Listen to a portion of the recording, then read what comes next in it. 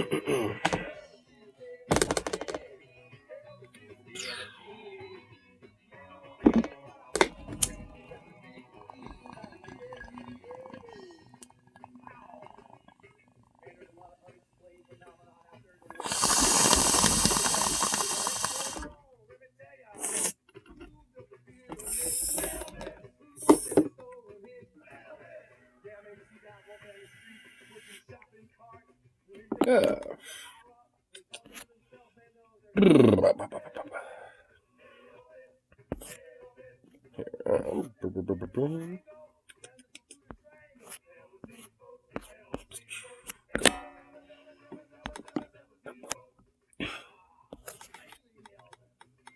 make sure all stuff's all good. All Gucci. Exactly. Cute. And cute. Oh, I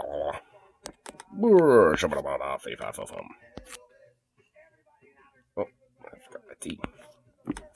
Grab a little my tea.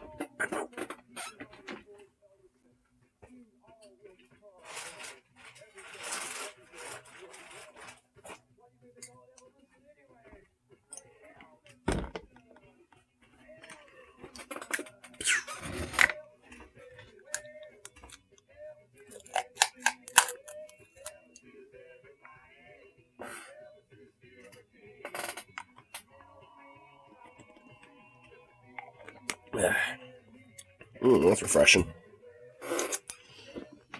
Oh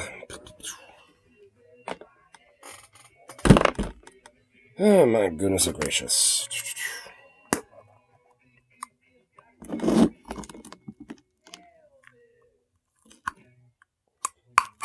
Boom.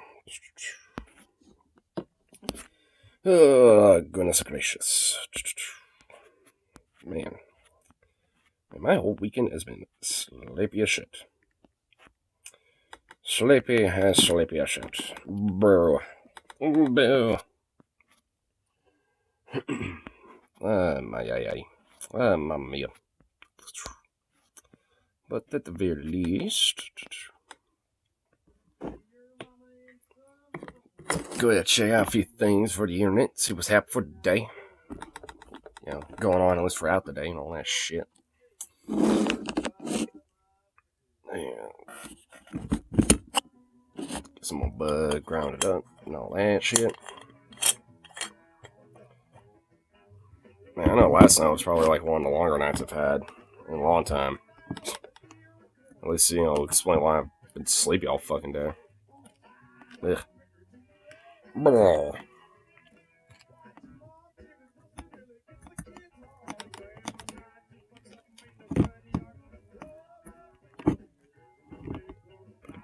Boom. Oh, I got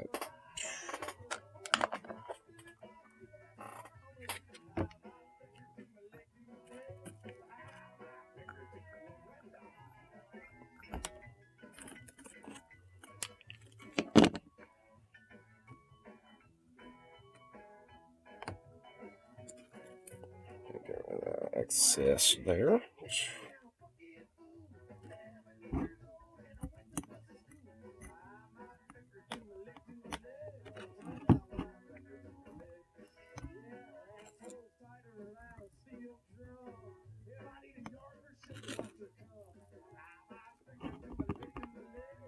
There we go. Look, I see a seed now.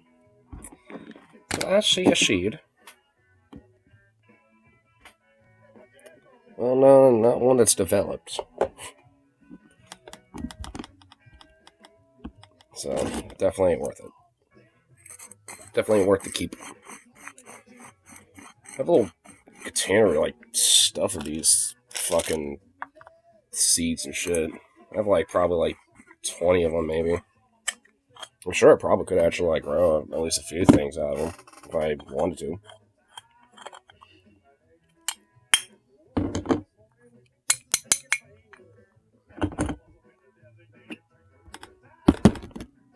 There we go.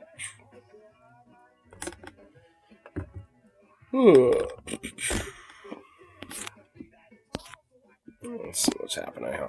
Let's see what's happening for today. Oh, no, sorry.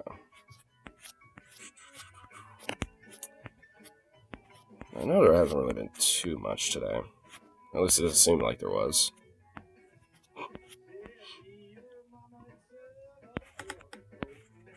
Bunch of stuff about like Georgia appeals court halts the election interference case against Trump, which of course I would have fucking saw that coming fucking galaxy away. It's just kind of funny and amusing that, you know, there were a lot of people like all super gung ho about it. I mean, to be fair, I am too, but it's just like it's like he has the ability to appeal it, and that will, and any conviction will be halted until that point. Until that shit gets dealt with, which is going to happen after the election now. So it's one of those things where it's just like, I mean, at this rate, it's like, what do you expect? He's just going to continue to make it a whole big thing, for the most part. There isn't going to be much of a, back and forth in the sense of like, he's just going to take it, laying down. Even, in the sense of just being able to be like, oh, well, I want to, they're against me. I want to appeal it, but they're against me. It's like, nah, that's not how Trump works. It's not how he's ever worked, I don't think. Like, it's literally either his way or the highway type of thing. But, yeah, I suppose we'll see with that type of bullshit. I mean, I ain't gonna be like, getting all excited about any of that shit up until, like, something actually comes from it. Even hearing him being like charged, for all 34 counts, at least for me, was kind of like a little of an exciting thing in a sense, but I just kind of knew that there was going to be something else that was going to pop from it, and of course. And I think media's now just finally starting to, having to prop it up, be like, all right, I guess, libs are going to go back to brunch, probably. Honestly, I guarantee that's what's going to happen. It's like a lot of these libs are going to go back to brunch and be like, oh, well, he's been, found guilty. He just needs to be convicted, and that's it. It's like, that's not how it works. Especially, with Trump.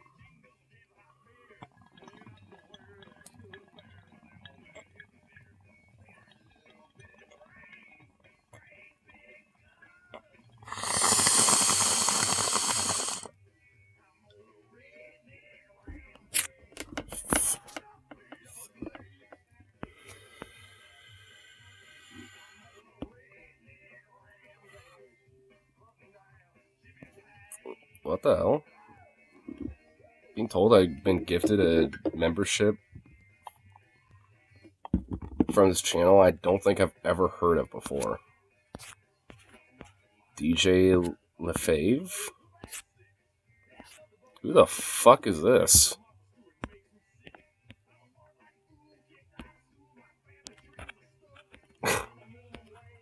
I now want to look this person up because I have no idea who this is.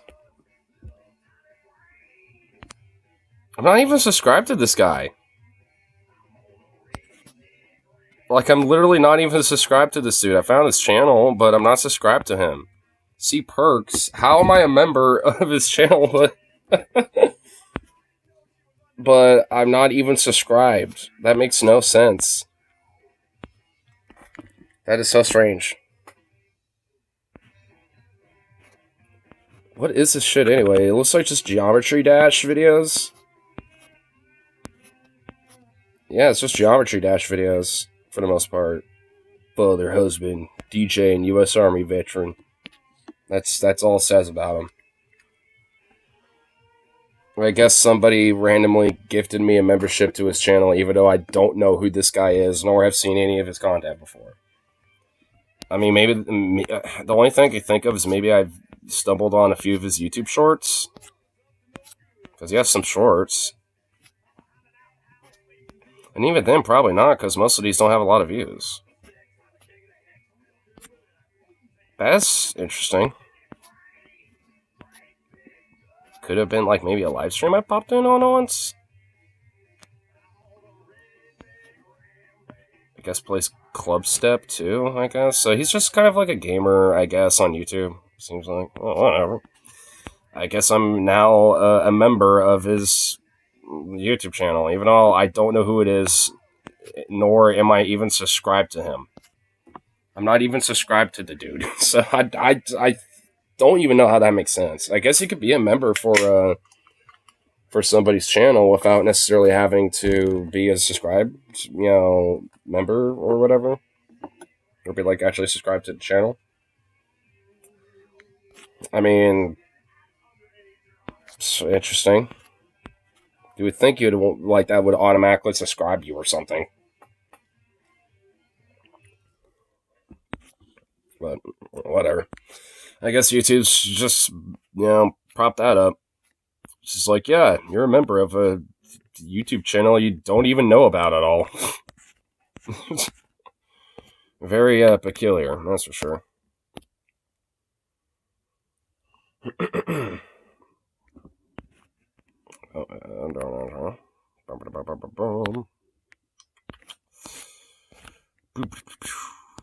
our little tune up here for a little bit. There we go.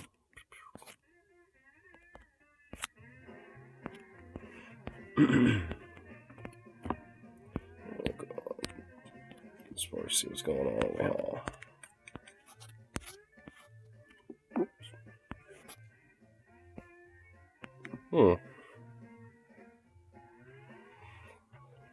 Seems to be a little something interesting.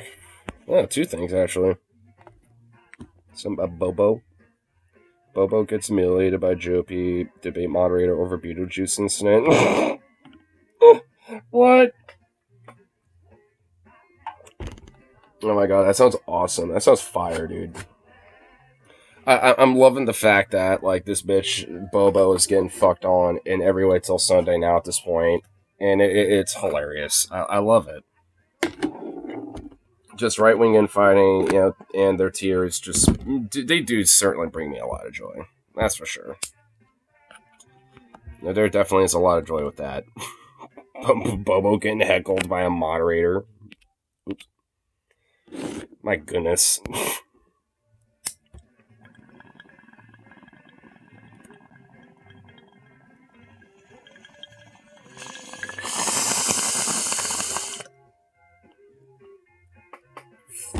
And how would she even be heckled by a moderator, though?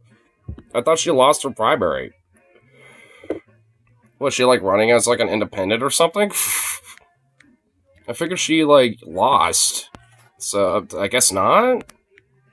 She's still doing her thing? Oh, now I'm actually kind of curious about that. Like, I thought she, like, dropped off after, like, her weird fiasco about, like, switching districts for no reason. Well, for the reason, at least, to try to, I guess, solidify, like, her, position. Because she was already at risk of maybe losing the election in her current seat, or at least the one that she was in initially. But I think she just would have done herself favors if she just didn't do that weird fiasco, because I'm pretty sure, if I remember, she lost. But I guess not. You know what? I don't want to get into it. I want to see what this is. I want to see the amusement. I always do enjoy a little shenanigans. Oh my god, look, is this the moderator? He looks like Dude, oh my god, he literally looks like he'd be like some army press journalist or some shit. Like he's like from the army or whatever the fuck, or like from the Air Force, the Chair Force, and he's just like, representative, like press secretary looking dude. Like, what the fuck? Like, he got heckled by that dude? By this guy? Disrespect. There were things that were absolutely taken out of context. There's video. There's video. Wasted. Lauren Boebert participated in a televised debate for the new district that she's running in, and it did not go well. Wait, so that primary hasn't even happened yet? I thought that did. Okay, so I guess the primary is still happening. Okay, so I guess it didn't happen yet. Her GOP colleagues, as well as the moderator, talked about her poor poll numbers and whether or not she could cost Republicans that seat altogether. Her GOP colleagues attacked her for being ineffective. Oh my god, that would be awesome. Like, even if she loses, like, the nominee, like, still loses just because of the baggage that is Lauren Bobo. Oh my god, that'd be fire. That'd be awesome. Get to all of that, but I'm not going to bury the lead because the Beetlejuice incident came up, and the moderator was not buying any of her bullshit. But what makes this moment even funnier is how it came up. So another Republican that's in this race, who she's running against, Mike Lynch, resigned from leadership because his DUI arrest came up. Now, with gun charges on top of that, House GOP leader resigns post after trying to hide DUI and gun charges.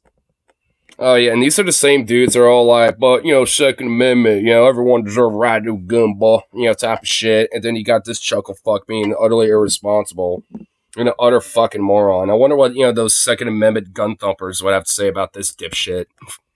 That's in this race, who she's running against, Mike. He's just an honest fella. I tell you what, brother, I'll just say this, that, they were just trying to charge up a bunch of bullshit. He would have heard fly.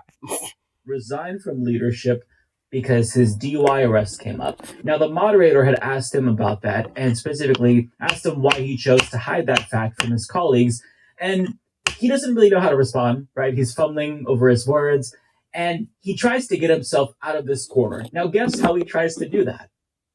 By bringing up Bobo's incident, which is so funny to me. And yo, that's awesome.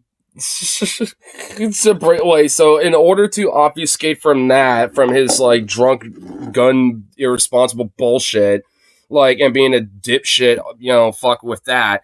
In order to deflect from that, he's like, well, Bobo jerked somebody off at Beetlejuice once. Damn. Okay, I will admit that's a low bar, but shit. Kind of a good one. What? It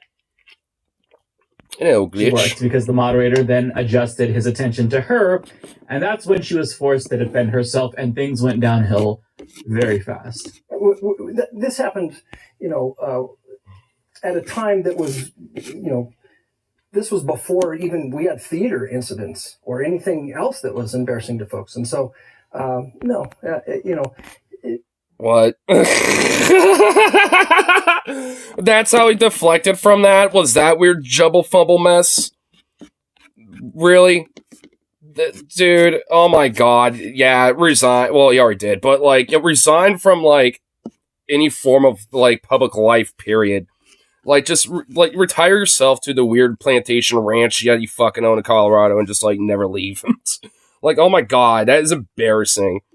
What the hell? No, this that got brought up, before theater incidents. It's I was thinking, be yeah, that probably happened, but honestly, I think what's worse is that you have someone who's willing to do public, utter sexual explicit affection, into such a degree where there will be children around. And I think that, speaks more to their, character and ethic more so than me. Because I, did an honest mistake or some shit. That would honestly at least been way fucking better. Serving in public life is hard work. And, yeah, Bobo knows about that. Why do you think she, releases a lot of stress? You know what I mean? your life to it is, a personal decision. And I chose not to. That was about the softest reference that he could have made, but you want to talk about the theater thing? Sure. So, Kyle. How many fucking people are on this stage? What the hell? Why are there so many people running for this one fucking seat? What the fuck? That was about the softest reference that he could have made, but you want to talk about the theater thing? Why are there 6 people? Why are there 6 people running for this? This is in Colorado. Is it that much of a high competitive fucking seat? What the hell? Why are there so many people running for this chuckle fuck random district? What? And they all look like random chuckle fuck stuff suits. Oh my lord. I kind of like the cut of this guy's jib, but I feel like he's probably also the most cop-coded looking fuck too. So I don't know. I'm pretty sure, he would still be just as bad. Sure. So, Kyle, I certainly have owned up to my night out. I owned out the fact that I busted some nuts there that night. In Denver. And I've gone on that public apology tour, and I'm grateful for the mercy and grace that has been shown. But I'm not going to continue to live life in shame and be beat up by this. And I would like to go back to my legislative record for just a second. We're not going to do that. You had plenty of time to answer the question. You chose not to. That's fine. I just want to make sure. And you have apologized for the theater incident. I certainly have. And I just want to make sure. Did you apologize for the behavior that went on with you and your date and the vaping,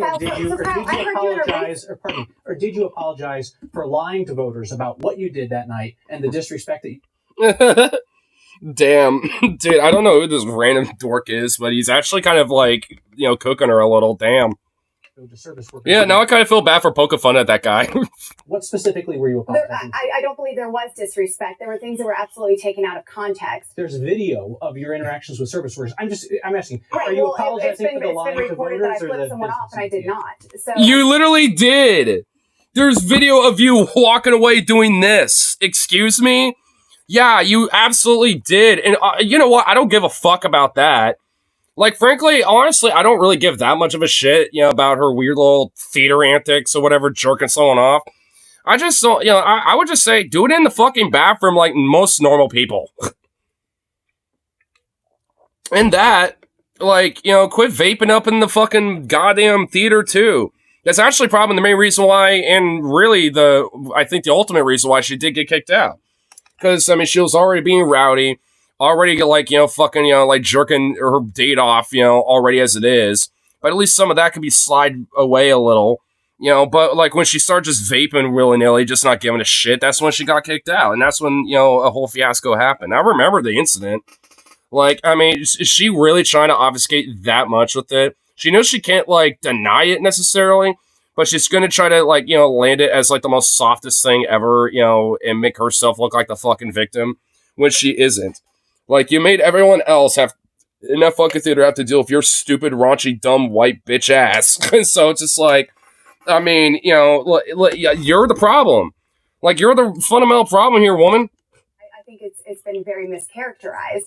I'm apologizing for you, Kyle Clark, getting footage and releasing that, and people seeing it. Paul, wait, why would, huh?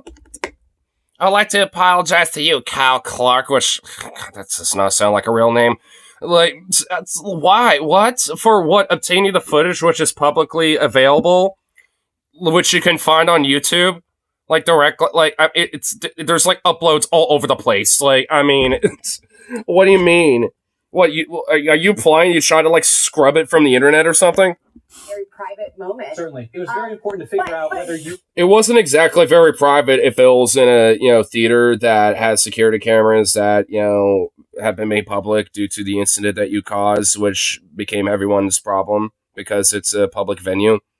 Private, establishment, but a public venue for the public to, have access to. And you violated some basic, respect, when it comes to that and got kicked out for it, you dumbass. Listen, you just had an interview recently with CityCast Denver. You just had an interview with CityCast Denver, and you were saying how disgusting it is to record someone without their knowledge. Let's talk about the use of earmarks. Dude, I kind of like this guy. He don't give a fuck. She's just going on hysterical, rant, about, I'm the victim, excuse me. And he's like, anyway, sir over there, would you like to talk about blah, blah, blah? He just don't give, he's just cutting for the shit, not giving a fuck, dude. I kind of like this guy now. I kind of feel bad for poking fun at him a minute ago. I actually like him. Members request. Damn. First of all, damn is right. that moderator had no chill, and good for him. That right there is how you effectively moderate a debate. Now, second of all, I'm just impressed at this point by her defense. Honestly, kudos to her, because I don't think that anybody in the entire country would be bold enough to refer to their public groping as a private moment. See, you weren't in private, Bobo, and that's kind of the problem, but yet you're going with that defense, which is just astonishing to me. And she's doing what she did in public, and she's pretending like her privacy was being violated because it was picked up on security cameras. Excuse me? The caucasity of this woman is absurd. She can make the argument that it was a private event or a private venue, in a sense that, like, it's owned by a business. But, I mean, she can't make, an argument that it's, like, a private space, like, no, it's not. It's, it's owned by a private corporation or a private business, to be, ran and made for the public. So it's a public space and a public venue, you dip. I mean, it's like a restaurant or something. It's like, I mean, there is at least, like, a certain level of, like, yeah, I'm in public. People are probably going to see me do something, if I do some stupid shit. Of Lauren Boebert. My God. And I love how she's also, at some point, she's trying to, during that clip, she tried to hypocrisy burn the moderator because I guess he previously said that it's wrong to record someone in public without their knowledge. But see, even with the way that you quoted him, he's making an important distinction, right? Most people know that they are being recorded when they are at a public venue. Most stores you walk into have security cameras. Just because you're too stupid to know that a public venue that you were attending had security cameras doesn't mean that you get to play the whole "I didn't know I was being recorded" card and pretend like your privacy was being violated because they caught you jerking off your date. Unreal. Now, to make matters worse, I mean, like, by honestly Bobo's logic, like, any of these people that are trying to, like, do, like, weird insurance scams from stores and shit could basically make the argument of, like, well, the fact that they have security cameras violate my privacy, and that's also another, dog on them, because not only did it make it unsafe for me where I purposely slipped, but also recorded me doing that, and that violated my privacy. It's like, what? It's like, by Bobo's logic, like, those weird, like, insurance scammers, I don't know if that's, like, much of a thing anymore.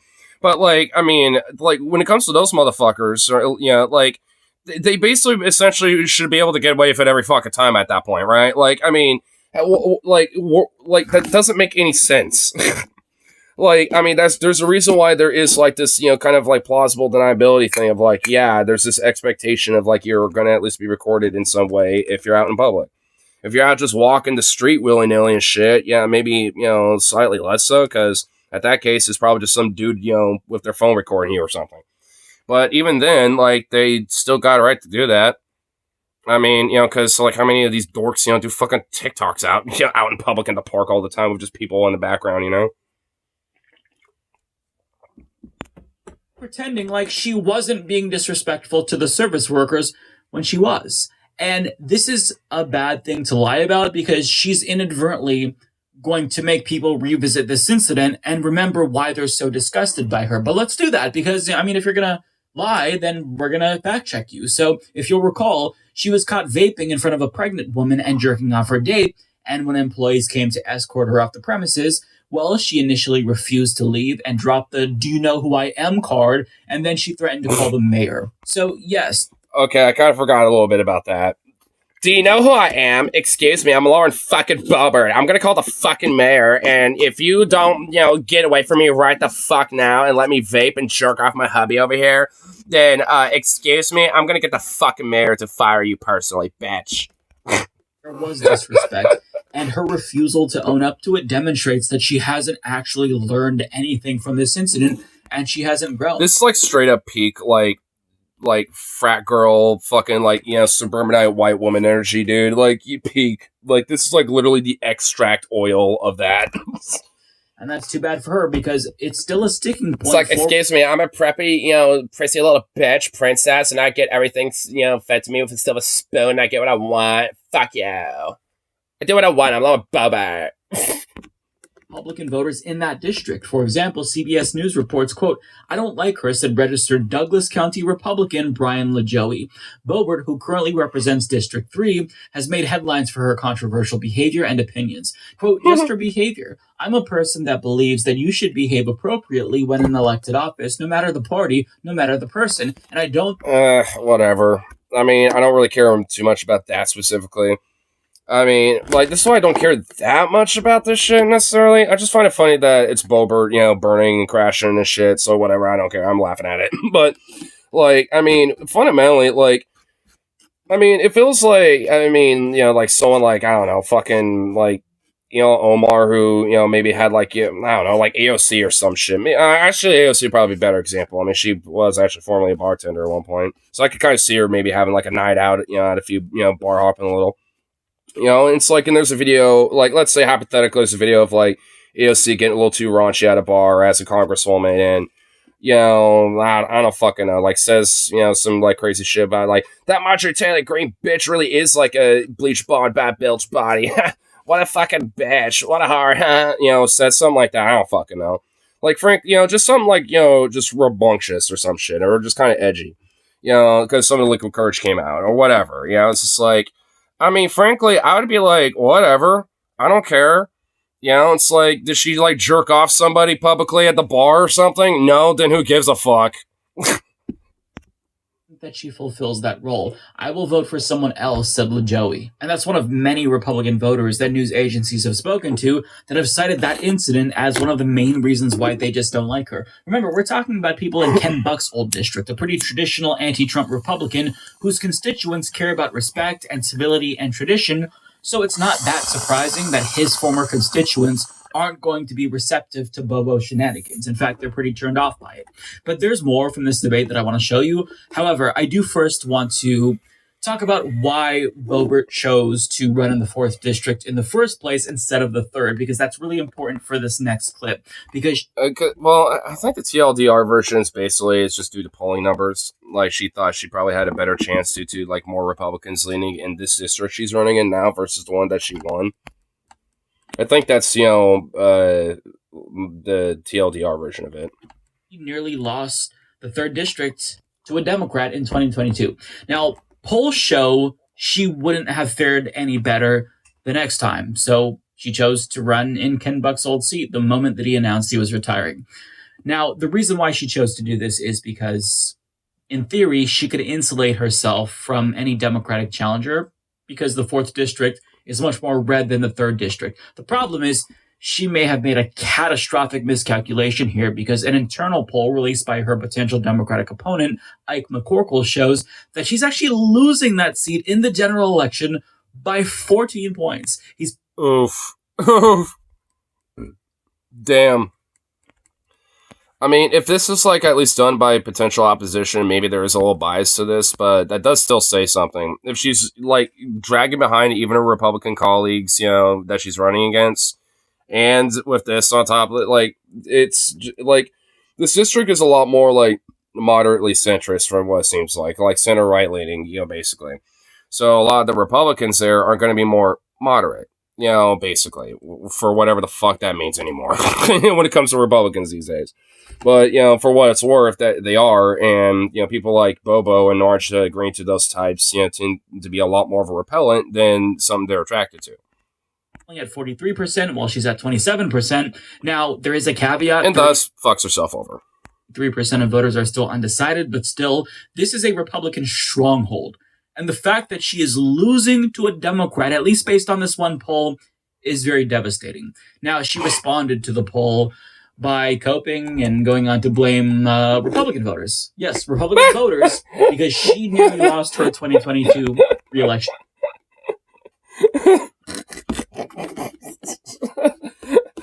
Okay, that was new. I didn't expect that. What the fuck? Okay, I figured it would be like, oh, it's just rigged polls or something. Nah, she's like, all right, now fuck all. She's doing the Hillary thing, where she's like, I'm just gonna blame everyone but me, and this time right now, it's the voters. You're all the problem. Fuck you. Oh, damn, dude. Damn. Yeah, that's definitely how you're going to win more voters over, Bobo. 100%. A hundo P. Yep. Man, she's probably going to have to take a career in OnlyFans potentially after this. I mean, because considering how much she likes to jerk people off, I mean, that seems like her backup plan. I don't know. I mean, that I ain't trying to be mean at that one. That's just her pattern of behavior, okay? I'm just, observing from her behavior. And she strikes me as someone like that. Way more so than a lot of these other weird freaks. Campaign. Let's watch. First of all, I'm not trusting any internal polls that are secretly released by a Democrat campaign. Okay, well, I guess she is blaming the polls. Okay, well, all right, so she's throwing it all over the board. Yeah, well, still doing the Hillary thing, I guess. And I think the Democrat who released that internal poll needs to be focused on his own primary, which he is scheduled to lose to his opponent, Trish. We have a special election that is taking place. I don't believe your words on that. And even if that is the case, let's say, granted, who gives a shit? Like, they're just doing it because, hey, I guess, the idea is, like, if we're losing anyway to the primary, in our own candidacy, then, you know what, let's just, like, let's throw a little fire in, the Republican primary. Let's stir the pot over there. Fuck it, Like, I could see that. It's like, hey, we're still going to at least run in this primary, kind of losing, probably not going to win. Fuck it, let's fuck up, the sabotage the Republican primary a little bit. Why not? For the memes. I could see that. Dr. Sandwich DDMC. What, you got yourself a Sammy? Colorado on June 25th, and she has a huge advantage being the Democrat nominee for that special election. I do believe that Greg Lopez will ultimately win that special election, and we all need to get out that vote. In Colorado's 3rd district, we did have a very close election, but we also had 50,000 Republicans not show up to vote. And maybe it's because those Republicans were frustrated. Oh my fucking god, she actually is doing the Hillary tactic with this. Oh, yeah, these Bernie bros just didn't want to come out to vote for May. And she's literally doing that, but for Republicans. Like, these Republicans that, and these, moderate, old dogs and shit, these rhinos didn't want to come out and vote for May. Oh my god, she's actually doing it. Holy fucking shit. Oh my god, she's actually doing it. She's doing the Hillary. Oh my god, she's literally doing a Hillary right now. Oh my god. Ew. Ugh. Other elected Republicans who have failing conservative records, who refuse to stand with President Trump, and they felt abandoned statewide and nationwide. But no matter what, Hillary's omnipotent. Dude, no shit, man. Dude, Hillary truly is omnipotent because, like, it's at the point, well, because she really is, because she has an influence in politics, like, and her influence has stayed, at this point, even when she's finally, hopefully soon, but it's probably going to reign for another 1,000 years for all we know about that weird reptilian bastard. Like, she's, like, when she's finally gone, hopefully not in 1,000 years, hopefully maybe within a few, but, whenever, when she's finally gone, that, that stain and that, like, grip of the ghost that is Hillary will always possess, these motherfuckers. All of them, dude.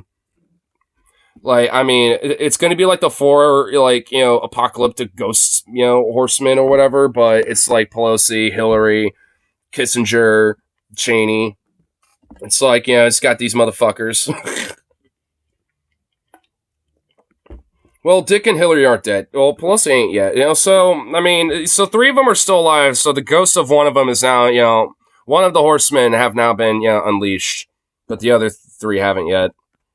Time for us to show up and get out the vote. I do not believe me being here is making this a vulnerable seat. This is a huge move for conservatives in Colorado. So just to be clear, Ms. Boebert, you blame Republican voters for the fact that you nearly lost a safe seat, and not your own conduct.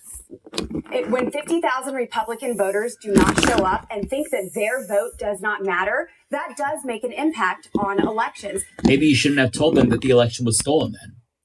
Yeah.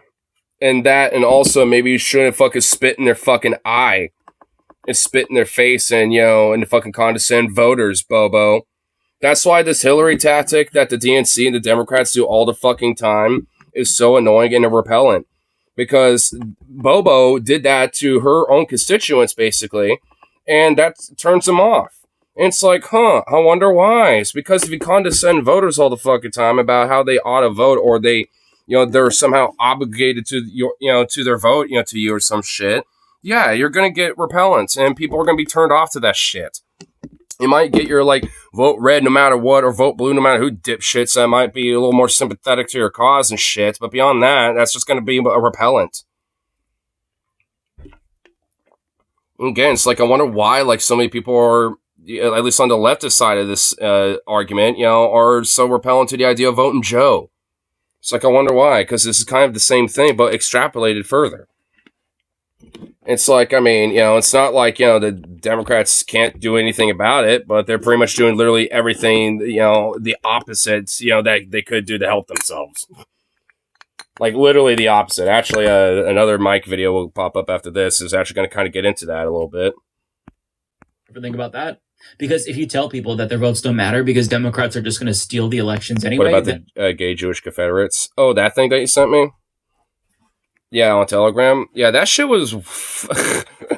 It's like, we're here, we're queer, we're God's chosen people, and the South will rise again, deal with it. And it's just like, honestly, I as much as it might be satire, there are people like that. Because there are unironically queer, gay, Nazi furries. There are unironically furries that exist that are like gay as fuck, and all that shit, but, they like their swastikas and Nazis and shit. Like, there's, like, literally an infamous, like, picture of, like, a bunch of furries in their, like, suits and shit, like, in a bedroom with a bunch of swastika flags and shit, if you, like, I'm not kidding. It's weird, but it's a thing. So, honestly, the idea of gay Jewish Confederates, being a thing, yeah, I honestly, there are probably people actually like that. Very few of them, but they do exist. It's lots of the Nazis weren't exactly on the straight side either.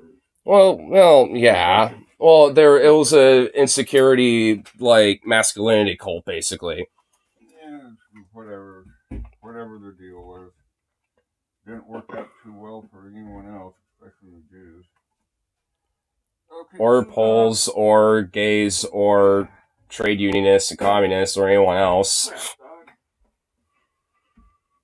I bet that guy has a tattoo of Confederate flag on one ass cheek, a tattoo of Netanyahu on the other ass cheek, and a rainbow connecting them together. Honestly, if that was actually unironically a tattoo, I would honestly think it would be low-key kind of fire. I'm not even gonna lie. Just for the memes, I would think that is kind of hilarious. I would never have that tattoo on me, but if there was just some motherfucker out there that just did not give a fuck that did that, or at least had one out there, I would say, you know what, Papa bless, I respect it. You know what, I can't even bitch about it. Like, you know what, the edge, the absurdity of it all, like, it's kind of hard to be like, what the fuck, like, it's one of those things where it's like so shocking, you kind of can't help but kind of respect the shock value of it. You know what I mean?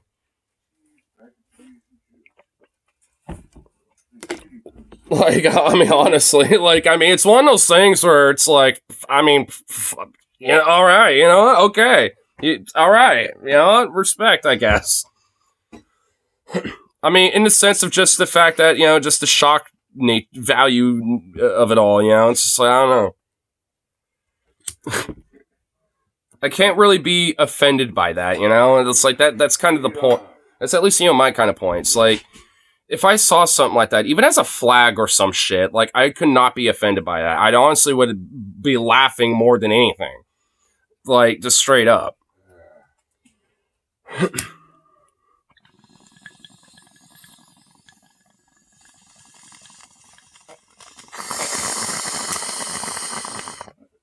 I don't think I could find a way to be offended, to be honest. Because someone can also do it as, like, an irony post or something. Like, so I don't know. Well, whatever. We're getting sidetracked with this. of course they're going to be disillusioned with the system and choose to just not participate.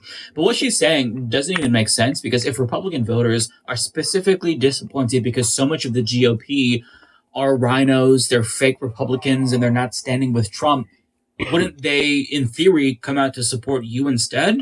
Support you overwhelmingly, since you're one of the few non-rhino Trump sycophants in Congress?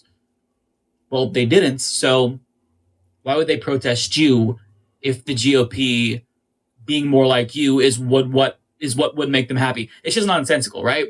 They didn't come out to support you because they don't like you, and she doesn't want to admit that, right? And it seems like voters in the 4th district don't really like you as well, and you can't blame rhinos for that. You told people that you're a family values conservative, then you got caught jerking off your date in public. If you lose this race, you will have no one to blame but yourself.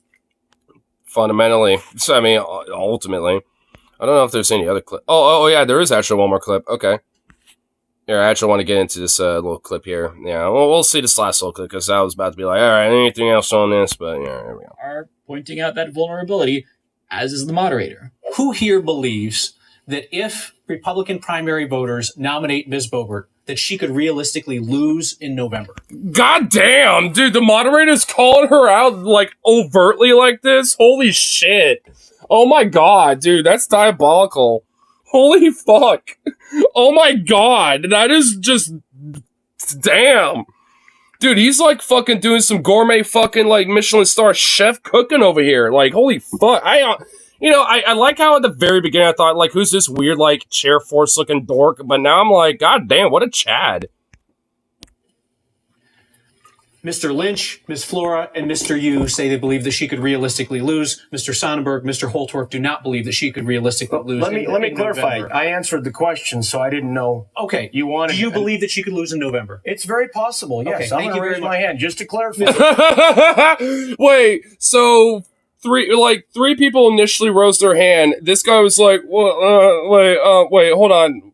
I just want to make sure and clarify. Okay, yeah, oh yes, actually. You know, it's like, so one person kind of didn't understand the question somehow. I don't, like, this guy, I don't know how or why.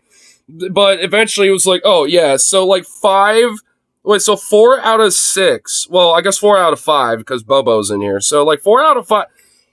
Dude, it's like the 9 out of 10 doctors thing. It's like, 9 out of 10 doctors recommend. You know, it's just like, yeah, it's like, 9 out of 10 doctors recommend you don't take Bobo, hygienics. Hygienics toothpaste. It's not good for you. It rots your teeth out. Okay, thank you. Ms. Bober, an opportunity to respond to what they've said. Yes, well, it's interesting to hear Democrat talking points from... Wait. Democrat talking points? You gotta be kidding me. Holy shit. Dude, she is just, like, going all out, dude. She's like, you know what? If I'm going down, I'm taking these motherfuckers with me. Holy shit, dude. What? Dude, they're not... Oh my god. How are they Democratic talking points? Like, doesn't even make what? What, because they think you're gonna lose because you suck? And also, literally, too, when it comes to sucking dick? So, I mean, I don't know. Not that the sucking dick thing's a problem. But doing it in public in the middle of a movie theater, even though that wasn't what you literally did, but I guarantee you probably have in the past anyway. Or probably want to. It's like, I mean, knowing your ass, Bobo, it's like, yeah, don't do that. Do it in the bathroom like any other normal person that wants to get their freak on at a theater or a bar or whatever the fuck. Republican opponents talking about this... Or, bro, yeah, go home where you can, like, get a little cherry pie, in the freezer afterwards. Wink, wink, nudge, nudge. Purify process in the Republican Party. We just want people who are elected who actually represent our values. Ouch. So... Yeah, and that's why you're gonna lose. I mean, realistically, actually, that should mean she would get slam dunk because so many of these Republicans are just, like, as insecure and weird and freaky as she is. But, like, whatever. Yeah, either way, though, I mean, despite all that, shit, that's why she is gonna lose. Fucking goofball. Oh, my lord. Goodness, man. Weirdly enough, I might actually kind of miss Bo, but I kind of hope that she just gets into, like, the Daily Wire or something, honestly, because I kind of like ripping on her. I kind of like fucking on her a little bit. I hope she sticks around in some way, because she ain't gonna stick around in politics for long. Well, at least not as a politician, but... maybe as, like, one of these fucking political commentators on, like, the Daily Wire or some shit. Oh, my God, she's got something lined up. She's got a backup plan with this shit. You know it. 4 out of 5 of her GOP opponents think that she is a political liability. And as you saw, she's not too happy about that. And she accused them of using Democrat talking points. Now, the reason why she said that is because in a different portion of the debate... Which what, honestly, is actually ironic, considering that, Bobo was literally using Democratic talking points, when she was, like, accosting her own voters, like Hillary did when it kind of accosting Benny Bows, and all sort of shit. So it's just like, hold up, wait a minute. It's like, wait, someone used the Democratic talking points, weren't you just doing that earlier, Bobo? With this whole, like, voter condescending, smug bullshit of, like, oh, you're obligated to vote for me. Yeah. It's like, isn't that kind of a Democratic Hillary style talking point there, bitch? Excuse me? Like, you're one, like, Bobo, you're one to fucking talk. Like, you're, like, dude, Bobo's honestly probably one of the more obvious hypocrites of the GOP, dude. Like, straight up. Like, I mean, she is, like, such a fucking two-faced little snake. Ugh. Her opponent She was asked about comments that she made. It seems like in the Kyle comments. did a video of the Philly Pride Showdown. Yeah, I didn't see it yet. I was thinking maybe we'll before we get into the another Mike video, we'll probably do that. She was indirectly referencing the Beetlejuice incident, but she didn't bring that up when she was asked the question by the moderator. Instead, she talked about, how some Republicans, cough, cough, Lauren Boebert, they're subjecting other Republicans to these purity tests for not being, too pro-Trump or whatnot, and that behavior is just like the DNC did when it came to not being too pro-Hillary Clinton back in 2015 to 16, and also when it came to being pro-Biden during 2020. And kind of the same thing a little bit, even though they've kind of shut their mouths a little bit, just because they can't really make these same excuses anymore due to the over-glaring thing with, Gaza, that going on. So it's just like, And that and many other problems, too, especially when it comes to the border, which there's some straight fucking absurd damning fucking shit with that I think is just probably the most overtly disgusting thing and probably the second most damning thing about the Biden administration at this point. The first one being this genocide in Gaza, but the second one being the thing at the border. an awful lot of voters. She was seemingly trying to pivot and talk about what Bobo is doing to turn off voters, but that not being the Beetlejuice incident. I didn't show you the clip because it was a very long, meandering answer with a lot of superfluous information that didn't really matter. But for the most part, what she said kind of led Boebert to say, oh, you're using Democrat talking points, right? But I think that there's something there to this notion that Bobo is turning off a lot of GOP voters, namely ones who are represented by Ken Buck, who's an anti-Trump Republican. And here she is coming into that district telling his constituents, that's kind of what I mean by the whole modern Republican thing. They're not, too gung-ho about the Trump MAGA thing, and Ken Buck represents that, type of, general Republican position, which that's the stronghold of that district. That's another reason why she fucked herself. Honestly, I bet Bobo, if she was in Florida or Texas or something, if she honestly moved out of Colorado and moved to Texas or in these other kind of more solid red states, that are a little bit more reactionary leaning, she probably actually would fare a chance.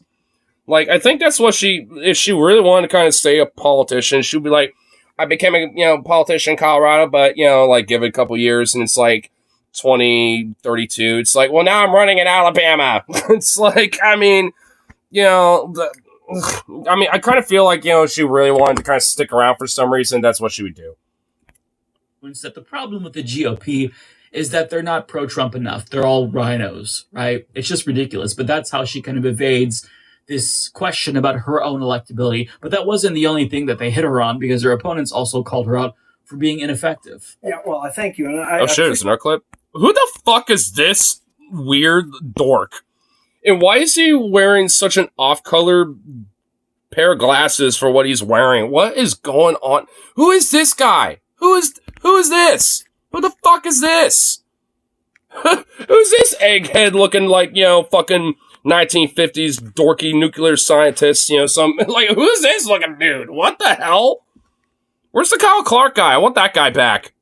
Listening to the words of people that have never really passed a law here on the stage, to include Miss Boebert. And I have passed laws. Thank you. And Miss Boebert, how many bills did you prime sponsor? I said 38. I prime sponsored, not co-sponsor, because you can co-sponsor post facto. Anybody can put their name on a bill after it passes.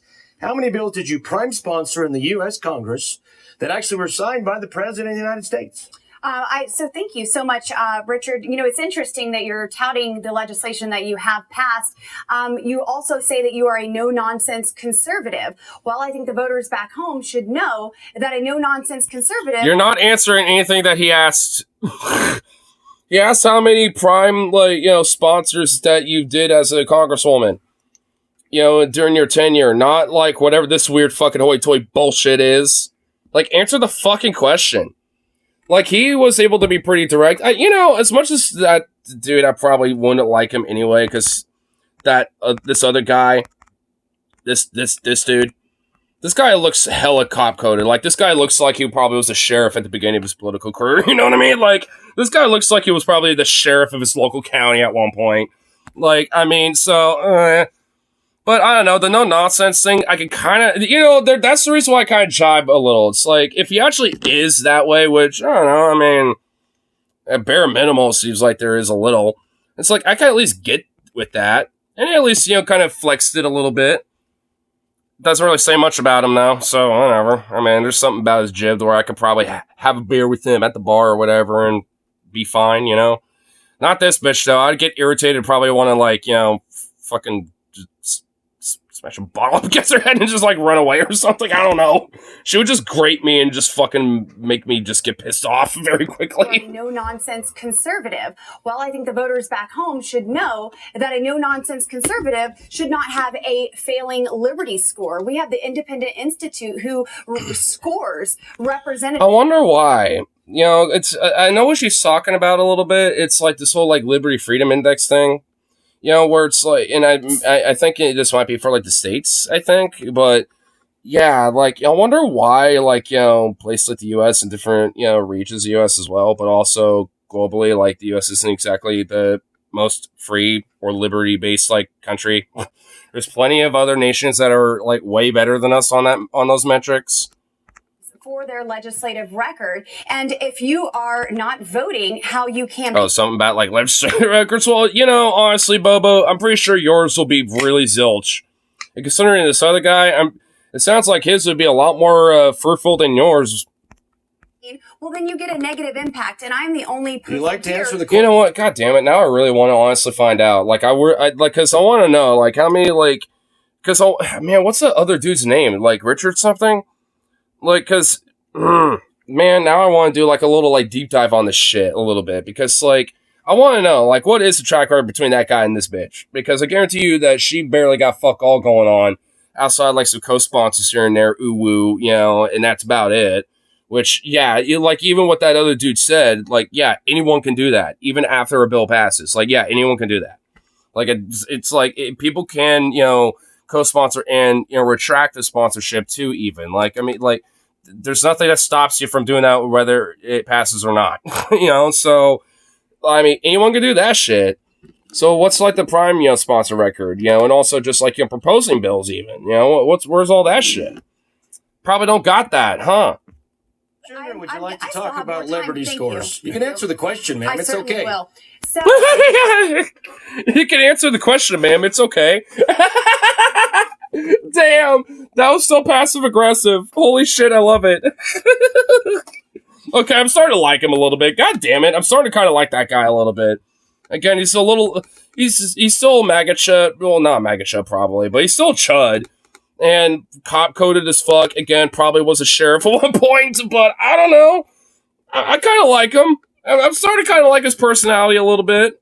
Specific question. Please answer. One of my favorite pieces of legislation that has been signed into law is my Pueblo Jobs Act that creates at least 1,000 jobs in Pueblo, Colorado. Oh, wow. 1,000 jobs. Holy fuck. Do you want a goddamn Medal of Honor? Oh, should we get you a Medal of Freedom with a fucking cake, bestowed with you on top of that, bitch? Oh, wow. 1,000 jobs. As a fucking congresswoman for, to represent, the state for a fucking country. It's like, that doesn't really mean that much. Like, oh, yeah, I mean, it's good for that county. I mean, I'll grant that, but, like, I don't know. Shouldn't that also be for the rest of your fucking state? And maybe also, like, in tandem with, the constituents of the American people broadly when it comes to the rest of the country, you dingbat? It's like, because if you're in Congress, you're supposed to represent the whole fucking country as, like, a member of a region of the country. And for you, Bobo, that would be in Colorado, in one of the different districts there. So it's like that in the third one. So it's like, it's not meant to just be like, oh, I'm just here to represent these people and them only. It's like, no, you're one of the many voices of the American people. That's the fucking point of the whole Congress, you dingbat dipshit. Oh my god, this bitch really does make me mad, dude. Oh. So as you can see, the general sentiment towards her is that she's a loudmouth who's all talk and no action. And her opponents... And I hate loudmouth, all talk, no bite motherfuckers, dude. I want like a fucking bite and snarl with, some of these motherfuckers. Like, I mean, at least something. Like, oh god, this is what really annoys me about these types. And, and I guess I don't necessarily have any skin in the game, so to speak, like when it comes to the Republican side of these things, but it still annoys the shit out of me. Because, like, I have to, as like a Democrat leaning, progressive lefty, type, at least in this whole duopoly system, it's like I have to deal with that shit with the DNC all the fucking time. And that is, that really gets under my gears. And in a weird way, I guess there's a shot in Florida because, even Republicans got to deal with it too. So, but also, it's still annoying though, because, like, why should we have to deal with this weird condescending, oh, they are obligated to our votes no matter the fuck what bullshit all the fucking time? Like, I mean, there is a little bit of a sympathy pain a little bit with that, like, because that shit is why so many people are repellent to the idea of voting. I mean, because, you can argue how they vote and maybe be good, bad, right, or wrong, but when it comes to this, like, oh, you're obligated to my vote and fuck you if you do anything else otherwise. You're literally just doing it for your opponent or my opponent now, man. It's just like that. You're not going to win anyone with that shit. Especially doing it over and over and over and over again. These last, like, what, 3, 4 fucking plus electoral cycles? It's just like, Jesus. I mean, it's like, what the fuck? It's like, how long are they going to be able to keep that argument up before, they realize that it just doesn't work anymore, Like, yeah, you might still be able to get people that are gullible or scared or have, like, a genuine own meritable principled reason that I can actually understand. Like, there's plenty of reasons why maybe people do at the end of the day. Because for me, I say just vote your fucking conscience. Like, don't let, like, someone try to, like, forcibly persuade you or coerce you into one way or the other. Like, take into consideration these different perspectives and ideas, but, like, at the end of the day, do what you think is right with it. And you know what? If, like, voting Joe, or if you're more conservatively voting Trump, or whatever the fuck, is the, your conscience, then, what, fuck it, fine. It's like, I'd rather focus, like, a lot of this more political energy in something that could be more productive than electoral, national, Circus Soleil bullshit. Because no matter what, granted, maybe one side versus the other is going to fuck you more than, harder, than the rest, so to speak. But, like, we're getting fucked regardless. So let's try to use the energy more productively to, I don't know, not get fucked, period. Like, even if those options are on the table. Because we can't get rid of them, so to speak. Because it is fucking annoying. I really do think it is. I mean, more or less just because of the condescending, smug attitude around it. Like, I don't care if people personally feel like at the end of the day, you want to vote blue or vote for Joe or whatever. Like, if that's your personal opinion and that's how you feel, then okay, fine. Don't, like, force that down my throat and, tell me how to vote, based off of your positions about that. Just say, I'm okay with that back and forth, but, just, don't make it like some weird moral high ground thing. Because at the end of the day, it doesn't really fundamentally matter that much. Maybe it does to an extent. And, maybe for the individual, especially for certain states, like swing states especially, it certainly probably does. Definitely got a little bit of a bias and a privilege a little bit, to an extent being a solid blue state, so, and a close primary state. So, my one little wee vote really doesn't mean that much of a lick of a dick outside of the local side of things. But, hey, I still vote though. You just might not necessarily like how I vote, but that's okay. I mean, I might not like how you vote either, but whatever, who gives a shit? Like I said, at the end of the day, vote your conscience. Everything else is secondary to me.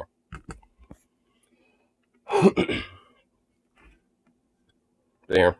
Could probably at least take a little interim, I think, at least in the meantime, from this broader back and forth, at least, to kind of get into some of this stuff. Because I've been here, because, it's Pride Month now, so, yay, I'm now special for a month. Woo!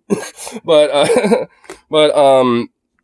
like, I've been hearing about these fucking, like, pro-Palestinian protests, like, kind of, like, getting in the way of shit a little bit from these things and trying to shut down some of these protests. Like, I saw a clip that I know Mornak sent. I don't know if he's in here right now, but I know he sent me a clip from the other day for one of these. And honestly, it didn't really look like they were trying to shut anything down. They just looked like they were being a little goofy, and just trying to do their pro-Palestinian chants in as in the space and the march and all that shit where it just didn't work because they were literally right next to a drum band, like a percussion drum march section. You know, it's like you're not exactly going to get a lot of people, you know, calling things out. You know, so I don't know. You know, I was just like, I don't know where that one was, but that one I was just like, well, I can't really get mad at anybody because this isn't even aggressive or anything. Like, you know, it just seemed like, you know, a very poorly executed attempt to try to, like, have some queer folk in solidarity, you know, with the pro-Palestine stuff. It just didn't work. I don't know. Like, at least that clip, that's how I initially felt. I don't know if that clip will be up in this, but yeah, like, Rip, you're saying the one in Philly apparently turned into a fucking riot? Like, why? Like, see, that's what I don't understand. Like, you know, granted, if that's actually what happened, I'm assuming there will probably be some clips and stuff here. But still, it's just like, you know, I'll just give it a like anyway, because it's Kyle. But it's like, I don't get that. Like, there's not even, like, I can't even really think much of a conflict between the two issues, because it's all in the, you know, broader commonality of, you know, like, you know, the marginalized and the oppressed, you know, rising up and uplifting themselves. Like, I mean, yeah, like, of course, you know, the LGBT are going to be like, hey, you know, we as the, you know, the queer community have been oppressed, you know, in a lot of these places, especially in places like in the Middle East as well. And it's just like in places like in North Africa. And it's like, well, hey, you know, there's a lot of those people who are Palestinian as well. And just the people, Palestinians in general, are getting fucking slaughtered left and right. So, you know, like, hey, you know, it's like, you know, like, we're not literally, you know, one-on-one on that type of shit, but, you know, it's like birds of the same feather flock together kind of thing. You know, it's like, you know, let's kind of stick together and, you know, join our voices in a bigger number. Maybe those Free Palestine marchers don't support Pride. Maybe. But, I mean, I guess that might be the case. But even then, why would they bother, like, going to this outside of just trying to be a saboteur or just an agitator at that point? I don't know. I mean, we'll see what some of the clips, you know, show here, because outside of just hearsay, there's not really much I can say about it. So let's see what clips and right, so what some stuff here is. You know, so. Spicy one here for you. This is in ABC News, one of the local affiliates. By the way, people who support Israel are super for attack queer people this month because you think they keep leaning into the whole, well, the Muslims kill queers thing, but they just can't bring themselves to support pride parades. Yeah, I've noticed that. Because a lot of Zionists also tend to be, and people who support Israel tend to be pretty socially conservative as well, and they're not going to be really fond of that either. Which is honestly why I find it so confusing that this shit's happening. Pro-Palestine protesters interrupt Philadelphia parade march. No pride in genocide. Huh? Okay, I'm starting to see where this is coming from. I'm starting to see where this is going. Okay, so I think we got like a few, you know, little too like hardcore, you know, radical, like kind of gatekeepy activists that, you know, organized an event next to Pride, and we're like, you know what? Instead of like, you know, standing together, you know, on something, let's actually disrupt it because reasons. Because there's a genocide, so fuck your Pride until, you know, we stop a genocide, I guess. I guess either tankies or conservative Muslims. Maybe a hodgepodge of both. I mean, I don't know. I mean, I don't really fucking get this. This is very counterproductive. Because the thing is, there are queer Palestinian Arabs that are being slaughtered just as much as literally fucking everybody else. So it's like, what is their pride just, you know, extinguished, you know, like oxymoronically because they're also being genocided, but we should focus on their Palestinian aspect, not the fact that, you know, they might be also gay potentially because those people do exist. So I don't get this. This is so stupid. This is so counterproductive. Like in every fucking way you can like think about it. This is dumb. It's stupid. It's like, why though? What the fuck? Bisexual, more like bisexual. Bobby don't exist. Damn, bro, it's wrecked. wrecked. I guess that means I'm just a gay. Damn. I contracted the gay. That's actually what happened. ANCAPs who are opposed to government violence. Palestine protesters interrupt Philadelphia Pride March. Quote, no pride in genocide. Okay, so we have a picture of it here. And I believe we have a video. Now, this guy's a right-wing influencer, Jack Sobiek, so understand, I'm sure there's an element of trying to do a little bit of divide and conquer in here, but let's watch some of the video, and then we'll break it down. Oh, wait, this is also an initial clip that Warnock sent. I remember this. Yeah, because that's the whole drum section. Got the guy in the leather daddy vest, and this.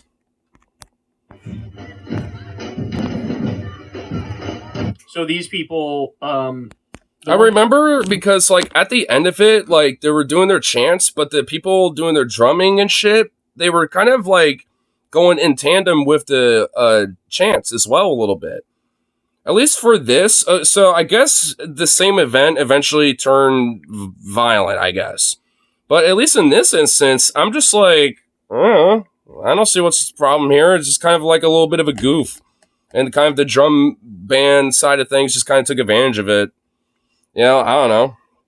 I mean, like, at least in this clip, it didn't really seem like anything bad happened. So I just kind of brushed it off, honestly, when I saw this clip. But this is the only clip I saw. Because I know that, I mean, there literally nothing happens in this clip. You just got, like, a few Palestinian protesters be like, Free Palestine! You know, with their, you know, big boombox and megaphone and shit. And got these drummers here and a few, like, queer folk and pro-Palestinian, you know, marchers and shit. And that's literally it. Like, there's nothing really exciting that happens in this clip. Like, it's just... For, like, playing the drums and whatnot there with the Pride Parade. And then the people here facing the other direction. You can see one of them's wearing a keffiyeh here. These are the pro-Palestine protesters.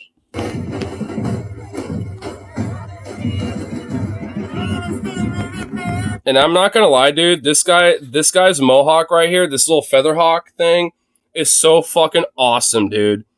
I want to know where you get one of those, because I kind of low-key want one, dude. That looks so fucking dope, dude. That looks awesome. I love it. I love that thing so much. Holy shit, that's epic. I know, dude! Isn't that awesome?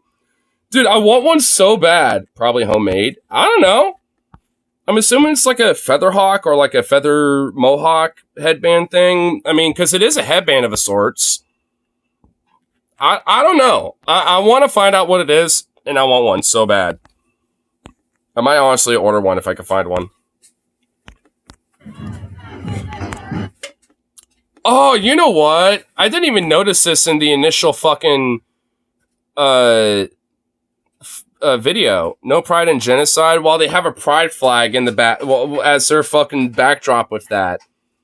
That's an oxymoronic statement a little bit.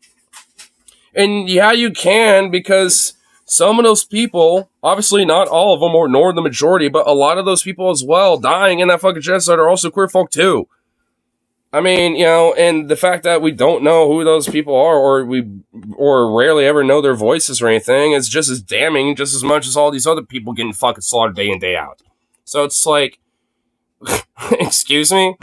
Like, this is so oxymoronic.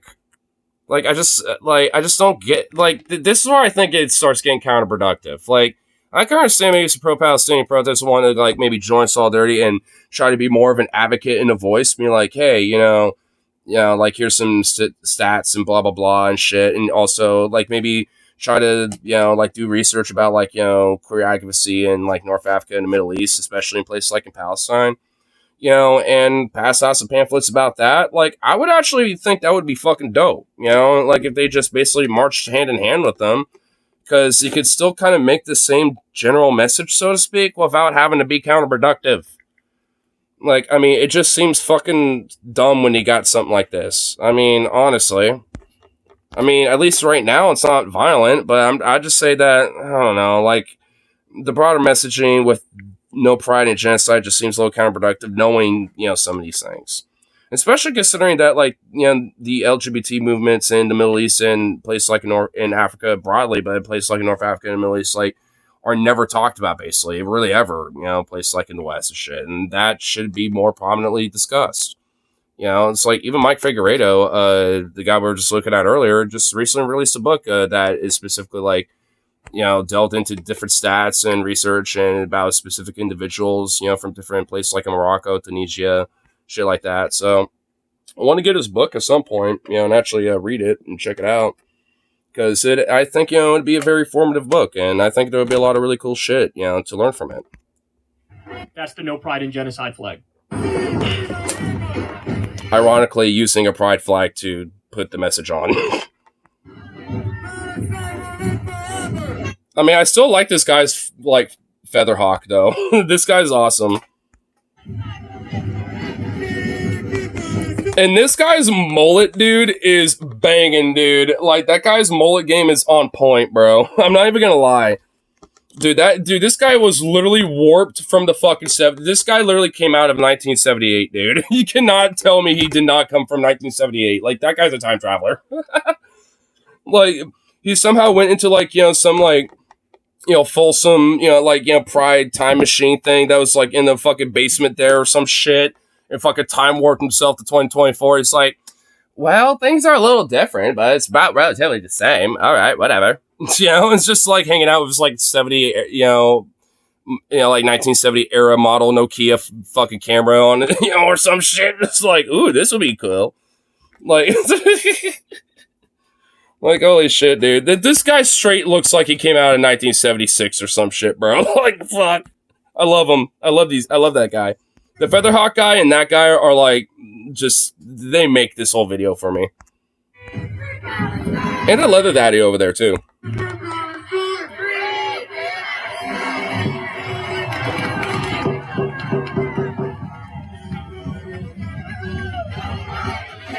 Okay. Intergalactic trans-space communist for Palestine. Dude, I love it. Hell yes. You ready for this? I got a nuclear take for you. I got a scorching hot take for you. I hope. Oh shit! Kyle's got the scorching hot takes.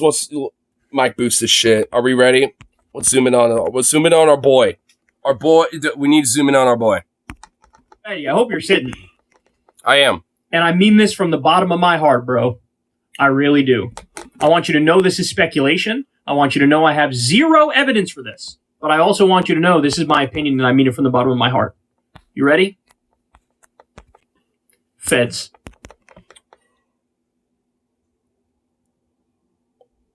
Oh, the globalists. The tinfoil hat moment, dude. A tinfoil hat moment. The globalists. The globalists are psyoping everything. Oh shit, dude. Oh fuck. I wasn't even really thinking about that initially, but you know what? I think it might be right. I'm not even gonna lie. My conspiracy side of myself, you know, honestly, as soon as he tickled my conspiracy brain there for a minute, I'm like, you know what? Yeah, actually might be right. A bunch of mini Trumps with fake Gaza banners. No, just federal agents with, you know, fake Gaza banners and, you know, and shit like that. I mean, quick, someone call Alex. No shit, dude. Yeah, I mean, honestly, considering that a lot of these, you know, protests, you know, do get infiltrated by feds, I would know. I was at the 2020 protests, so I know for a fucking fact those type of things were infiltrated by, you know, fucking feds at that time, for sure. You know, so, and, you know, yeah, I absolutely guarantee fucking to you that, you know, considering that, like, you know, Pride's going on and this whole thing with Gaza is happening, that, you know, it would not behoove me to think that the federal government with the Biden administration wants to try to paint these protesters as looking bad by, you know, going after, you know, another kind of minority group, so to speak, you know, queer people, you know, and basically making that, you know, some news. And being like, see, these Hamas supporting terrorists, you know, these protesters are going after queer people. See, they don't like queer folk, you know, or some shit. Like, they're going to try to do shit like that. Like, they're going to try to spin it as a narrative because of the whole idea that, oh, you know, these damn Arabs and these Muslims, you know, just want to throw gay people off of buildings and shit like that and blah, blah, blah. I mean, you know, like, it fits into that whole narrative, absolutely. 100% it fits into the fucking narrative of that stereotype and those tropes. So, And granted, there is honestly, sadly, a kernel of truth to that because queer people are heavily fucking discriminated against in places like the Middle East, for sure. But it's like to use that as a smear tactic against pro-Palestinian protesters and Arabs just broadly, just based off of that shit, is fucked. And racist as fucking hell, to be honest. It's fucked up. Like, I mean, because, like, I mean, I've known plenty of fucking Arab folk, that are, and also I've even met some Palestinians that have been able to get out of Gaza and get out of Palestine to seek a better life here in the U.S. and use their, whatever opportunity they can to, speak out. And so I've talked to a couple of them before, and they're fucking cool people and very progressive as fuck, very left-leaning in a lot of ways, because it's also a very rich history of trade unionist / like socialist activism in Palestine historically as well. So, I mean, like, there's a lot of rich history when it comes to Palestine. It's also really cool to learn about. Even before this whole shit really started kicking off a little bit when Israel became a thing. Like, it's a really cool place to learn about. It's why one day, if things actually end up being peaceful and things actually start looking up over there, I would love to visit the place. Like, I mean, there's a lot of rich, cool history there. And it does honestly make me sad to know that, like, so much of this shit is, in a way being destroyed on the virtue of fucking some sort of Nazi-like, fascist, extreme, insane shit. Look at all these aggressive Palestinian protesters. Now look at this Chad gay Jewish Confederate. Oh my god, dude, for real, bro. Oh my god. Dude, can you find that link of that thing you're talking about? Like, bring it up, dude. If you can find it, you should, pop it up real quick. I was looking for the work phone, and I'm concerned by the number of phone calls that day shift gets. Big oof. Oof. Ooh, that sounds like some oofs. I said it. Because I can't wrap my mind around anybody being this fucking stupid. True. I can't wrap my mind. I don't think there's any pro-Palestine protesters out there that are this colossally moronic. Unless you got one of these bad boys. Because Rip got the link, baby. Oh, I love how that little Reddit guy gave me, a little wink. We're here, we're queer, we're God's chosen people, and we're rising again. Get used to it. This is insane, but awesome.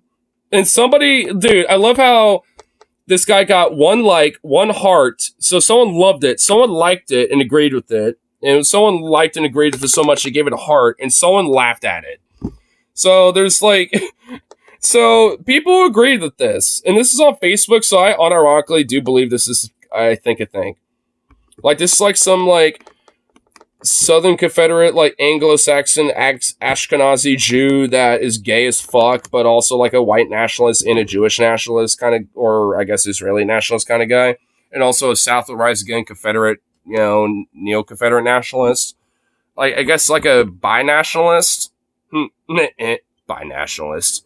He's so queer, he's bi-nationalist. But or as, the philosophers like to say, pan-nationalists. I could go on all day, folks. Oh my god, these jokes are dry as fuck. I'm truly sorry about that. The Confederacy will rise as a Jewish state. As at least, an ally to the Jewish state, yes. I would assume. I don't know, bro. I don't fucking know, man. Like, we got a queer neo-Confederate IDF member, basically. I don't fucking know. I mean, it's like, what the hell do you want? Like, I don't know. This is confusing. It confuses me just as much as you, okay? I don't know, man. It's hard to wrap your brain around, okay? Like, it's a thing, And, he's here, he's queer. God's chosen people, and they're rising again. I don't know. It's all in the meme, I guess. Of all of the targets in the world, you're going to settle on a Philadelphia Pride March? Yeah. A grand total of none of the people in the Philly Pride March are members of the IDF. Literally none of them. You could protest the IDF. You could protest the Israeli government. You could protest the U.S. government. You could protest White House staffers. You could protest Joe Biden himself. I mean, if anything, I mean, at least to a at least in like a minor symbolic degree, like it is kind of a protest against the U.S. government because, like, the government has, genuinely oppressed, queer people for a long time. That's what Stonewall and the Folsom riots happened. Like, which also trans people, at least for Stonewall, led those riots, by the way. So it's like, I mean, like it was a whole, big thing, to rise basically, against the government and say, no, quit fucking oppressing us and type of shit. Quit treating us like, we're a lesser people because, we're icky or mentally ill or something. It's like, it was literally a rise against the fucking establishment and the government apparatus of its time. And to a, maybe not nowhere near to the same degree, but still to this day. Because there's a lot of states, a lot of different counties and cities and politicians to this day, even on a national level, that are still pretty fucking, homophobic and queerphobic as fuck when it comes to shit. And that's why things like Pride have to kind of exist to an extent, because these motherfuckers want to continue to make a culture war out of this shit. And a lot of, us queer folk are weary of it and grow tired of it. I mean, but you know what? As long as we can waste that energy, off of, being happy-go-lucky queer motherfuckers and shaking our little furry ass tails like me, or, fucking, being bear daddies or whatever the fuck, then, then whatever.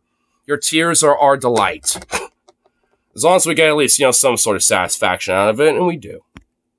You could protest weapons manufacturers. You could protest businesses that have, connections to the illegally occupied territories in Israel. Protest fucking, church institutions, because most of them have fucking been, discriminatory against queer folk and have been, putting the most amount of money into being discriminatory against queer folk broadly. I mean, I kind of point, stance, I think, but, is there more clips, or is it just that clip?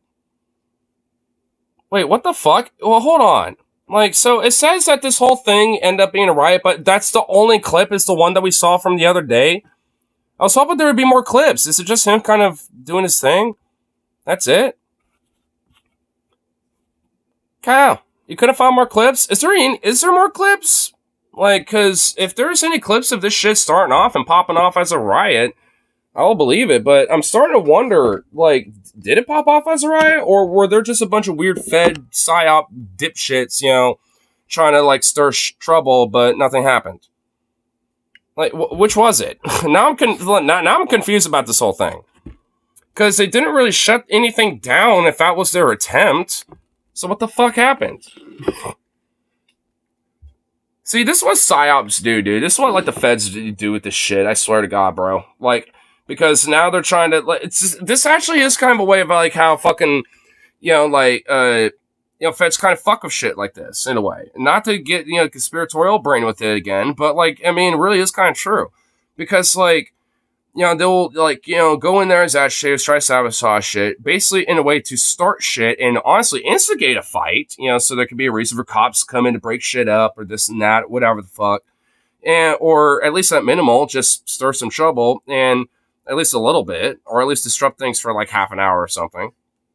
And then, basically, media will take that shit and amplify it to a degree and like fearmonger and basically scapegoat the fucking, marchers as utter victims of like this major saboteuring and riot that happened with these, pro-Palestinian protesters, when it seems like, honestly, none of that ever fucking happened from, it seems like, at least from what I've seen, because it's literally the same goddamn clip that I saw last time, so I don't fucking know.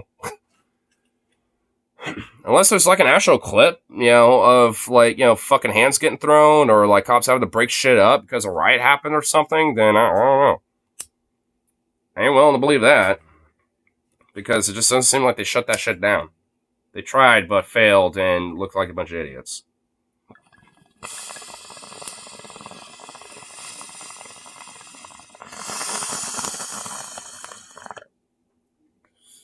It doesn't take away from my position about Pride or Palestine or anything like that. Doesn't change my opinion. I think anyone with enough neurons in their head would feel the same. Just because it's, granted, probably a one-off thing. It'll probably just be like some dumb one-off little occurrence. Because I know Portland here in PDX will have their Pride event at some point. And last year they held it in July for some reason. But like eventually they'll have theirs around here and shit. And honestly, I guarantee you, if there are any Palestinian leading protesters there, they're probably just going to be hand in hand with them and just handing pamphlets out and shit. Because at a lot of these pro-Palestinian protests, there's a lot of LGBT folks that will join, and even trade unionist types, that will show up as well. Like, there's a lot of cross solidarity, at least around here, when it comes to stuff like that. So, I don't know. That's why I just feel like I guess at best this is probably just a bunch of like hyperactive, like tanky style activists, potentially, and like maybe social conservative Muslim types, that are pro-Palestinian that got a little too, I don't know, like, too rambunctious about it, and just kind of flopped and failed and looked like a bunch of dips. And at worst, probably feds trying to instigate shit, and it didn't really work out. And so I don't know, there's no other clips to this, and I don't know, I can't really say one way or the other. If it's just that same fucking clip that we saw from the other day, then I don't fucking know.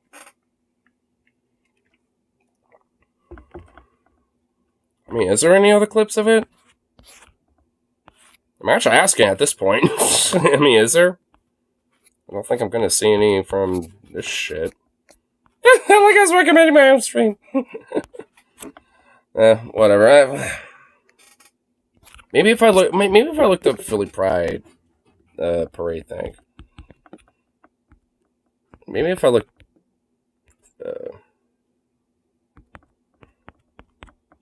Okay, well, let's see.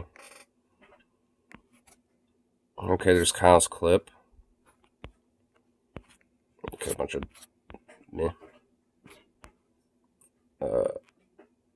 Well, wait, hold on. This one says pro-Palestine protest merges with Pride Parade. So this is painting it as positive, like where a lot of these pro-Palestinian marchers merged with the Pride Parade and stood hand in hand with them. So this one's saying it was kind of positive.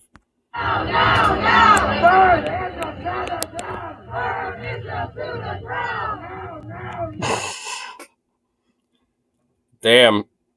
Spicy chant. Not gonna really inherently disagree, I guess. I don't know. I mean, considering how fucking psychotic and bloodthirsty they are. Granted, I feel like, media might be able to, like, fucking misconstrue that as something. And granted, this is like a local... Wait, story, news, and weather? Storyful news and weather. It seems like some just random local news station. So, I kind of feel like, they are kind of trying to use this as a way to be like, see, look how crazy they are. They're Hamas. I don't know.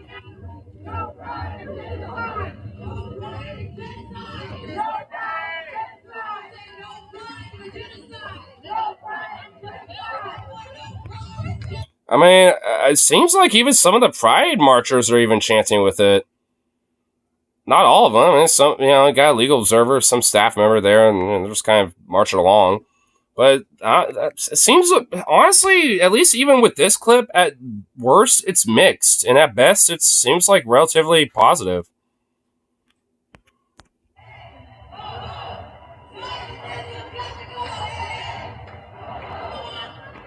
This really just looks like a stereotypical march I've seen before. Like, it's just more queer-coded because it's a Pride march. I don't know. Like, this really just seems like any other stereotypical march I've seen before.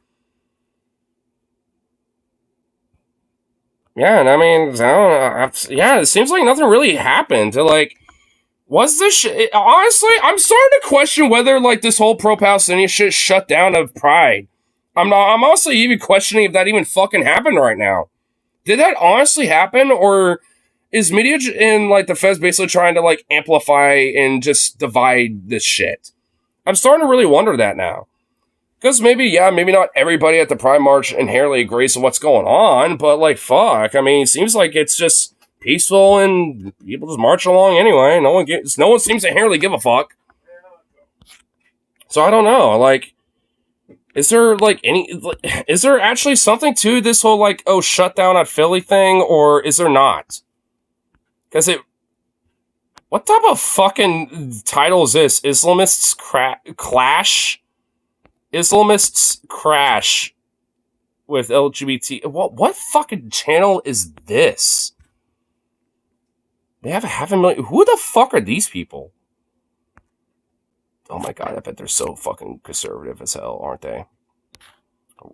Oh, they're just some. Oh, they're from England. Ugh. Ugh. British, gross. Redcoats. Ugh. Oh, my patriotism coming out. Where's my musket? Where's Washington where we need him? And this dipshit isn't even playing anything from the fucking clips. Like, he does at the very beginning, and that's it. You're a piece of shit. Wait, this local news station at Pride Month kicks off FBI warrants of heightened terror threat? What the fuck? Wait, this was 3 weeks ago. Wait, as Pride Month kicks off... Wait, Pride Month didn't kick... Wait, it didn't kick off in May. Huh? Okay, well, this is just bullshit. Whatever. Yeah, so I guess there really isn't much going on, I guess. There's no clip. There's not many clips on YouTube. I guess maybe this? This is the only other one that I could think of. But, yeah, the same clip from earlier. Yeah. Well, these are just... Well, I guess some different clips here.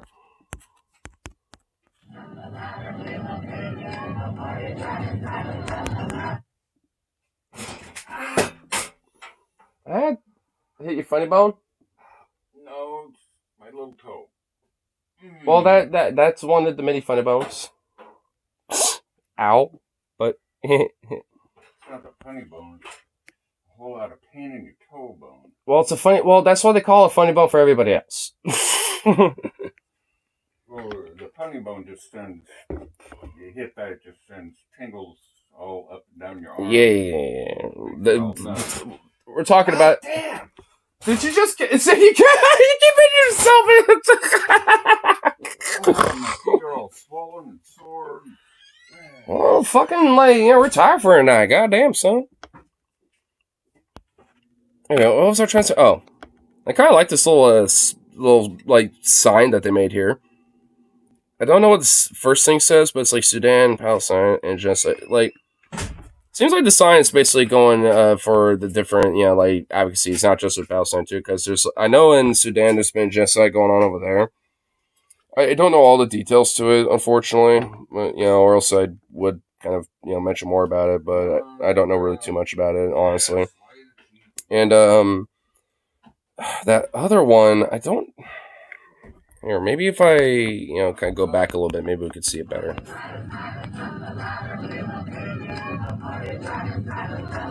Oh, Congo.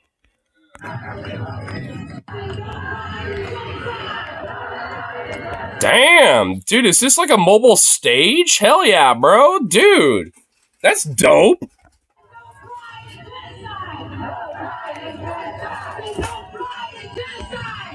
And again, honestly, like, it just seems peaceful as fuck anyway. Join the queer Intifada, Queers for Palestine, Philly, anti-pride statement. So you basically have a bunch of like queer folks who like okay, well, so you actually have like a broader like statement about this. So they actually have like a position and a reason why they're kind of making this whole broader, like statement. I'm assuming in here. Extends our solidarity to all those resisting colonial genocide around the world, from Palestine to Sudan to the Democratic Republic of the Congo to Haiti. We call on queer people in the conscious and unite global intifada against colonizers and capitalists who seek to use our identities, our beauty, our influence as justification for unimaginable violence. We reject all celebration of pride if they are not grounded in a struggle to end genocide. We write this anti-pride statement. In honoring the history of the queer militant, and it's cut off, but I kind of want to know who, I guess the honor is for, but it doesn't say, because it's cut off. Honestly, I mean, I can understand the sentiment.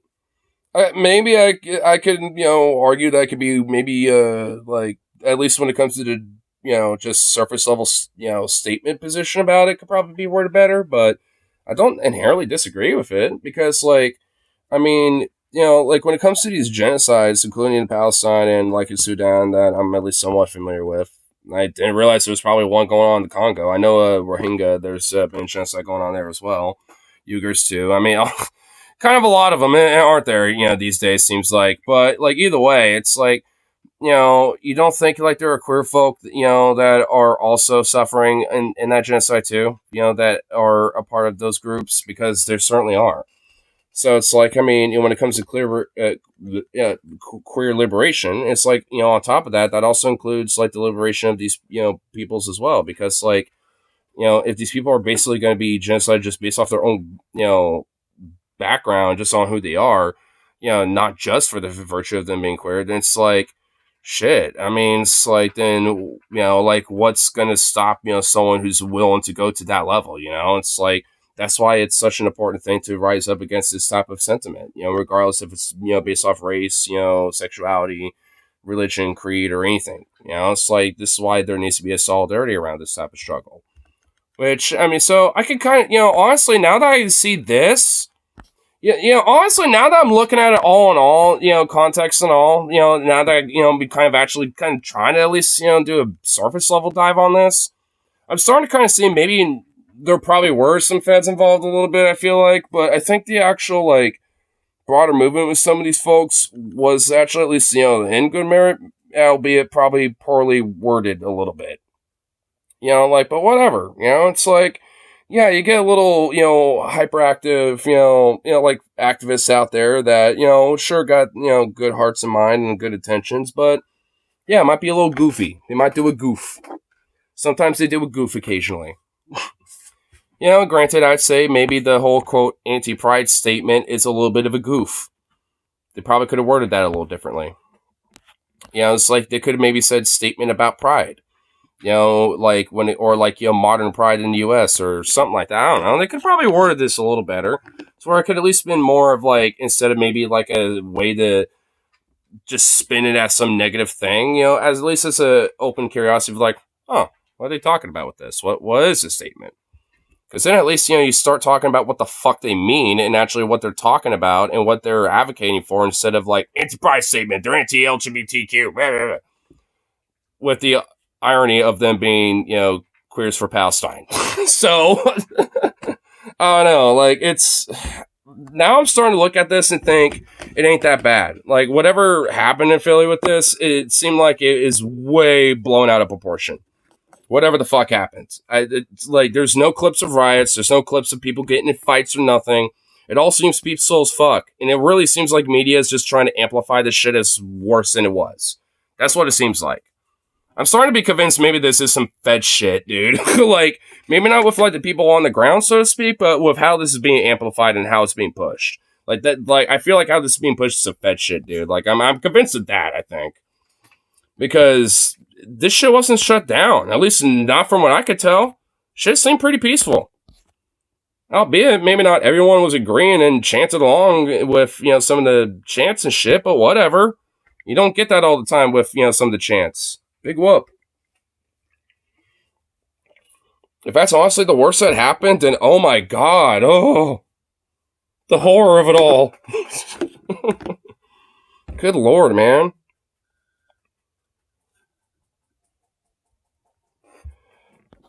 Do I dare look at what the comments say? I'm doing it. Woke on woke crime. Let them fight. Yo! Okay, that's a little diabolical. I kind of like it. What the fuck, dude? Jesus Christ. Oh, no. All those who support Palestine should hold their pride and parade in Gaza. Yeah, so the IDF could slaughter them all. Yeah, that totally makes you look sane and normal. Hey, we got a bunch of rainbows going on out there in Gaza that we bombed the shit out of. They must be Hamas. It's a trick. Bomb them. It's like, I mean, come on, you piece of shit. Well, maybe that's what he's trying to say. Maybe that's what, I kind of see what he's trying to say. And fuck you, and fuck Israel too, because I guarantee you they would probably do that. Leave Democrats alone, they'll destroy they themselves. I get to, really. Was that meant to be like a little tongue-in-cheek joke? You literally could have just said themselves. and just made it a normal thing. But now you just made yourself crazy. Of course, this motherfucker got no profile pic. Terror supporters of Islam don't like that community. Oh my god, here we go. See, dude, this is why I feel like, honestly, the media amplification of this shit is fed shit, because these Oh my god! Oh my fucking god! Holy shit, that is... Oh my god. I don't know if y'all can see that one. Chickens meet KFC. Oh my god, that is so fucked up. What the fuck?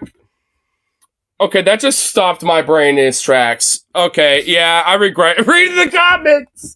Oh, wow, that is... What the fuck was that, dude? Holy shit. Yo. Whoa. Holy fuck. That was like, some like bigotry squared, dude. Holy shit. Whoa, bro. That gave me some fucking whiplash. I don't even remember what I was even trying to say anymore just off of that alone. Oh my god. Some bigotry squared to the power of the fifth, dude. Like, holy shit.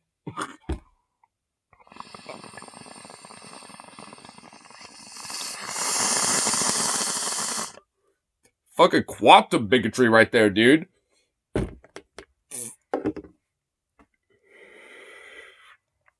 Oh my god. That is so fucked up, dude. I don't even know what to say to that. Holy fuck, man. I don't even know what to say to that shit.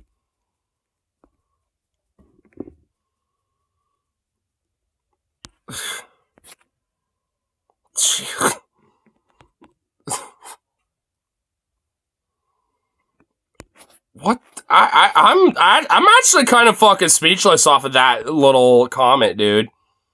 Holy fuck. I'm just, like, taken aback by that. That was, like, literally, like, some quantum bigotry squared, dude. Like, holy shit. Like, the only way that could be worse if if that guy that made that comment somehow, like, got the Jews involved or some shit. Like, if he somehow got that involved in there and swung it in there, that would have just topped it off, dude. I knew there was going to be something in there that was going to make me regret it, dude. Oh my god. Oh my god. Why did I do that? Why did I go for those comments? I knew they were going to be bad. Oh, and YouTube wants to not have a bunch of hateful content on their platform. Sure. Yeah, Wojcicki or whoever the fucking CEO is now. Sure you do, buddy. Actually, I should probably not speak too much ill. I'm not being enthralled by them anymore. I don't need that again. Oh my fucking god, dude. Yeah. What the fuck? What the fuck, dude? Dios mío.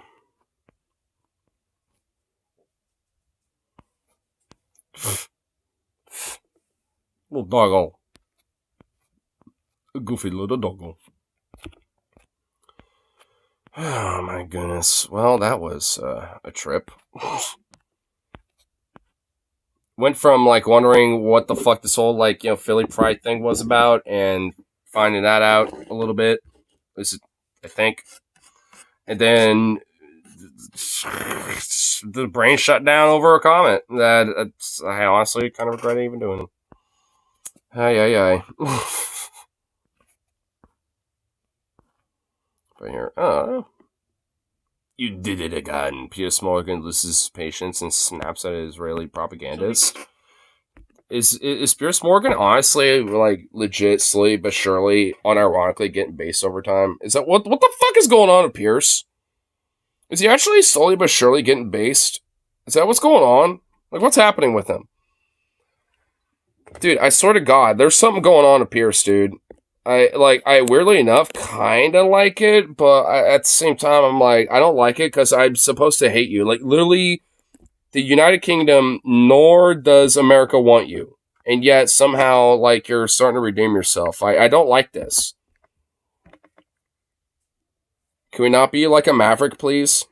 Can we not be like some weird, like, British conservative maverick? Because I'm starting to get that feeling about him, and I don't like it. Week, Piers Morgan had on an IDF spokesperson, and they got into a pretty heated back and forth because the IDF spokesperson was saying, "We know exactly how many Hamas terrorists we've killed." And then when... Hasn't Piers had, like, 80 of these different dipshits that have been saying that, and he literally can never get a clear answer out of these people? Like, he's literally never able to get a clear answer out of these people. Like, he's done this multiple times. I think that's why he's starting to lose his patience, and I think a lot of the broader, like, normie / like, moderate, severe things are starting to lose their patience about this, because, like, there's never a consistency about this shit. It's just literally, like, you know, moving the goalposts as much as possible and wherever it needs to be, you know, to just maximize destruction and collective punishment, you know, towards Palestinians. It's literally all it's about. Just fundamentally, because they want to do an ethnic cleansing to establish a fucking ethno state. Like, that's what they want. Like, so, I mean, you know, it's not that hard to fucking digest and fucking, you know, like, figure out. It's just about, like, you know, like, how good is the propaganda to say otherwise? And at this point, it's shit. Like, it's at a point where, like, Israeli propaganda is ridiculous and just so absurd that it could take a literal toddler to figure it out. It's absurd. Would push him on, okay, so then how many civilians have you killed? He'd be like, oh, we have no idea. That doesn't make much sense, because the same methods by which you would determine how many Hamas you killed is the same methods by which you would know how many civilians you've killed. In fact, it's probably easier to know a rough total body count than it is to parse out the specific number of terrorists versus civilians, right? So that argument just doesn't make any sense. Look, either you don't know for both of them, or you know for both of them. That's the bottom line. So anyway, some new Israeli hack comes on the show, and she walks into the same trap. And as you're about to see here, he's astonished at the stupidity. Here we go. What was the problem with the Ehud Olmert government? What was the problem with the Rabin government? I swear to God, Kyle, if you boost this to like 2 times speed, I'm going to be annoyed. Well, they didn't kill 40,000 Palestinians in 8 months. First of all, please, Piers, we know that the numbers have gone up and down like yo-yos. Even like yo-yos? Yeah, maybe for like the last 30 fucking years, bitch. But in the past, like, you know, 9 months and shit, yeah, no, it hasn't. It's just been going up, up, up, up, up, up, up. And why does she look like a botched, disturbed, more eviler, demonic, reptilian version of Hillary Clinton? How's that possible? Holy fuck, how's that actually possible?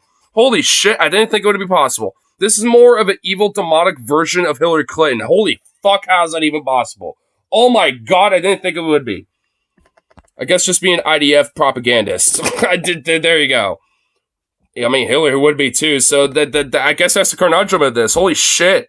Oh my god. Fuck, how does she look like Hillary, but somehow more evil, reptilian, and demonic looking? Like, oh my god, how's that possible? How's that actually fucking possible? Gwen said last week that it wasn't already 35, that it was 20. All I can say to you is how many do you think have been killed? We have. And she sounds so fucking British too. Holy shit. I would say potentially around 20,000 because that's what the UN said. 22,000. You have no idea. Let's not start with this line of questioning. Actually, I'm going to start with this line of questioning. I don't think no. I am going to start this line of questioning. Fuck you very much. Damn, Piers. Okay. Dude, what the fuck? Yeah, see, this is kind of why I'm starting to think of him as like a little bit of a maverick now. What the fuck? I don't want to, but like, holy shit. Yo, ever since this, conflict started, he has kind of yo-yoed a little bit about it. And I've even kind of yo-yoed my feelings about it for a little bit, but he always, has a little extra curve where it's like, you know what? Nah, fuck this. Just kind of takes it the extra level. I'm like, oh, god damn it. Maybe he is really slowly but surely changing. Oh my god.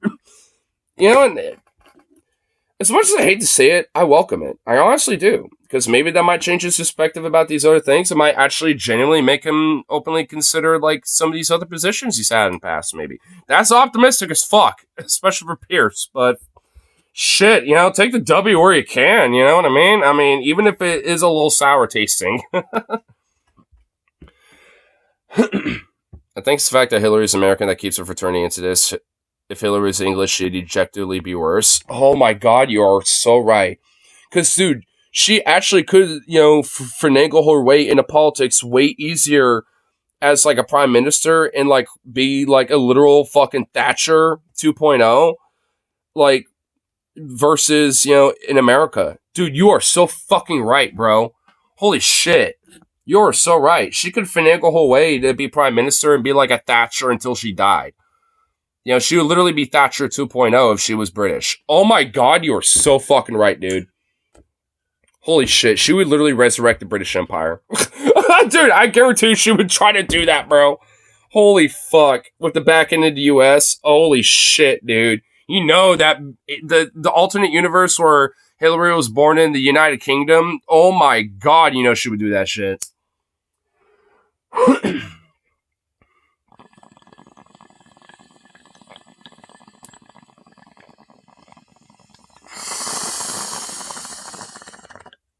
It's literally in her blood, dude.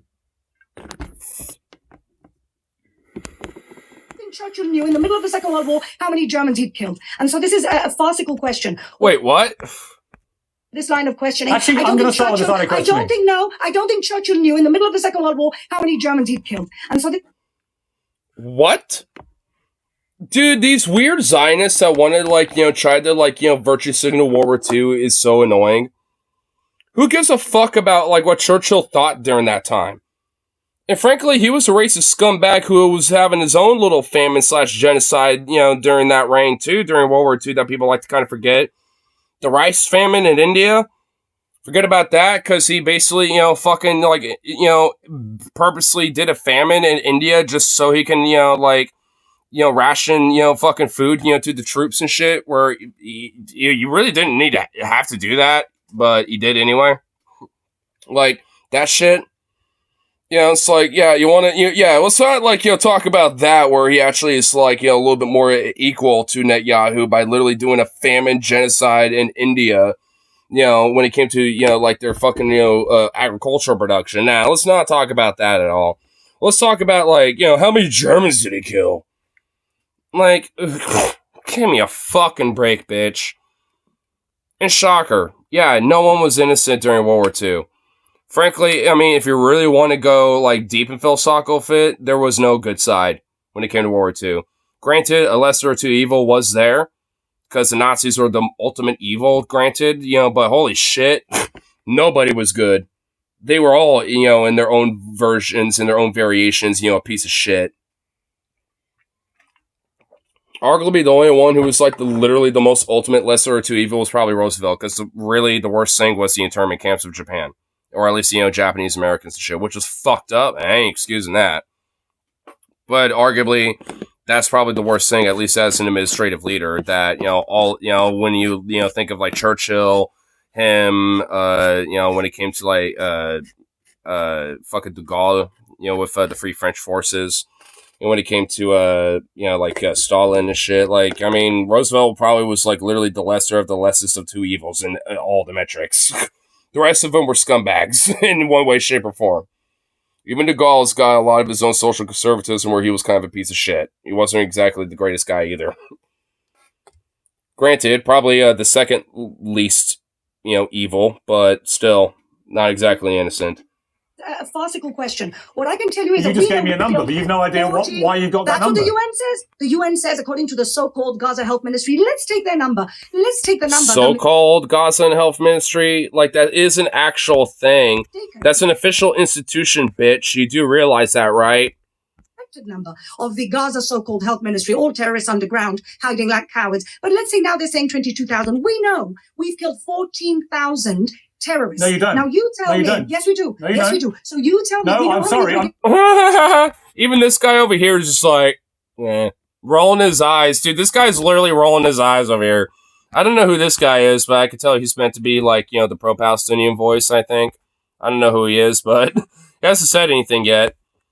But oh my god, I love that. He's just ugh, this dumb bitch. I pressed we the Israeli. Know how many brigades. We know how many brigades we've got rid of. We know how many brigades. Hey, Pierce, you literally got her so mad to the point she's literally unhinged and going fanatic and going hysterical. You're not going to shut her up. She's literally doing the Hillary Clinton Bobo, tactic of just like, what we saw with Bobo earlier with the, clips from Mike, Figueredo earlier, where she's like, excuse me, bitch. Like, she's literally doing that. Like, she's just going to talk over you until you shut the fuck up and she can get her rant out. On to you. I did. We know how many brigades. I put this to an Israeli government spokesman. I asked him, how many Hamas have you? Oh, shit. Well, you know what? Oh, fuck. Pierce actually got her to shut up. Wow. Oh, okay. Damn. And he gave me this figure, and I said, how many civilians have you killed? And he had no idea. I said, well, then how can you be so precise about how many terrorists you've killed? You can't. If you've got no idea how many civilians you've killed. What do these news shows have a mute button?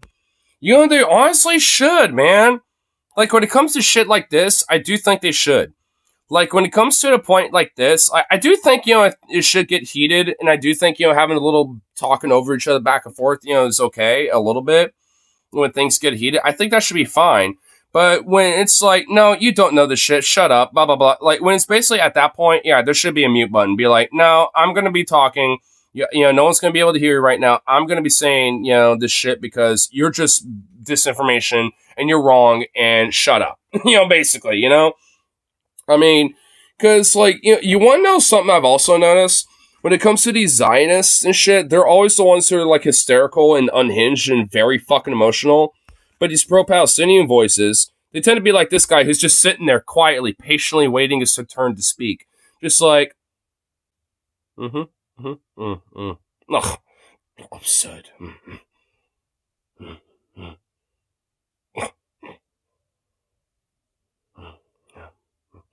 Just waiting their turn, dude.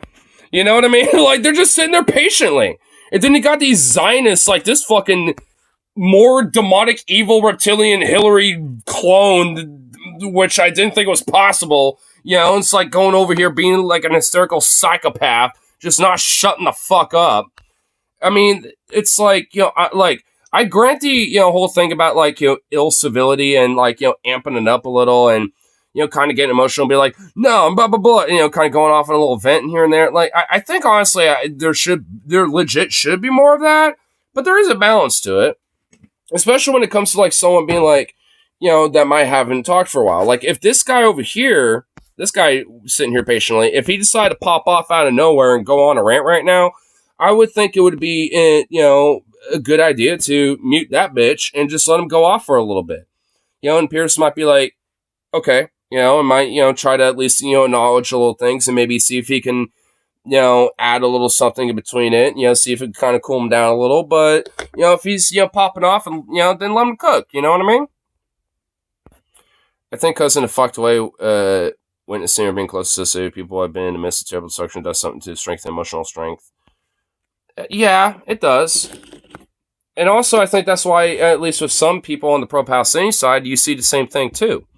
I mean, because, like, I've seen a lot of, like, genuine, strong emotional connection, and honestly, I kind of feel the same way because, like, one of the pro-Palestinian speakers at one of the protest marches that I went to, that was here in Portland, there's this a woman who was a Palestinian and who was trying to say in connection with her grandmother, and talking to her and stuff. And because of how fucked it is in Gaza and in Palestine, because there's no hospitals, no power, and none of this shit, and her grandmother needs, medical care that where if she isn't able to get, she could legit die. And honestly, a very horrible death too when it comes to her health ailments. Like, to be honest, I kind of forgot exactly what it was. But I think it basically kind of summarizes to her being autoimmune prone. If she just got sick, she would just die. Type of shit. And, and she was not exactly feeling well, at least around the time that protest was going on. And in the midst of her speech, she was saying, it's like, one of the, at least last things I was able to talk to her, like, 2 weeks ago before, like, the internet cut off again, because it's so fucking rare for Palestinians in Palestine to, have internet access to get shit out there. Right? Like, so, and that includes just talking with their friends, family, etc., outside in the world and shit. And, and that includes that too. And, one of the last things that her grandmother told her was that I'm, so proud of all these, voices I don't know and haven't heard of before, but knowing that there were so many voices out there, like speaking out for me and our family and everybody else besides, Like, and her saying that and like reading that text and shit, I was just like, and like on top of the phone call they had, I was just like, fuck. It's like, I mean, it kind of feels like, more connected in a way with that. Even though, like, I'm a fucking Northern European white boy over here, It's like, but it's like, shit, just hearing stories like that makes me feel more connected with shit like that. Cause, like, I have kind of at least, acquaintances or at least, people I've met, with their anecdotal stories where they, have direct or at least somewhat indirect experiences with this shit. And it's just like, and it's like, fuck. How can I not feel emotional for that, Because these are fucking human beings. It's one thing to just like be detached and not hear these people's voices necessarily directly with your own ears and eyes and shit and stuff like that. And, and still feeling like, a little charged about it, especially with a lot of the fucking horrible footage that comes out. Or, even, granted, maybe not as much, but some of the optimistic footage that comes out. But it's like, with all that, besides, like, I mean, there's like an extra connection when you actually hear a voice for somebody that is either been there or has family that's there and they're talking with them and trying to stay connected and just, and they don't know that if that one phone call they made the other day is going to be their last, it's like, and that's fucking fucked. It's horrible. Like, I mean, I can't think, I couldn't fathom the idea of like, me calling my mom or my brother and being like, that's literally the last phone call because they're going to potentially die or some shit. Which I suppose, could happen, I guess, because like, oh, they get in a car accident, this and that, or something, whatever, but like, yeah, the likelihood of that shit is so fucking minimal, I guess, in comparison, because like, for these people, it's like, yeah, maybe later that day or the next day or next week or the next month, they might get killed by a fucking, IEDF fucking drone. Gives you a mean to live to fight another day. Exactly. I mean, it really does. I mean, because, like, it's kind of empowering, at least for me. Because it's like, it makes you realize, like, look, I got my struggles. I'm fucking trying to fight to do my own shit with my own stuff. But it's like, holy fuck, to know that, like, there are really people out there that got so much fucking worse. And if anything, their voices should be more amplified than my own. It's like, it kind of gives me that power. Because, like, I ain't the only one, and there are people that have it worse. And it's like, that's gives me more of a reason to fight, to uplift, not just myself, but all these people. I guess, it's a very selfless philosophy, I suppose. Very, and, like, virtuous one, I guess, too. But shit, at least just, voicing an advocacy and going to these marches and protests, and at least, for my own place, so to speak, being here in the West and America and shit, it's like, at least doing my own part to try to at least uplift those voices. I mean, it's better than nothing, because like shit, like when you like, especially when you go out there and like touch grass, so to speak, and go to these marches and stuff, like you do really hear more of the direct voices of some of these people. And it's especially, and I think it's really enlightening to really talk with some of them, because like, you really get to understand like their feelings about this shit and how much they really are like charged with these things. And when it comes to like, earlier, like the whole like, we will burn Israel to the ground, whatever that the chant was from earlier or some shit, it's like, I can understand it. And you know what, at least the current Israeli government and the concept of the current state of Israel, I kind of agree. Maybe, more of a figurative level, not literally, but figuratively, because like, there should be a new state that rises, as a phoenix, of this shit, and that actually is virtuous, for the Palestinian and Israeli people that live there. Because, like, this shit cannot continue. And the current state of Israel cannot continue in its state right now, because this shit's just going to continue to happen until that changes. So something's got to give with that. Like, the state of Israel itself needs to fundamentally change entirely for the shit to change.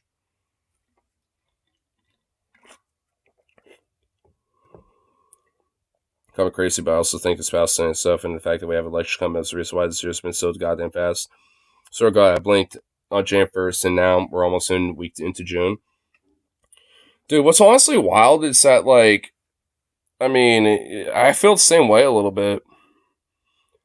Like, I mean, because last year I feel like I was going to concerts all the time, but despite, like, still going to shows somewhat frequently this year, like, it doesn't feel like I'm going to them that much, but it feels like, a lot of it's because, like, oh, boom, time passed, boom, time passed, oh, that week's gone, that month's gone, boom, boom, like, yeah, dude, shit's just like, boop, boop, boop, boop, boop, boop. I'm just like, oh, fuck, yeah, that show happened, oh, god damn it, no. Like, I mean, I'm. It's hard for me to keep track of shows and shit because this whole year in general has just been like, just like going by, dude. It's like, fuck. Can we slow down a little? Maybe it's just coming of the age type of thing, but still, it's like, fuck, dude. It's annoying as fuck, man. Believe a word about the numbers of Hamas. Because we know how many brigades they have, because we have that intelligence. We know how many brigades. So just to be clear, you know exactly how many terrorists he's killed, but you have no idea how many civilians. We estimate, absolutely. We estimate. That's just need to see what's going on with Earth's rotation. So, I mean, seriously. Well, I know there are actually some changes going on broadly, with Earth's rotation, with the orbit of the moon, in our orbit with the sun. Like, there are, like, some slight changes. I wonder if that actually does have something to do with any of this. We need to, like, look at science articles to learn. That there's about 14,000 terrorists, which we've gotten rid of. We know how many are left. There's 4 brigades, and that's why we're in Rafah. And how many civilians have you killed? The UN, again, Piers, in the middle of the Second World War, I don't think you can Wow, you're doing it as well. Sorry, Fleur. You're doing the same thing the government spokesman did. You know exactly how many terrorists you've killed, but you've no idea how many civilians. They're doing the same fucking talking point. Oh yeah, Churchill didn't know how many civilians died in World War II when it came to the Germans. Yeah, we did. Even during World War II itself, like, we had at least approximate numbers. Because, I mean, despite what you want to say about, like, like the firebombing in Dunkirk, and, like, some of these massacres and shit, like, fuck. Okay, that got me a little bit, but shit. Like, fucking hell, okay. Like, the Allied powers, as flawed and fucked, honestly, in their own ways as they were, when you look in, like, the different, like, the Picardy massacre, the firebombing in Dunkirk, I mean, fuck, nuking of Hiroshima and Nagasaki and shit. But I guess in this case, it's more specifically about the Germans and the Axis in Europe. I mean, even with that granted, it's like, at least, for example, with the Picardy massacre, those were soldiers, that were executed and shit. It still wasn't good and was fucked up and shouldn't have ever happened. Thanks to Patton, he kind of enabled it. But, I mean, nonetheless, it's just like, I mean, there's a lot of these fucking scenarios where that type of shit happens, sure. But, like, there's kind of a reason why a lot of the Germans and civilian population, too, fled across the Elbe to their west versus the east. I mean, say what you want about, like, the left of the communists and blah, blah, blah, and the Soviets, but, like, they were kind of a little, like, rapey and pillagey, for at least, various different, factions of their, of the army. So, it's like, shit, why do you think that was going on? It's because the West wasn't, like, raping, pillaging, and slaughtering civilians left and right and shit. While there were, like, divisions and squads and, like, brigades within the Red Army, that were going through these different cities and towns and in the Battle of Berlin that were doing that shit. So it wouldn't behoove you a little bit, to think that, like, maybe, the West wasn't really doing a lot of purposeful civilian killings and shit.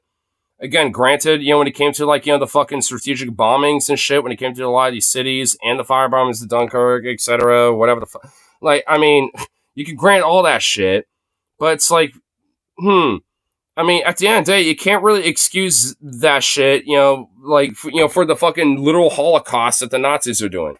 When it came to communists, trade unions, Jews, Poles, Slavs, gays, fucking, like, POWs of all sorts, Russians, like, pretty much any, like, the, mentally disabled, like, they went after fucking everyone when it came to that shit. It doesn't, Like, I mean, again, you can, critique the civilian killings of Germans and shit, but it doesn't excuse the fucking literal Holocaust that the government was doing at that time. It doesn't matter. And, it's like, if you want to extrapolate that to modern day, same thing for fucking Israel. Maybe their population thinks one way or the other, and it's fucked that the civilian population does get killed, and they get, in the middle of the fucking muck of it all, despite whatever their opinions are about this shit. But it doesn't matter. Your government's fucked, and it deserves to be critiqued, and it deserves to be reformed, and, quite literally by international intervention. Exactly. How convenient. We don't know exactly. How convenient that Israel knows exactly how many terrorists you've killed, but you've no idea how many innocent women and children. Do you believe the UN numbers? Huh? Do you believe the UN numbers? I just find this staggering. Why don't you? Why don't you evil bitch? You'll all come you fucking Nazi. We know we've killed 14,126. Like, because I honestly find it funny she's literally willing to defend Nazi Germany because of, like, oh, the Allies killed civilians. Ooh, woo. Like, that's literally, like, she's literally defending the Nazis over that talking point. When it comes to her weird World War II defense shit.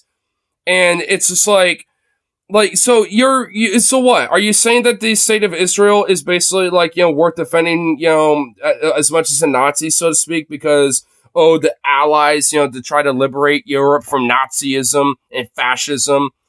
It's like, in a way to liberate Europe from that shit, oh, yeah, civilians died. It's fucked as that is, and as much as I, will decry that, it's like, oh, what? Oh, does that excuse the Nazism, the Holocaust that they were doing? Fuck no. Like, it never will excuse that shit. Like, fucking, ugh. Like, the audacity that they're willing to actually equate themselves to fucking Nazis really honestly says a lot about them, doesn't it? Like, when it comes to these Zionists and the fucking state of Israel and their propaganda arm. Like, they are literally willing to go to, like, war to, oh, we are the victims because, oh, the Allies slaughtered Germans. Even though they were bad, right? They should have gone for proper procedures like Neville Chamberlain or something. It's like, now go fuck yourself. Like, if we didn't have Neville Chamberlain, in fucking England being a little cuck and being a little bastard, little bitch, during fucking the 30s and shit, dude, oh my god, those Nazis would never had a fucking ability to do any of the shit they were going to be doing. Like, if, the fucking British and the French actually were on the aggressive, force in that shit and actually enforced the Treaty of Versailles on that shit, oh my god, dude. Dude, those Nazis would never, ever be able to come into power. Because, maybe they should have fucking enforced that shit. And this is the reason why this weird, like, liberal, like, coddling of the shit should never happen. Because this is literally the ultimate extreme of what happens. You literally end up having, like, fucking fascists, literally being, like, going out there on the public sphere being like, well, we're not that bad because, sometimes our civilians die. Which, yeah, it sucks. But guess what? It doesn't justify a Holocaust that you're doing, you fucking psycho piece of bloodthirsty shits. Fuck you. It's like, and honestly, god damn them all to hell for them to literally use, the victims of, this shit, the civilians, to this fucking endless bloodthirsty slaughter for their own fucking agenda. Fuck them for that shit. Fuck them for using hostages and using these victims and the civilian victims as a way to fucking, like, justify their fucking bloodthirsty Holocaust. Fuck these parasitical fuckwit pieces of shit. These literal Nazis. Because this is what the fucking Nazis did during World War II.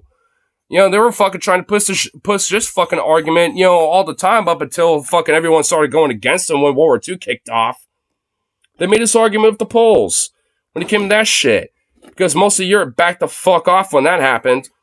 They abandoned the Polish, fucking nation with that shit. And allowed, the fucking, genocide of the Polish people, because Neville Chamberlain and the French decided to fuck off from it. Decided to, be a liberal little fucking, partisan, little, like, bipartisan fucking little, like, cuckold to the shit. And normalize this bullshit. And this is what we're literally seeing the same thing now. But instead of the fucking Nazis where they, with Germany, now we're seeing it with a tiny little state in the fucking region here in, in the Middle East of Israel. But honestly, it literally is kind of a rhythmic pattern at this point. Maybe not to the same fucking strength, from last time, but seems pretty much, damn near identical. And I especially find it even more disgusting that they're willing to use the Jewish, people's name, for this shit too. That's that's the ultimate disgusting fucking thing behind all this. Because these motherfuckers aren't goddamn, like ethnic, religious Jews and shit. They're not anything close to, the typical fucking, like Judaic, believing, average Joe Schmo motherfucker that, lives maybe in New York and Brooklyn or fucking, like, in London or wherever the fuck. They're not the average Joe Schmo Jew that happens to live in the broader diaspora. Like, there's literally been songs that have been, like, sung since during, like, the fucking, like, 60s and 50s, about this whole shit. In fact, actually, I could probably find one really quick. Actually, I know of one. Here, if I type this, it's Jewish song.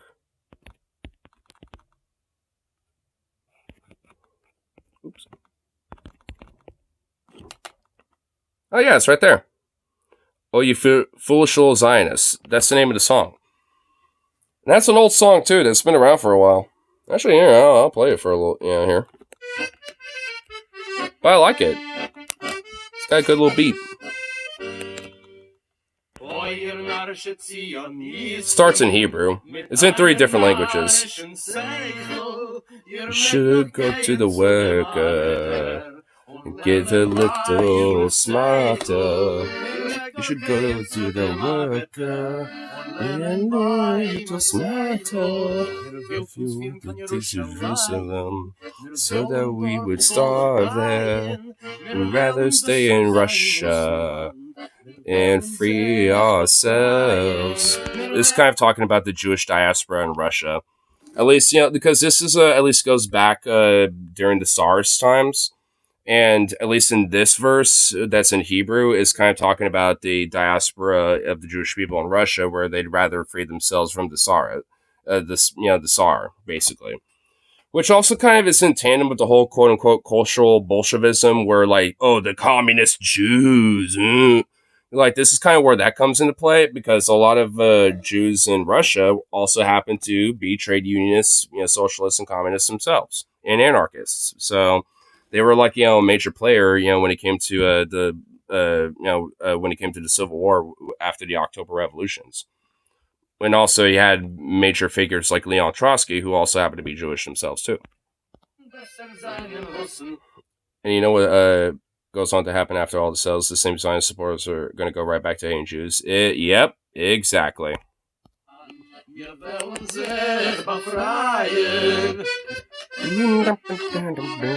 I think this next one's in English. Oh, you foolish little Zionists, with your utopian mentality, you'd better go down to the factory and learn the workers' reality. You'd better go down to the factory and learn the workers' reality. You want to take us to Jerusalem so we can die as a nation? We'd rather stay in the diaspora and fight for our liberation. We'd rather stay in the diaspora and work for our liberation.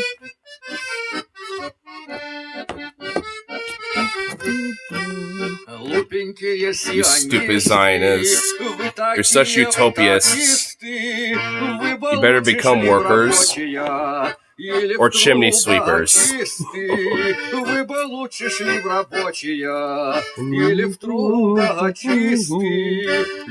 To Jerusalem. We don't want to go with you. We'll stay in Russia to fight with Nicholas. Well, I guess that maybe at least in this stanza, this is a little bit more of a pro-SARS element, just because of the of the more broader diaspora element of it, because they'd rather, stay with their, land of the nation that they, were raised in, so to speak, than fucking go off into like a more utopian nationalist idea of Jerusalem, so to speak. It's kind of a little oddballs. It's kind of almost like an oxymoron, especially considering the massive like trade unionist, like socialist, communist, like overt leanings of the majority of the song. this is a little bit of an oxymoron in my mind, but I think it's just kind of more of a byproduct of the times a little bit. I wouldn't be surprised if maybe there's like a slight, like lyrical change, after the Bolshevik Revolution, where in this part instead of Nicholas is like maybe Lenin or Stalin or Trotsky.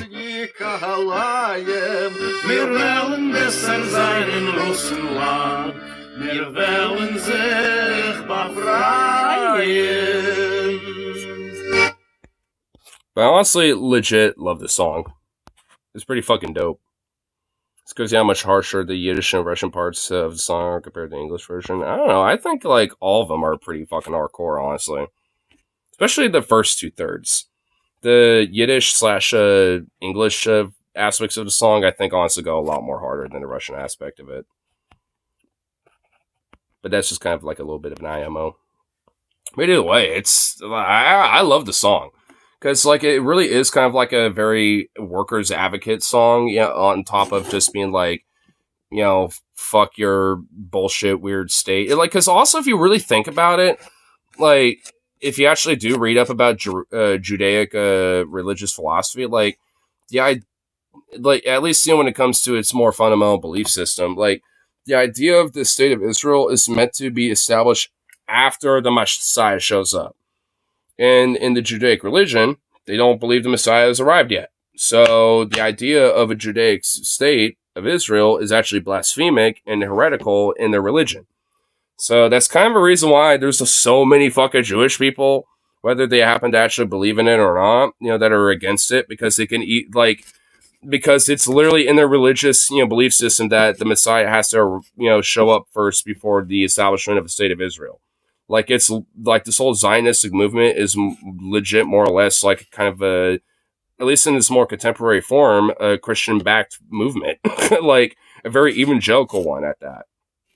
I mean, it's like you do get like Zionistic Jews that do exist for sure, but like at least when it comes to the quantity of like, who are Zionists, when it comes to the religious demographic side of things, majority of them are Christians.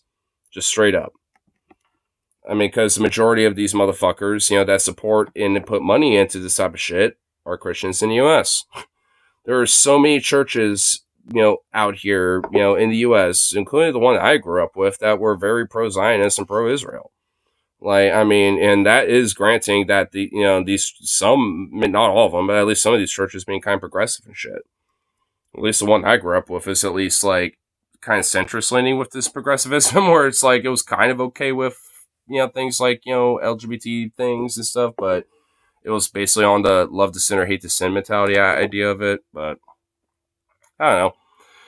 Definitely kind of helped a little bit for myself, because at least, some of the youth pastors, some of the other people that, I grew up with that end up coming to terms with their sexuality, like I was kind of there, with it too. Never came out myself because I was too, like, I guess, I don't know, not really informed about it or really didn't realize it yet, but yeah. There. Let's go back to this and see if there's actually any more clips. I'm assuming there has to be, right? Actually, I think we're in the middle of one anyway. 2,126 yeah, we were. But we've no idea how many civilians. Because we know what the army that we're dealing with is. We know what the terrorists No, sorry, it's nonsense to say you can count one and not the other. Absolutely not. It's nonsense to even ask the question. I don't know. Absolutely not. It is not nonsense. Excuse me. I'm just a propagandist. Shut up. In the middle of a war starts counting. You're counting. The people that they've killed. You're counting. No, we know how many are left. Sorry, you're counting, but you're only counting one side. Piers, you seem to be a little obsessed with this. Yeah, I cannot get over the fact that she literally looks like a more evil version of Hillary. I cannot fathom that, dude. There is literally somebody out there that literally looks like a more demonic version of Hillary Clinton. I just cannot fucking fathom that, dude. I can't. I can't believe that, dude. Millions have been killed. Wow. Whoa. Hi, Kyle. When you make Piers more... Look, Piers is genuinely sympathetic to the Israelis. Well, I don't know. That seems like it's been changing a little bit, man. And he's starting to kind of be a little bit of a maverick about this. And you know what? If this is the start, it's a long burn. But if this is his start to his like redemption arc, I mean, even if he's still kind of like a little bit of a conservative twit, I mean, I don't know. I mean, at least, maybe there could be something redeemable about it. I mean, Kyle, God damn it. Just let me take the W, you son of a bitch. October 7th. Let me take the He dub. made that clear. He asks every single pro-Palestinian guest when they come on if they condemn Hamas. Okay, this is not some like flaming radical lefty pro-Palestine supporter. Okay, well, Kyle, no one's saying that either. I'm saying he would be like a conservative maverick about it. Like, I mean, I don't think he'd be that at all. Nor would I ever want to claim that. Like, I would think he'd be like, kind of like a McCain-esque style maverick or some shit, Like, I don't know. Like, that's how I would feel like he'd be. Because honestly, that's better than what he was in the past. Just being the smug, just detestable shit that no one liked. I mean... So, I don't know. Like, I mean, I would like to kind of see him as, like, some oddball, weird maverick that has a redemption arc, because of that or something. I don't know. It'd be a hard pill to swallow, granted. It's already feeling sour in my mouth as it is, but I don't know. Like, if he keeps it up and honestly stays with the course with this and actually is, like, showing that he's changed his mind about it a little bit, I don't know. Honestly, because even at the very beginning of this shit, the fact that he even had like pro-Palestinian guests in the first place is way better than most media that, especially in the early on, with the shit back from like, November, December, January and shit, right? Like, so, I mean, it's like, even with that in mind, despite his leanings, it's like he was doing better than most. So it's like, I think, there's been enough contact theory, so to speak, for him where I think he actually is starting to change his mind. Optimistic as fuck, sour in my mouth. I don't. It's Piers Morgan, like, well, but I don't know. I'm old to be optimistic. I'm old to take the dub where it is. I'm old to take the dub. It's a sour dub, but I'm old to take it. Not who Piers Morgan is. It's like a Sour Patch Kid. You know what I mean? You're making him laugh in your face. You're making him absolute flabbergasted at the dumb shit you said. How do you not see the contradiction there? We know exactly how many terrorists, but what even is a civilian, bro? Do we even know what a civilian is, bro? What are you doing? What are you doing? So, by the way, just to dive a little more specifically into the numbers here. Understand that when she says, we killed 14,000 terrorists, you know how Israel comes to that number? They count all males as terrorists. It's actually very similar to what the U.S. did in Iraq. We would... Probably because we took it from them. We adopt a lot of their war strategy policies and logistical policies when it comes to this type of shit. So... We kind of go, like, dude, IDF fucking literally will train our goddamn police departments in here for fuck's sake in the U.S., okay? So, like, I mean, they were in tandem with our shit, all right? So, I mean, we probably learned it from them. That's probably where we got that shit from. Any military... And that, and also, like, I mean, like, it's a very easy, way to just say that, like, any adult male... that, is suspected as a civilian casualty, it's just easy to rule off if there's no meritable evidence one way or the other to just say, they were just a combatant. Because they are of combat male age, so to speak. So it's easy to rule it off like that. I mean, yeah, like the U.S. did that in Iraq and Afghanistan too. And, and Israel's doing it here, and they've always been doing that shit when it came to this shit whenever, things escalated. Like, back in 2014 and every other instance before then. Age male as a quote-unquote insurgent. Now, is every male in Gaza a Hamas terrorist? Most of them aren't, obviously, no. 100% not. Not even close.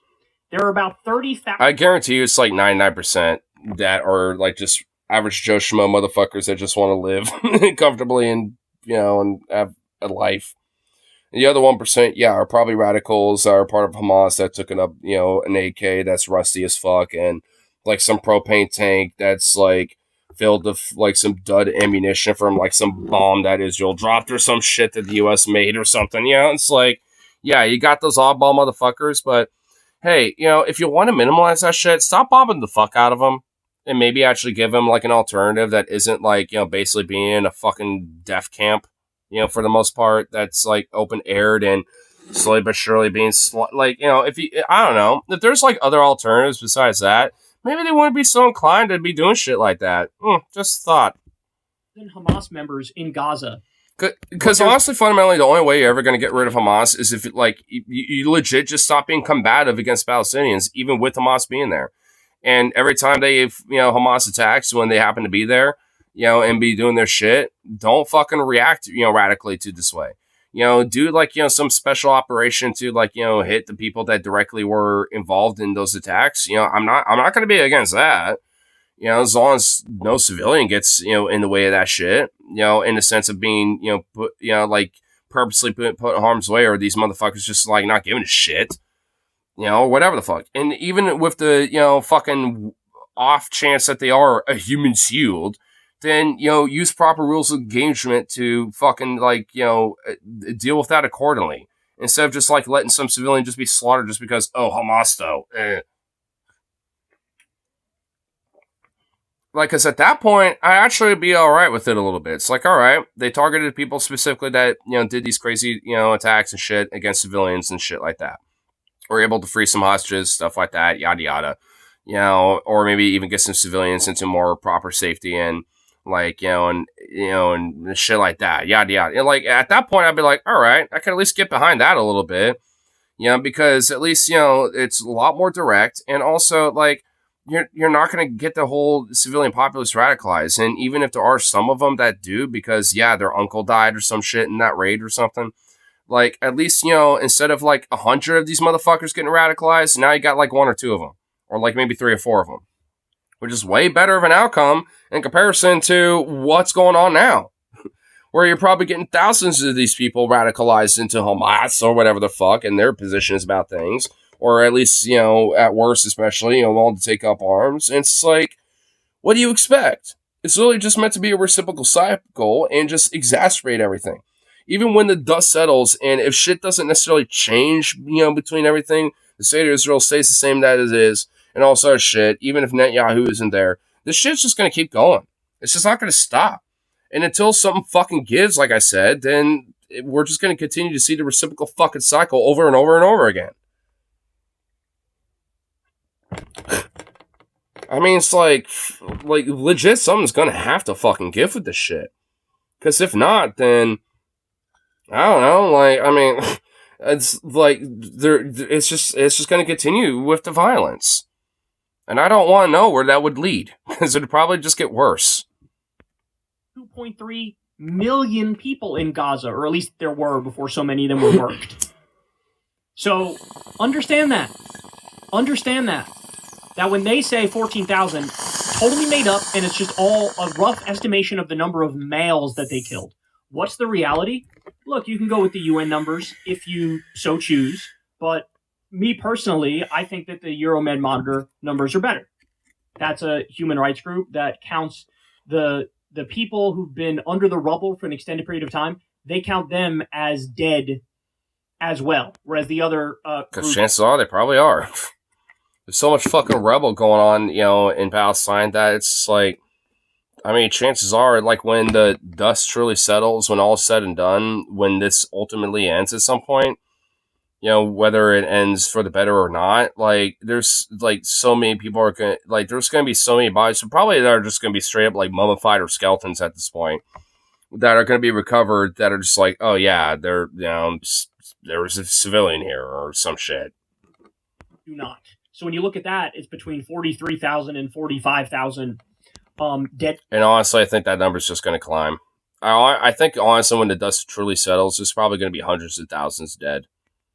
Palestinians in total, and about 38,000 of them, or 39,000 of them, are innocent civilians. And believe the numbers are about 15,000 children, about 10,000 women. It's horrific. It's horrific. I have no doubt that the number, when all is said and done, the number of dead civilians will definitely be over 80% of the dead. And I'm being very conservative by saying 80%. Most of the indication at this point is that it's over 90%. And I think there'll be a lot more people with that as well. Is there any other clip? I guess not. It's just kind of called. Well, we don't really need Kyle, so take on it for the rest of it. I love you, Kyle, but your videos are digestible enough to where you don't have to necessarily watch the entire thing. So I kind of like that. At least especially if you happen to be informed about these issues.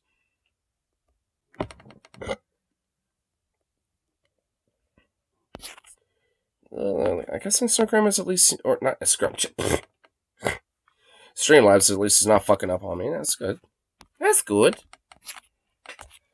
It's been it's like outside of that one little off-ball stream where I was like out of sync, and then that weird one where it fucked up once at least. I mean, seems like at least Streamlabs is being cooperative. That's good. That's good.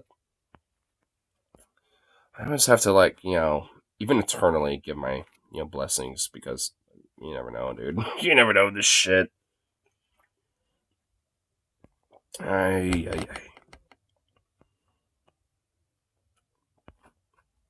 Ignore. How about them high cheekbones? Oh my god, I know what you're talking about. Dude, TJ literally assaulted his mic and... Okay, hold on. Dude, we gotta find that. Dude, I know that it's been timestamped. Hold on, we're finding it. Dude, oh my god, you just reminded me of that, dude. Them cheekbones, though. Hold on, where are they? Where is that shit? Yo, hold on, dude. Oh my god, I gotta find that. Oh my god, dude, TJ getting so angry was honestly the most greatest thing in the world, bro.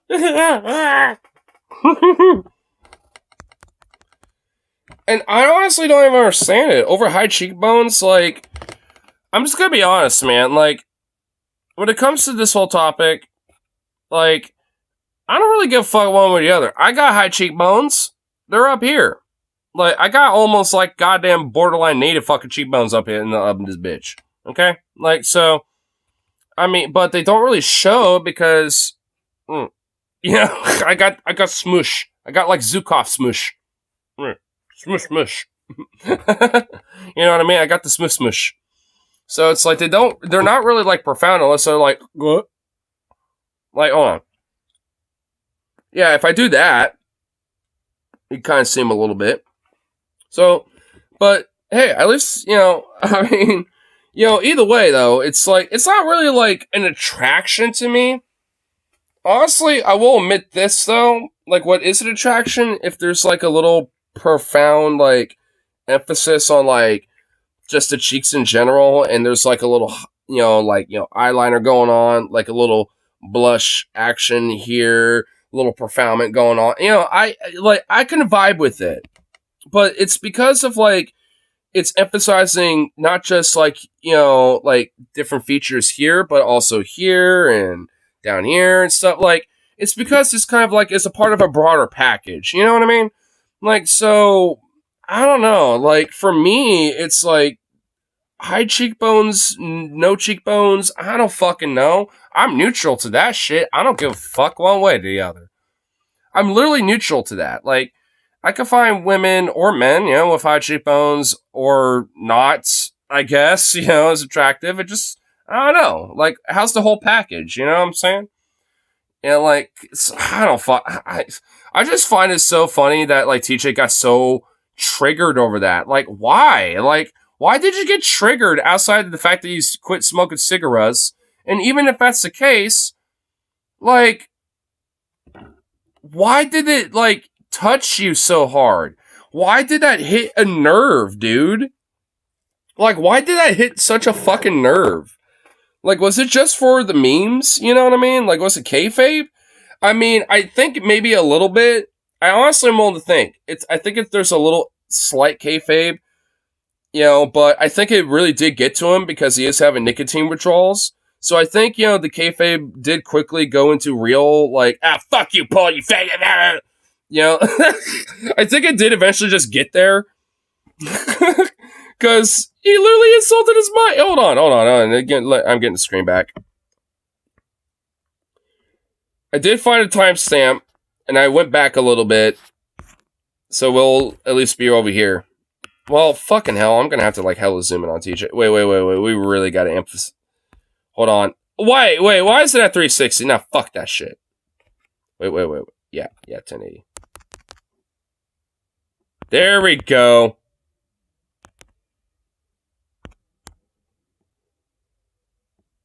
Hey, play.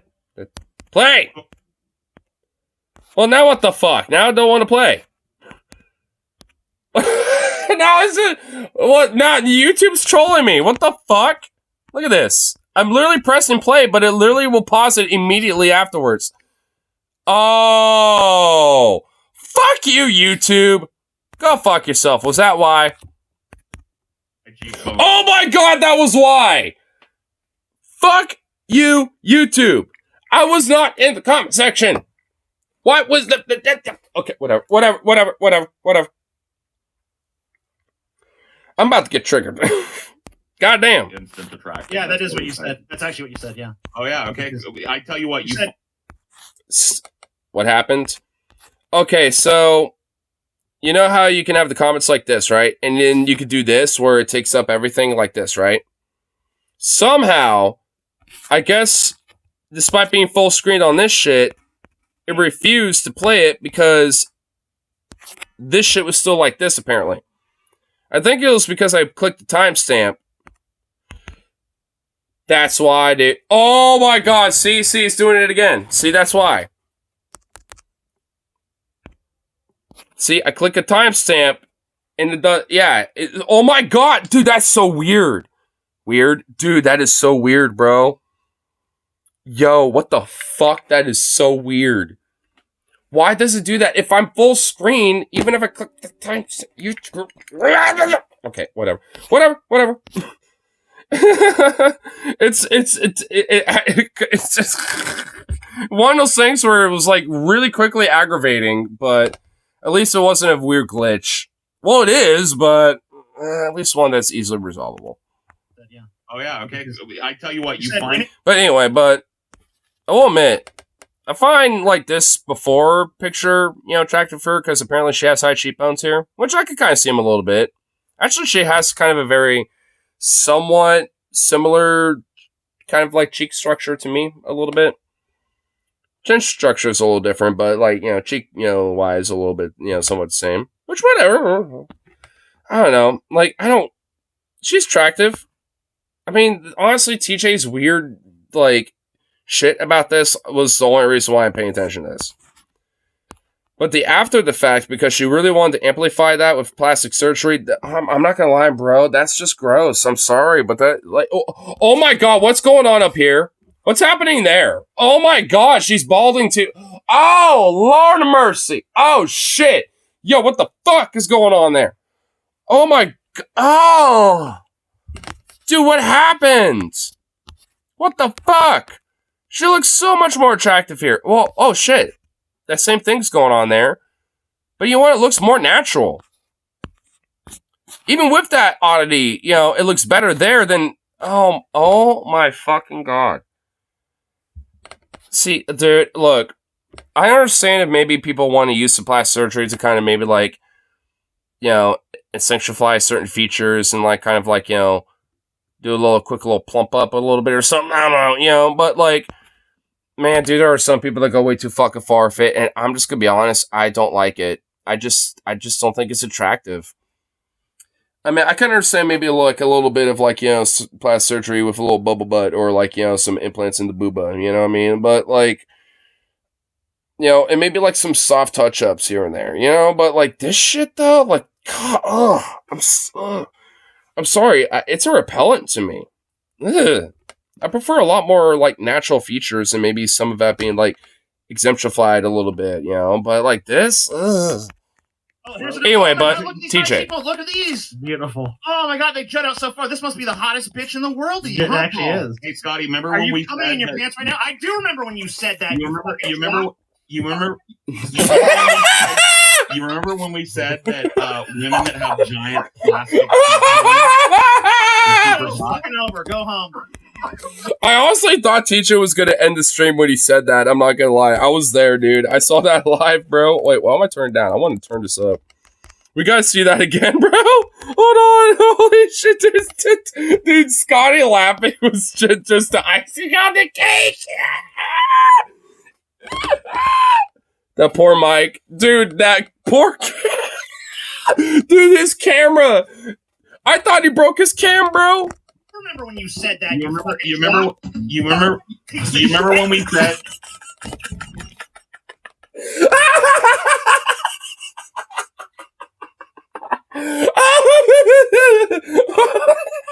Dude, he attacked that with his fucking heart and soul, dude. He attacked that with his heart and soul. His inner Viking was unleashed, dude. Holy shit. Oh my god, dude. That is the most infamous fucking thing in the world, dude. Oh my god. Oh my god. Oh my god. Remember when you said that? You remember when we said?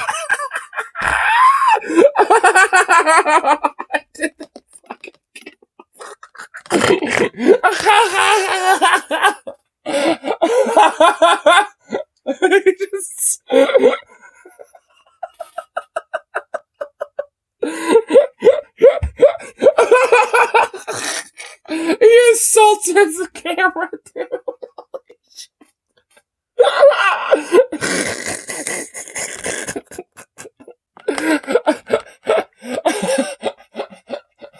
Oh my god.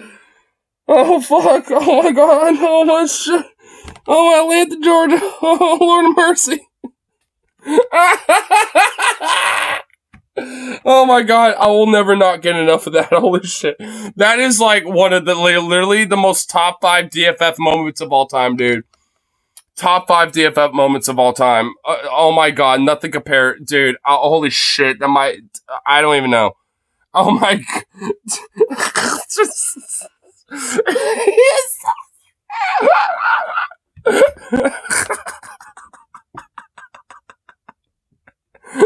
Oh my god, I can't believe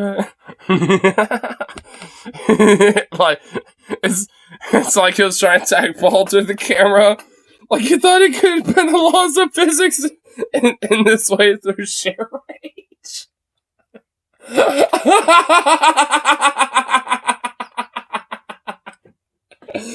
For sheer rage, dude. Oh my god, oh my fucking god, holy shit, dude. One more time. Remember when you said that? You remember when we said?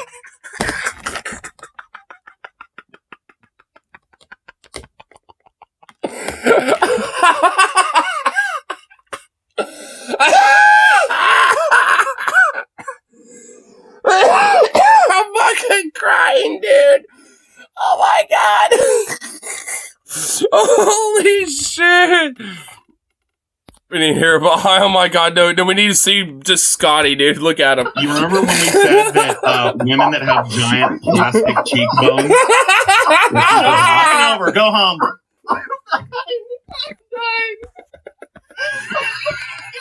Did you get back this camera? That's one of the greatest moments of the fucking show's history. Oh my fucking god, dude, that's new, bro. That's new, bro. Dude, that's something else again, bro. Dude, I love TJ. Oh my god, dude! What did he pick up? Was that a? I don't know, dude.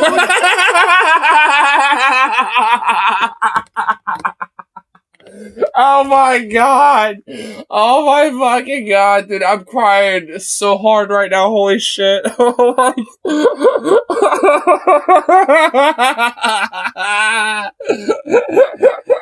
What's funnier, this or trans incest pegging? Dude, this tops. I'm sorry, but dude, this tops the trans incest pegging.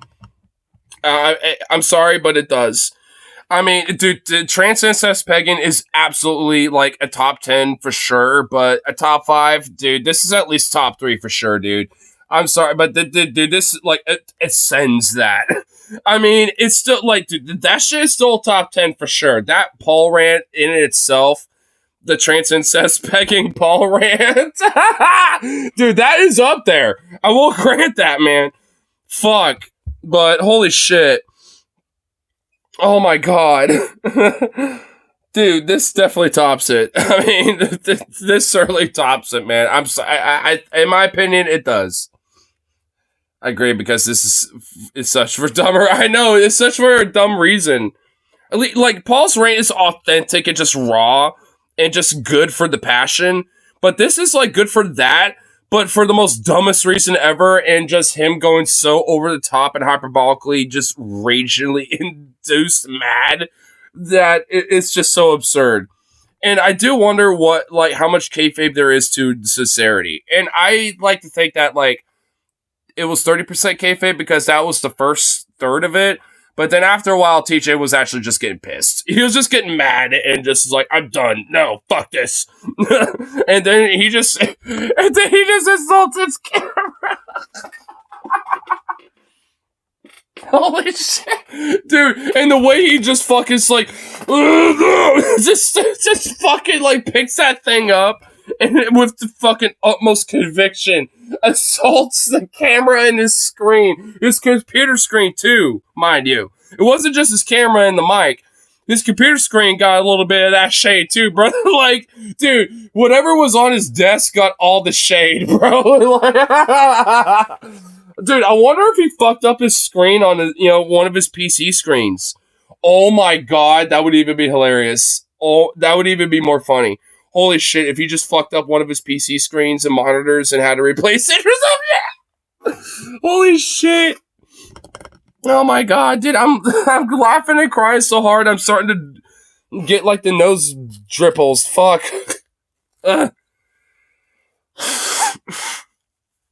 Oh, Jesus Christ. Dude, oh my god. Dude, honestly, I wonder what's like the number one DFF like ultimate freakout moment. Rant, explosive thing like that. I think it would be the 24-hour thing with like Paul and Scotty arguing about Dino or some shit. I think that would be it. Like that 24-hour show, I think at least has the like 2 for sure, but maybe like even 3 or 4 like top 10 moments of DFF of all time. Just that in itself. Freak out or meme. Any of them. Freak out, meme, kayfabe, not kayfabe. I mean, I would even put in that like recent argument between Paul and Scotty, even though that was absolutely not kayfabe and merited like sincerity that happened a little bit. Like I'll put that in there too. I mean, like I don't know. So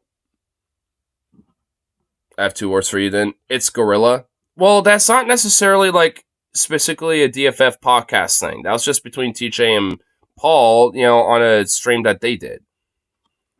So, I don't know. Like, I would want to put that in there. Well, you know what? They need a segment. They need, like, to do a segment of an It's Gorilla Championship thing. Dude, we need to just settle it, dude. And have one of the many, I know Dynor. Because Paul said there's only 2 entities that could defeat Gorilla. And it's Dynor, and he hasn't answered, even though he said it has been mentioned before. But he said the second entity, is the only one that can defeat them, and he hasn't actually. I don't think he's dropped that info. He said it has been mentioned, and people have gotten it right before, but he just doesn't want to say it. So I don't know. Like, maybe we need the ultimate answer to that, dude. Outside of Dynor, we'll leave him out of the tournament, but what's the ultimate being that could defeat Gorilla? Maybe we need the answer, dude. Maybe that needs to be a segment, a paid segment for a DFF, Onion Nuggets or something, dude. Because who knows, bro? I honestly want to know who could defeat Gorilla. I mean, Dynor, because, like, it's Dynor. Like, Gorilla will just be like, Dynor, you're cute. Snuggle. And just snuggle him like a baby. Obviously Dynor wins because Gorilla wins too by proxy, just because they're not going to fight anyway. So, what's the other entity? You know what I mean? Because that's where, the fight actually is going to happen. One of them's just because it's Dynor, and Gorilla's just going to have his heart melt and just want to snuggle up Dynor, and thus Dynor wins because of being a cute little sweet boy. Because all boys are good boys, you know what I mean, when it comes to little doggos. So, like, that makes sense, to be honest. And I feel like that answer can be extrapolated with any doggo. I'd say the same thing for Zukov. Like, Zukov versus the gorilla, same thing. Gorilla would just be like, Zukov, you was cute. Snuggle. He would just do the same thing, you know? Like, I think that it just kind of goes with doggos across the board. While Dino is like the kind of the symbolic leader of them all. You know what I mean? Like, I kind of think that's where Paul's leaning on it with. Maybe I should send him a super chat. Be like, hey, I know Gorilla could be defeated by Dino because of Dino's cuteness and good boyness. Is that with all doggos? And also, who's the one other opponent that could defeat Gorilla? Yeah, it's like, it's kind of like a two-part question. It's like, is Dino like the symbolic leader of all the doggos? Like, you know, the Pope dog?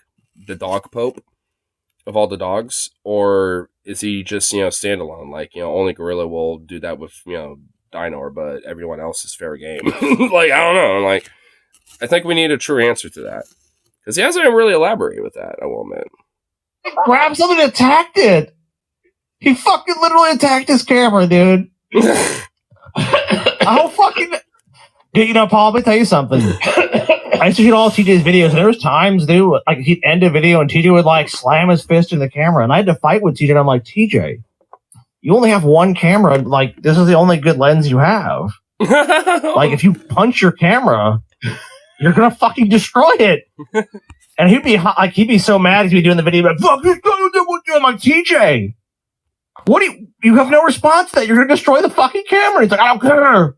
I don't care because you don't have another one. And that's how you make money. You can't just fucking destroy how you Dude, Paul looks like he's about to cry for TJ's sake, dude. Oh my god, look at him. Holy shit. I mean, TJ, like, you're performing on YouTube. You have to have a camera. True. I'm glad we're not there, dude. I think TJ be kicking our ass right now. I think so. He might be on his way to you. But I think I've drawn most of his ire because I was the one yapping at him when he lashed out. So I think it's me he wants to kill, but it's going to take him like 8 hours to secure passage here. Yeah. So I'm okay. I'm going to we'll finish out the show and then I'm going to head to an undisclosed location for the next couple of days.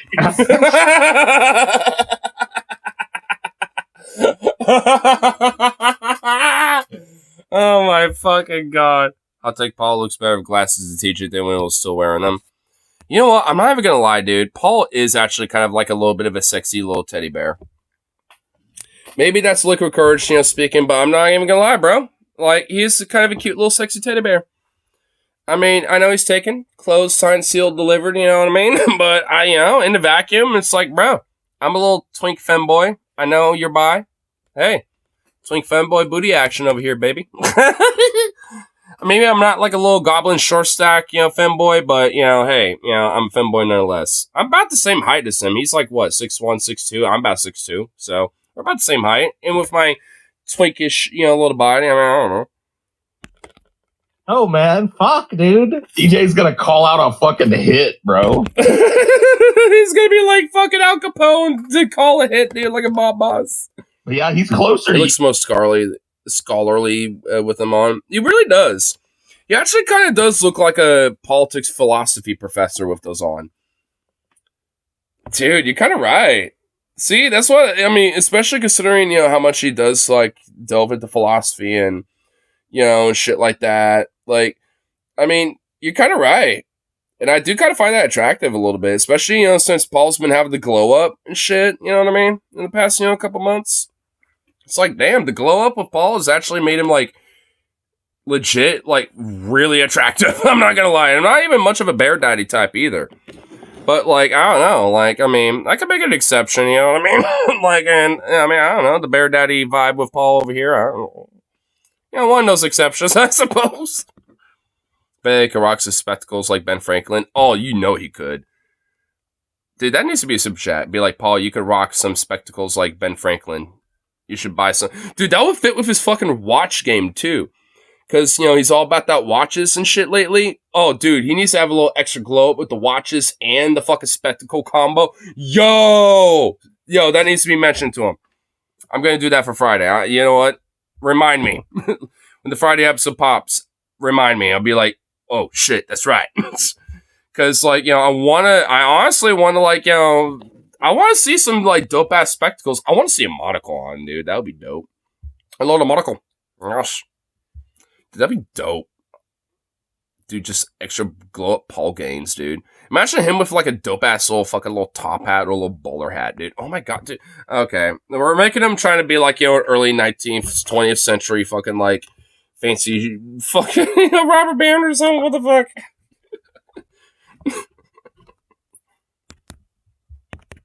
No, so I don't know, man.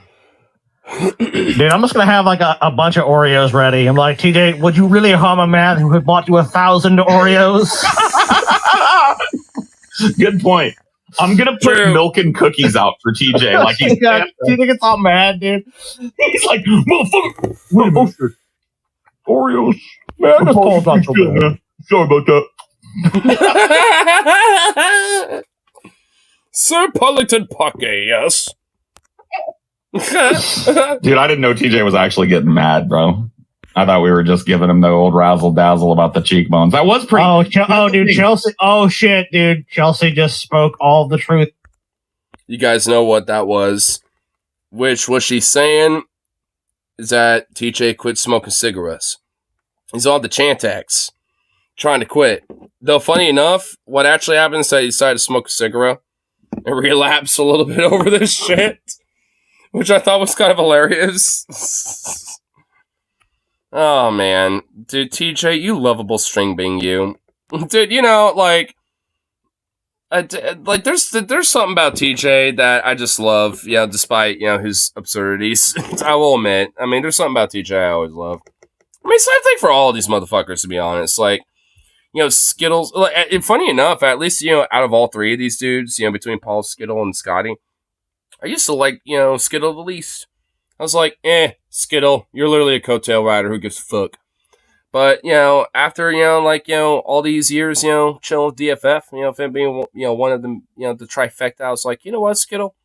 I should like you. Dude, I remember there's been a few episodes where he would, actually move me a little. I'm like, damn, bro. Damn, why did I ever have such a low opinion of you? Honestly, I mean, it's kind of hard to be a polisher to Jigafant and a Scottis, because goddamn, I kind of admire all three of them. It's like, what the fuck? But at last, you got to pick a side, and I stick with the polishers. Thank you, Chelsea. You guys know what that was. TJ's quitting smoking is what that was. Oh, God. Oh, shit, well, then, dude. You know what, dude? I forgive it. Everything is forgiven, dude. That's the hardest. Dude, you're quitting smoking. I'm trying too. I'm doing this foam thing. You guys have seen me sucking on it. There's nothing in this. It doesn't do vapor at all. It's just like menthol stick, basically. Cool. And I've been cutting back slowly on it. So, but if he's cold turkey in it. Yeah, I might not. Yeah, I don't think we would have. Yeah. Imagine what poor Chelsea is having to deal with. Chelsea, what the fuck is the salt pepper going under? I didn't think it mattered. No, shut up! You know I like it when it goes over the tube, you son of a bitch! How dare you! Nah, I honestly, when it comes to, having the reins, so to speak, when it comes to, horsey, cowboy rider, so to speak, Chelsea is the cowgirl, you know what I'm saying? DJ is the pony in the situation, you know what I mean? I don't know. I feel like Chelsea's got the reins on TJ, when it comes to, the, house lead duties, so to speak. I mean, she does her thing, and, from what it seems like, but, hey, if she, has a edict, TJ follows. I mean, he's definitely one of those types, and Chelsea's one of those type of gals. So, I mean, that's actually, just saying that in respect, because I want to fuck with her. She literally seems like if you got on her bad side, she would literally, carve your throat in a way to where you would, literally live for the longest period of time, where she will, carve it perfectly to where it's, your jugular, your neck, and all this other shit isn't, open and, cut or whatever, but she will, play around with that. She would do some Unit 731 shit to your guts and whatever. She would just play around you in the worst ways possible and make you suffer. She strikes me as one of those crazy gals. But in a good way. It's like, as long as you're on the good side, she's, all Gucci, but get on a bad side, she will literally be like Unit 731 on your ass, dude. Like, I want to fuck with her, you know what I mean? She wants to annex Mexico. Yeah, she wants to annex Mexico. And be like, you know what? Let's just end this border bullshit and just annex Mexico and say fuck them. Like she like, and also TJ's noticed that, like, Scotty wants to annex Canada, Chelsea wants to annex Mexico. Like, TJ's literally surrounded by people that want to annex their neighbors, dude. It's hilarious. I find it so funny, dude. It's like, damn, Tej. Why do you surround yourself with hyper nationalists that want to annex their neighbors so much?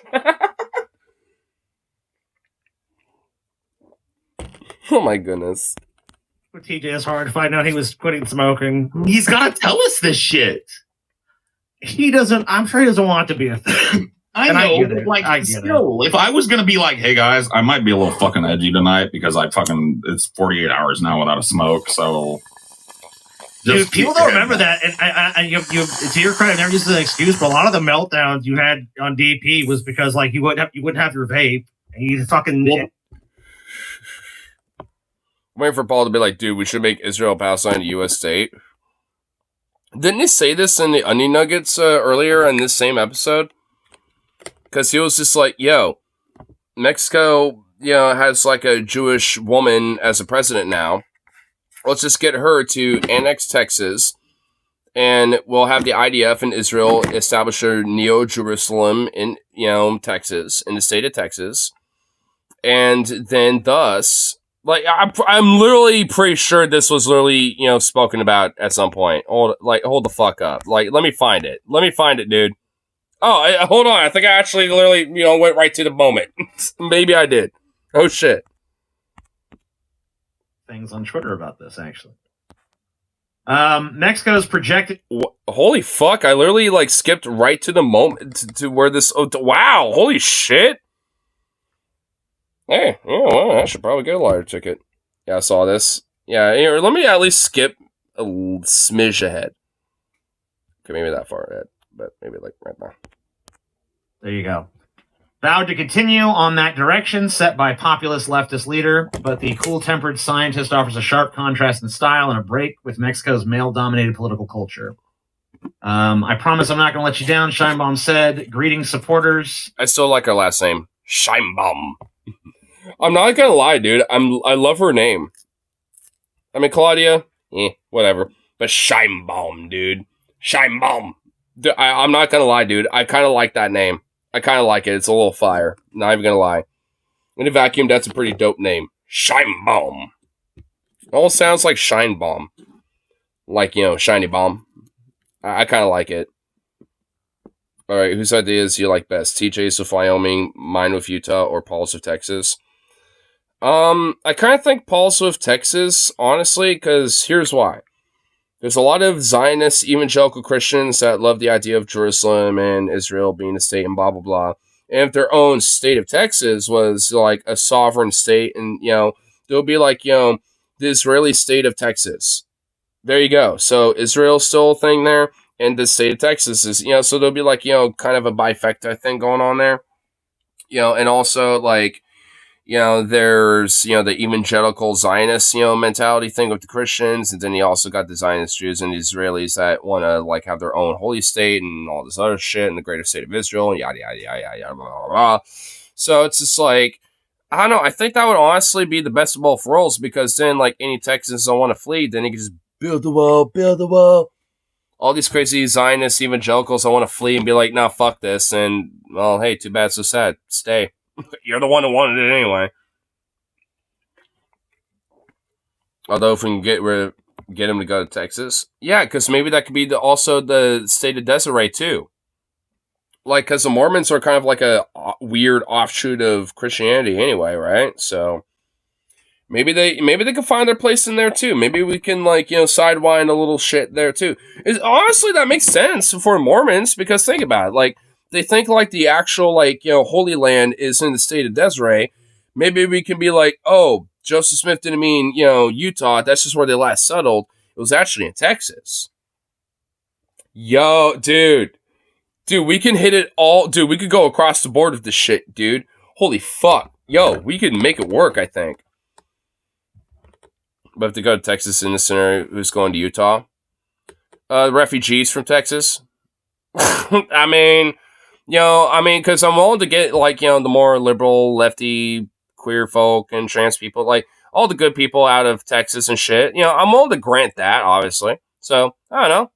Free real estate. There you go. Boom. Refugees can go to Utah and reestablish, like, a hardcore, deep blue state that's progressive and lefty as fuck in Utah. There we go. Boom. And there'll be a shitload of empty homes, apartments, and shit like that, there anyway, because all the Mormons went to Texas, for Neo-Jerusalem over there. So, bada bing, bada boom. Everybody wins. See. Dude, we're getting somewhere with this shit, bro. We're getting somewhere. It become the ultimate the ultimate sanctuary state. Dude, like, it would make even California have a run for its money for its lefty, liberal wokeism, dude. Holy shit. Dude, fucking, like, do a fucking takeover of Utah, just, like, solidify Texas as a secessionist state and just let it do its own weird Neo-Jerusalem 2.0 thing over there. Convince, a lot of these hyper-Zionists, Christians and Jews to just migrate there instead and have their new Jerusalem there or something like that. I don't know, dude. Get the Mormons involved because they think, like, Jerusalem's in America, or their Holy Land is America anyway. So just convince them of that, being in Texas, something like that. Just, kind of, I mean, honestly, it's all coming together a little bit. Texas refugee or illegal immigrants, Utah. Finally, a state that would be useful. I mean, Texas will finally be useful too. All these states will be useful. Actually, I think, honestly, it would help, deal with even geopolitical, strife and shit. And I think it would actually help a lot. Because those weird-ass, Christian evangelical, conservative, weirdos in Texas already want to secede and basically be their own weird Texan republic anyway. So, I mean, they would win there too. And they're all, and majority of those motherfuckers are already pro-Zionist as it is anyway. So, it's a win-win there. All it just takes is, just kind of planting seeds and psyop and that shit. Mexico City's colonial area. I kind of want to get to at least the thing that Paul was getting into so we can kind of catastrophic summer flooding and damage from other extreme weather. Oh, that's not good, but skip. Beginning of article is not exactly where the beginning of this thing I was mentioning, comes into play. Somewhere right here, right? 1st, 2024. The assessment would look at the effects on public health, natural resources, agriculture, economic development, housing, and other areas. The state. Cool.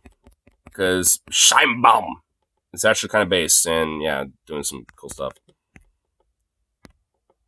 Somewhere around here, I think. But are you not going to play? Oh. I think the governor is comfortable playing this. Wait, did I skip it somehow? 20. Oh, somewhere in here. On the total cost to Vermonter. Did you get friends from Fantasy Square? I did, but I already have him as friends, so I don't know if something was going on. No. I was actually talking to him earlier. So, no. I mean, I'm not too exactly sure if you've been informed a little bit, but I know that him and his girlfriend separated due to, some, stuff between them. It's not my place to say, so I won't say anything about it, but, so, I mean, so I don't know if that might have something to, I doubt it, though, so I don't know, maybe it's a Discord glitch, or maybe, he accidentally did that and just decided to refriend you just to be like, oops, didn't mean to do that type of thing. I don't fucking know. But, I mean, I was talking earlier today. So. This. Yeah, goddamn. Where's Paul's whole thing on this? Together a quad that never existed before. You know what? It doesn't even matter that much. Whatever. Actually, I know I didn't really see the very end of their shit. I want to see what one of their segments are like. We'll do that. We'll do that and check something else on too. But why is it doing it? Why is YouTube being fucking weird, dude? They've been hunting, buddy. Autumn buddy. Why is, like, the tube being fucking weird tonight? I thought Streamlabs was gonna be weird, but no, I guess not. Oh. Oh, yeah, that's right. They were delving into a Shabibo. Shabibo. Shabibo. Shabibo, Shabibo, Shabibo. Shabibo, Bibo. Shabibo, Bibo. Shabibo, Bibo. Shabibo, Bibo. Get to the fucking Shabibo. Even though I really don't want to know what he's going into, but fuck it, I guess.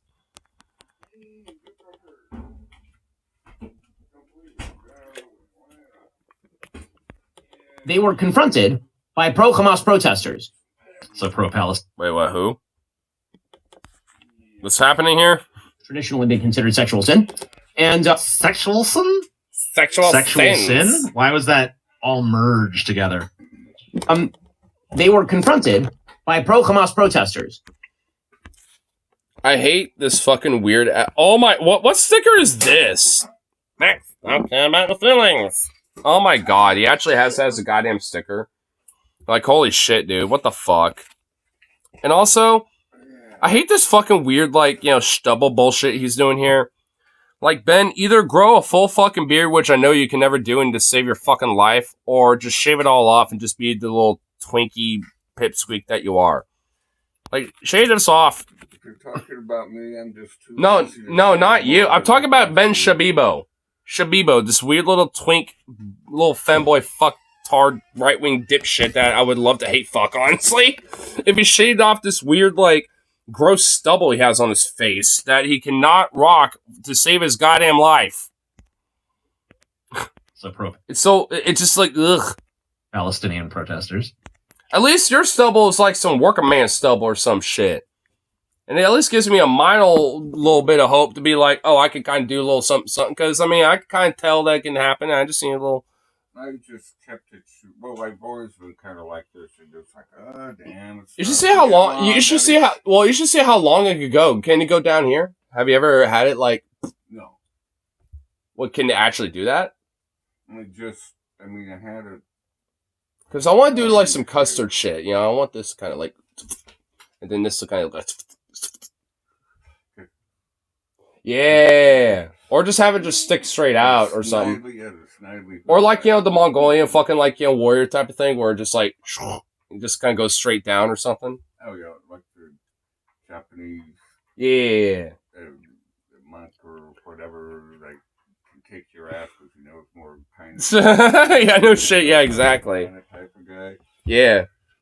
Old guy just like... It doesn't have to be long, but I just want, like, you know, a little something, you know what I'm saying? Like, I'm not asking for much, you know what I mean, when it comes to this shit. Like, the sides can stay short. I just want this right here to be like, and then this shit to kind of pop off.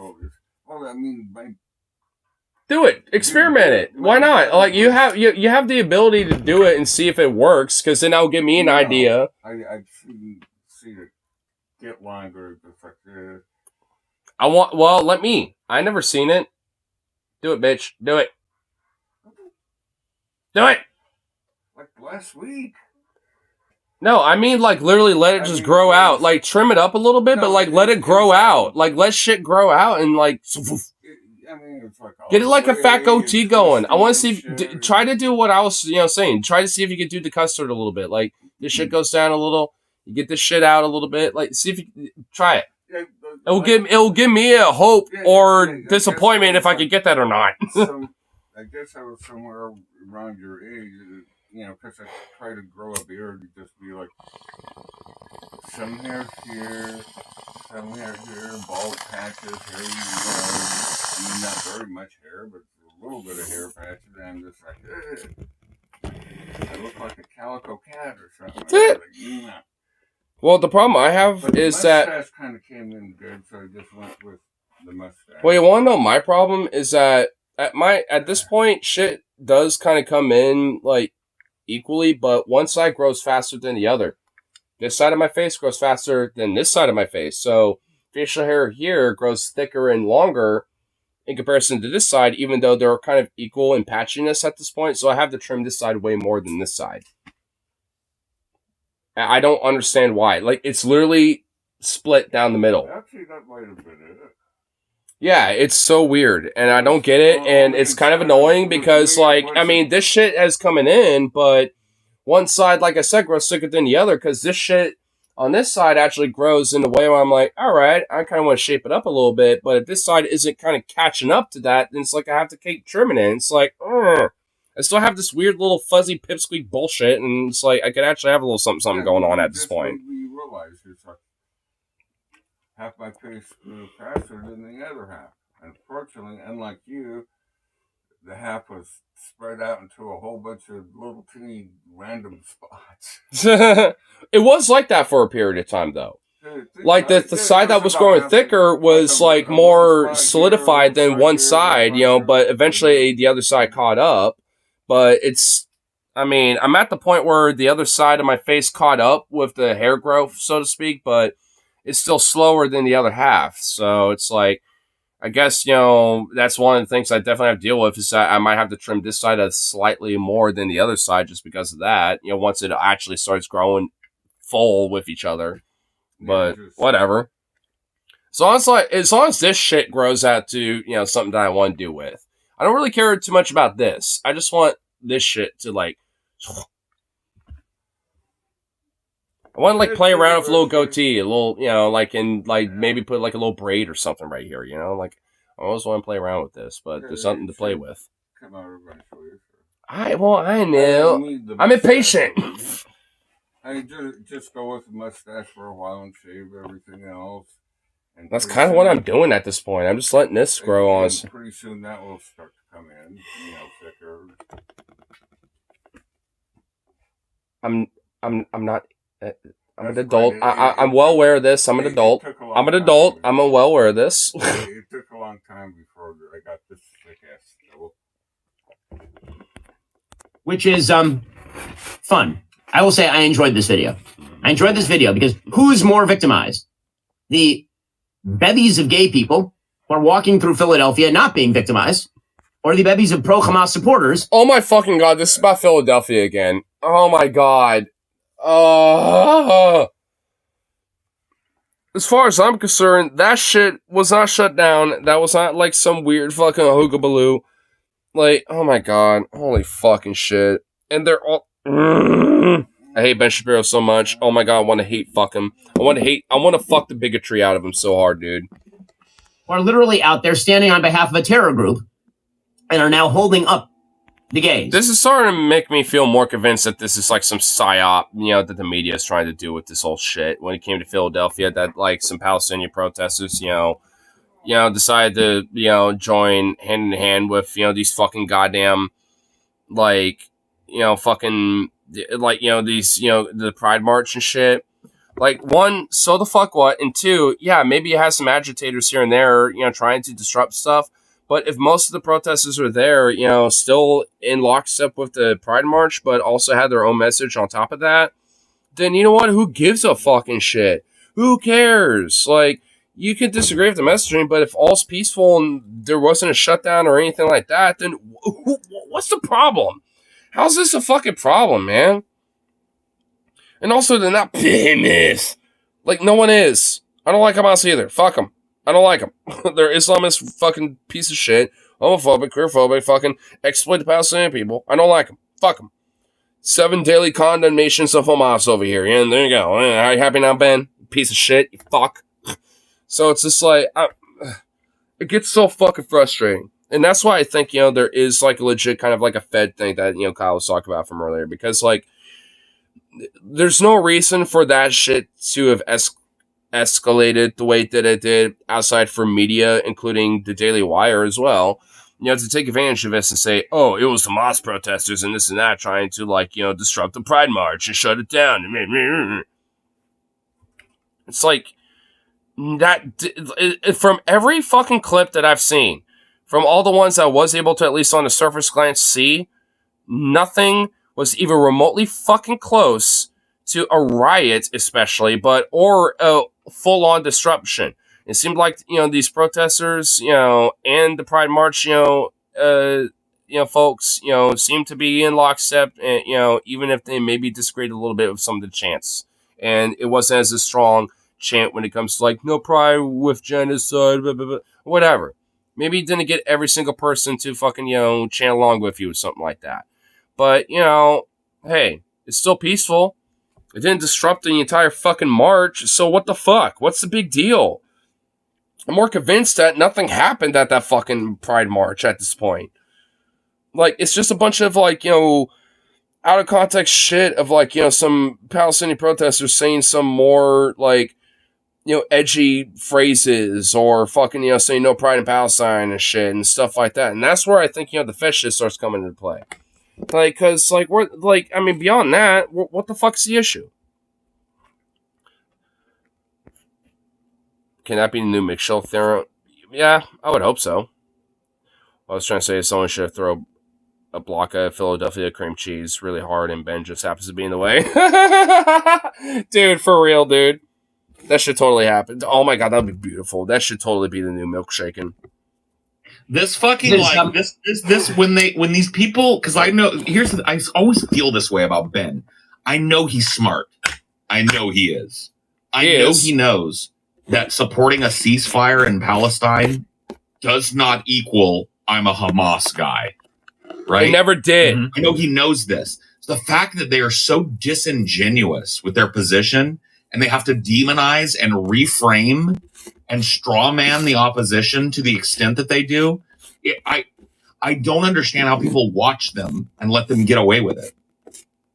Because like, are people really this stupid and polarized? Yeah. Yeah. Either that, or they're that gullible and just take everything that they hear and listen to at face value, and that's it. I mean, it's one or the other, basically. Gullibility or outright stupidity. I mean, or just dishonest, disingenuous propagandism. Like, it's pretty much one of the three. Maybe a mixture of, a combination of any of that. Maybe all three, to an extent.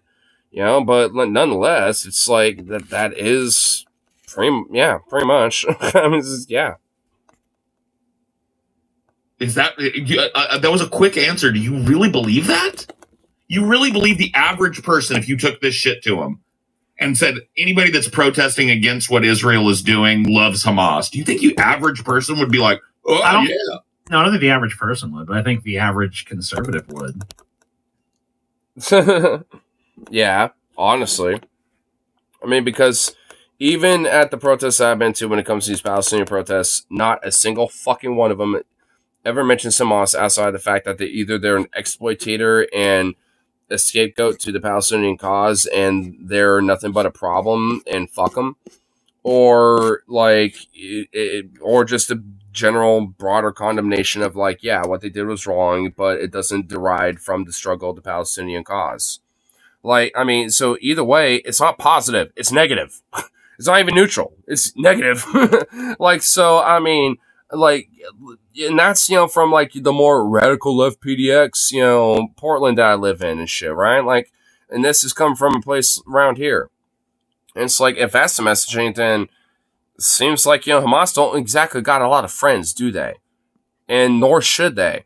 But either way, this shit that's going on now, at this point, as long as it's been going on, has fuck all to do with him anymore.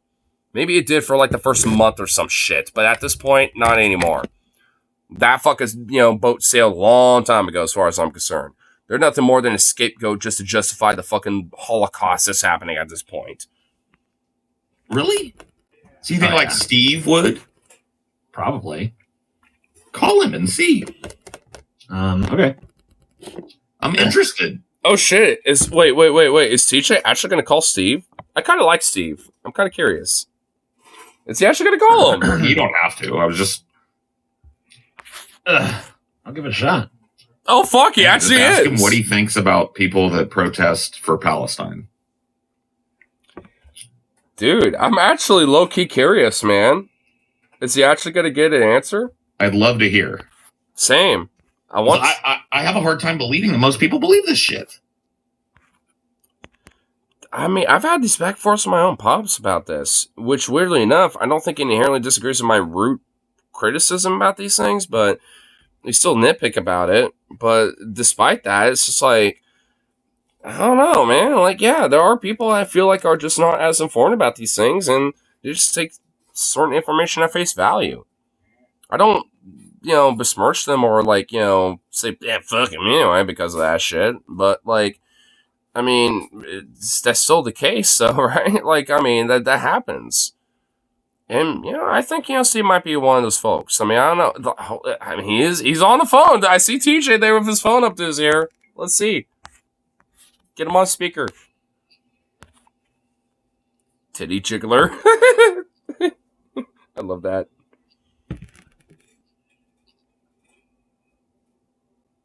Oh. Voicemail?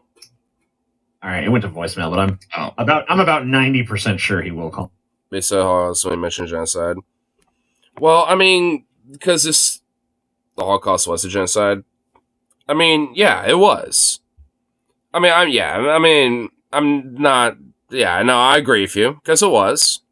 Yeah, because I'm not trying to like differentiate one or the other with that stuff, but yeah, they're brought pretty much one and the same. I mean, if anything, it just kind of shows how like how much of a commonality between those the events going on now versus then during World War II are not obviously one and the same, but have way more commonalities than they fucking should. I mean, and if anything, that type of shit is fucking disturbing to me. Especially considering that, like, the Nazis, at least, the predominant, group that they were genociding were Jews. And it's like, and what's going on now contemporarily is being used in the name of Jews, when it comes to Zionists. And it's like, what the fuck? It's like, holy shit. So, Holocaust is a term specifically referring to the Jewish genocide of World War II. The more you know. Fair enough. I mean, because I kind of feel like, at least, broadly, it is kind of like analogous. I think that's at least kind of why I reference it a little bit, because it is at least analogous, especially at this point, but yeah. I mean, no, I get what you mean, though. I mean, I don't even disagree with what you're saying.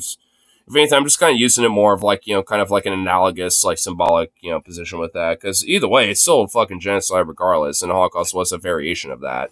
But yeah, specifically towards, the Jewish people during World War II.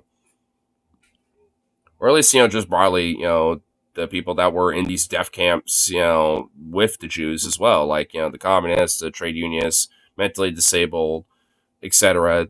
Anyone that did not fit the, merit of the ethnic superiority of the Aryan. Yeah, because it was an ethnic cleansing. A cleansing of anyone that didn't fit the fucking archetype of the proper Aryan superiority. I mean, that's kind of one thing I think some people, kind of forget about the Holocaust, that it wasn't necessarily just against Jews. They were the predominant primary demographic when it came to that shit. But there were so many other people that were involved in this shit. Because, like, when it came to those, like, little stars, like, there was different colors depending on what type of person they were. Like, if it had a red star, with those stars that they were granted during these camps, that meant you were a communist or trade unionist. If you had a pink one, you're homosexual. If it was just a regular gold one, you're a Jew. And there's, like, other colors, to signify certain, affiliations that were seen as verboten and essentially, blasphemous and heretical and, inferior to the Nazi regime.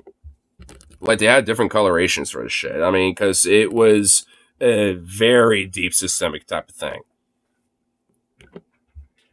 I mean, honestly, I guess the fucked silver lining is, like, we don't really get to realize what the deepest horrors, because the Nazis burnt so much of it. But it's like, on one hand, I'm kind of glad I don't get to know, because I don't want to fucking know in a way. We already know about some of the insane shit that Unit 731 did, and the Nazis thought they were going way too far.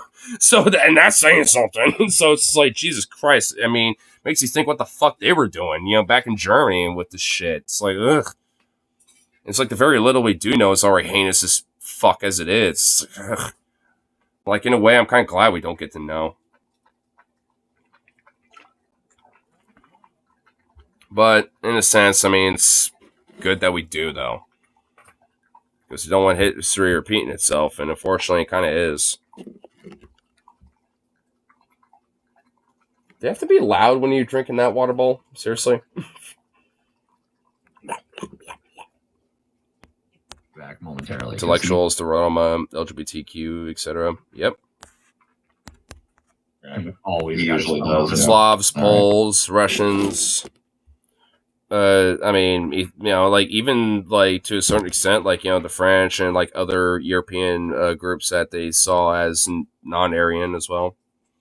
There was just it's like like I said, like anyone did not fit in that ethnic, you know, archetype that they saw as superior. Just they were pretty much, you know, sent to like, you know, a segregationist, you know, fucking hellscape.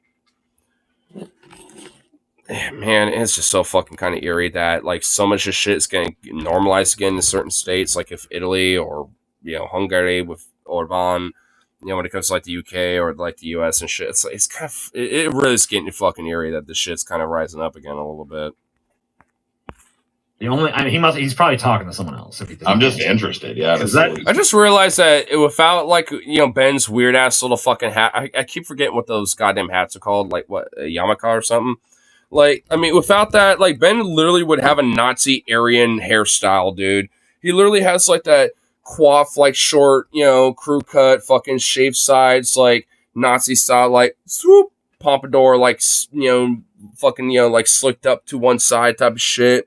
He literally has, like, a fucking Aryan Nazi style haircut going on with a yarmulke on his head. Like, oh my fucking god, dude. Holy shit. Like, I mean, and considering a lot of this motherfucker's positions, he might as well be one. Especially since he sells his fucking own people down a fucking river for bloodthirsty savagery and war profiteering money and shit, being part of Data Wire, the sellout wannabe Hollywood fuckwit. Steve French always has his phone on. Yeah. This is some wonderful... It's a victim off in Philadelphia. Here we go.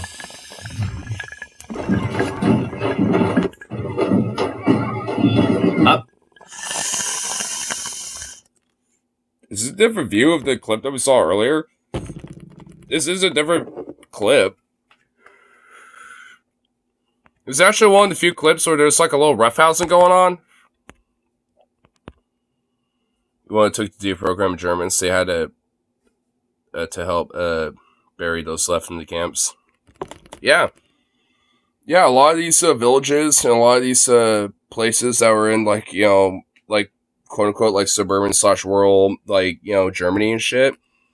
A lot of these people, like, so many Americans and British and even so, like, they were so sickened of the conditions. They were like, yo, Germans, hey, you know, because with the translators, a lot of them were, you know, telling, you know, everyone else, like, yeah, they don't know what the fuck, you know, y'all talking about this shit. And they're like, all right, fine, let's bring it to this shit. Are they really going to be that much in denial? And most of them fucking clicked to realize, oh, yeah, no idea, propaganda, they were fed to them, led them a different reality. Exactly.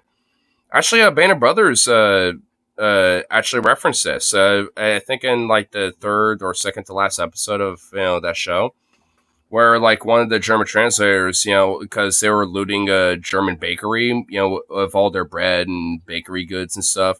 And the German is like, what the fuck are you doing? You know, why are you raiding my bakery? And the German translator, obviously understanding what he was saying, was like, shut the fuck up, and just speaking in English, like, tell him to just shut up. And pulled the fucking, you know, the 1911 up to his fucking mouth and was like, you shut the fuck up. Because, like, you know, because before that, they saw the camps and, you know, and just scarred him. And he's still in the shock of it all, you know, and just couldn't fathom the idea that these people just didn't know that was under their fucking noses all those fucking years. I feel like something you need here eventually. That's kind of why I'm a little bit of an advocate for like their reconstruction to Electric Boogaloo, because like that at least, you know, kind of prevents an idea of like a U.S. like secession idea, but at least it like really enforces the idea that this shit needs to go, because it needs to. Because I will admit, there is kind of a fulcrum of the shit, and it's kind of getting to a dangerous level that I, frankly, don't like. That's why, I'm kind of an advocate for trying to put a lot of this energy, into something different that is at least productive and at least can try to bleed away some of that angst that some of these more conservative leaning people have with this shit. And, get them away from this fervor. It's not the same conditions of like the Weimar Republic or, the French Commune era and this and that, blah, blah, blah. But fuck, I mean, shit. Gotta do something with it. Because this whole, like, Cirque Soleil national electoral game, it can't really, it ain't doing us any favors. And if anything, it's just been exacerbating this shit. So it's like something's going to have to give this, and I'd rather it be going to something productive. And that's where I put a lot of my focus towards. Because, shit, I mean, it's like, at the end of the day, it's like this isn't exact, like, what we got going on here right now with this whole duopoly paradigm, it ain't working. And it hasn't been for a while, and it's starting to get to a point where, the cracks are really starting to genuinely show, and I think people are noticing that, but they need to be led to a more productive, proper path of this shit. At least just, and I think at least, a start to that is, within the workplace, and at least getting people inspired with that, because that opens the door to all these other issues, I think. And I've been committed with that issue, and I really do hope that, that really starts to spread a lot more, because I have seen that with my own eyes. Because, like, with these Palestinian protests and PDX, I've seen, local trade unions, like, labor activists that are part of, like, the SIU, the IWW even, with me, with the UFCW, all these other, like, random little, like, local unions around here that will join in solidarity and have a little sign, that says, like, the SIU local whatever, for Palestine or some shit, it's like that. And I've even seen like local UAW posters in some of these other protests too, and amongst other, shit. So it's like there's a cross solidarity of these things, and it's like that's what helps build this shit. And that is way more fucking productive, and it gets people together and shows that we got, something that we can work with, instead of having to, kind of do the same charade over and over again.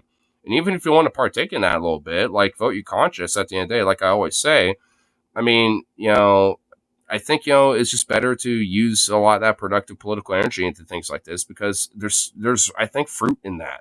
And in the past, like 4 years, especially in like the past 2 years, even, like there's been a lot of productive fruit, on that shit. And if we focus on that more, especially as progressive lefty types, that I think is going to have a lot more productive energy to shit. Because, like, for example, DNC is on like kind of like, damage control at this point about like this whole Palestinian thing, like they're like, and the border thing too, because like like it came out like Biden's been deporting more people than even Trump has, within his own term, and all sorts of shit. So it's like, I mean, they're kind of on damage control with this shit, and they're kind of trying to like figure out what the fuck to do from here.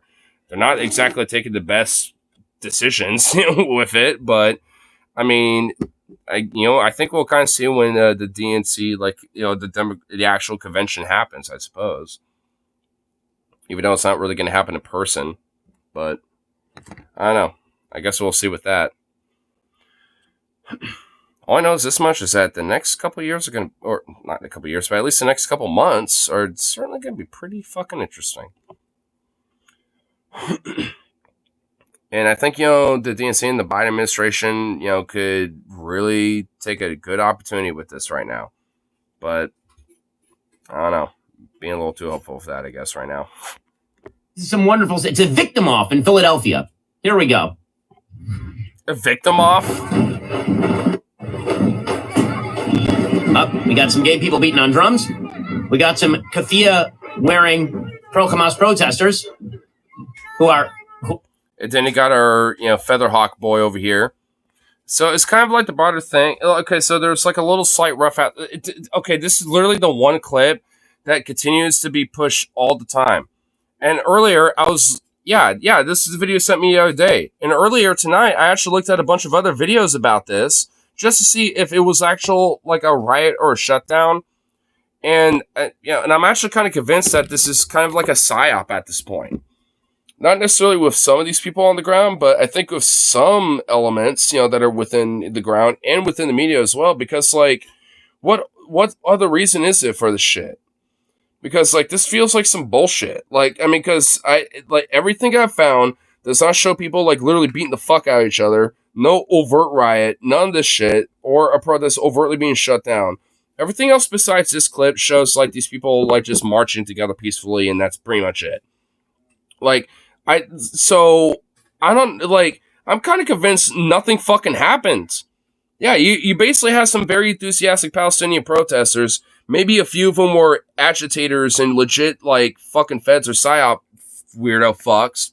I mean, because, like, when it comes to these protests, you're going to get these weirdos. I mean, that does happen. But it's like, I mean, shit. I mean, I don't know, man. Like, it just doesn't seem like, as big of a deal as it's made out to be. And that's kind of where I feel like that's where the psyop comes into. Maybe not with the people on the ground, but at least with media in this case, because they're taking the opportunity to be like, ooh, see? Pro-Hamas protest. I was saying that literally earlier, like a couple hours ago. And here we go with Ben Shapiro of the Daily Wire, doing that exact same shit that I was talking about. Go fucking figure. Because a lot of media is saying the same shit. Holding up. Yeah, we got. I love the gay people in the Kafia.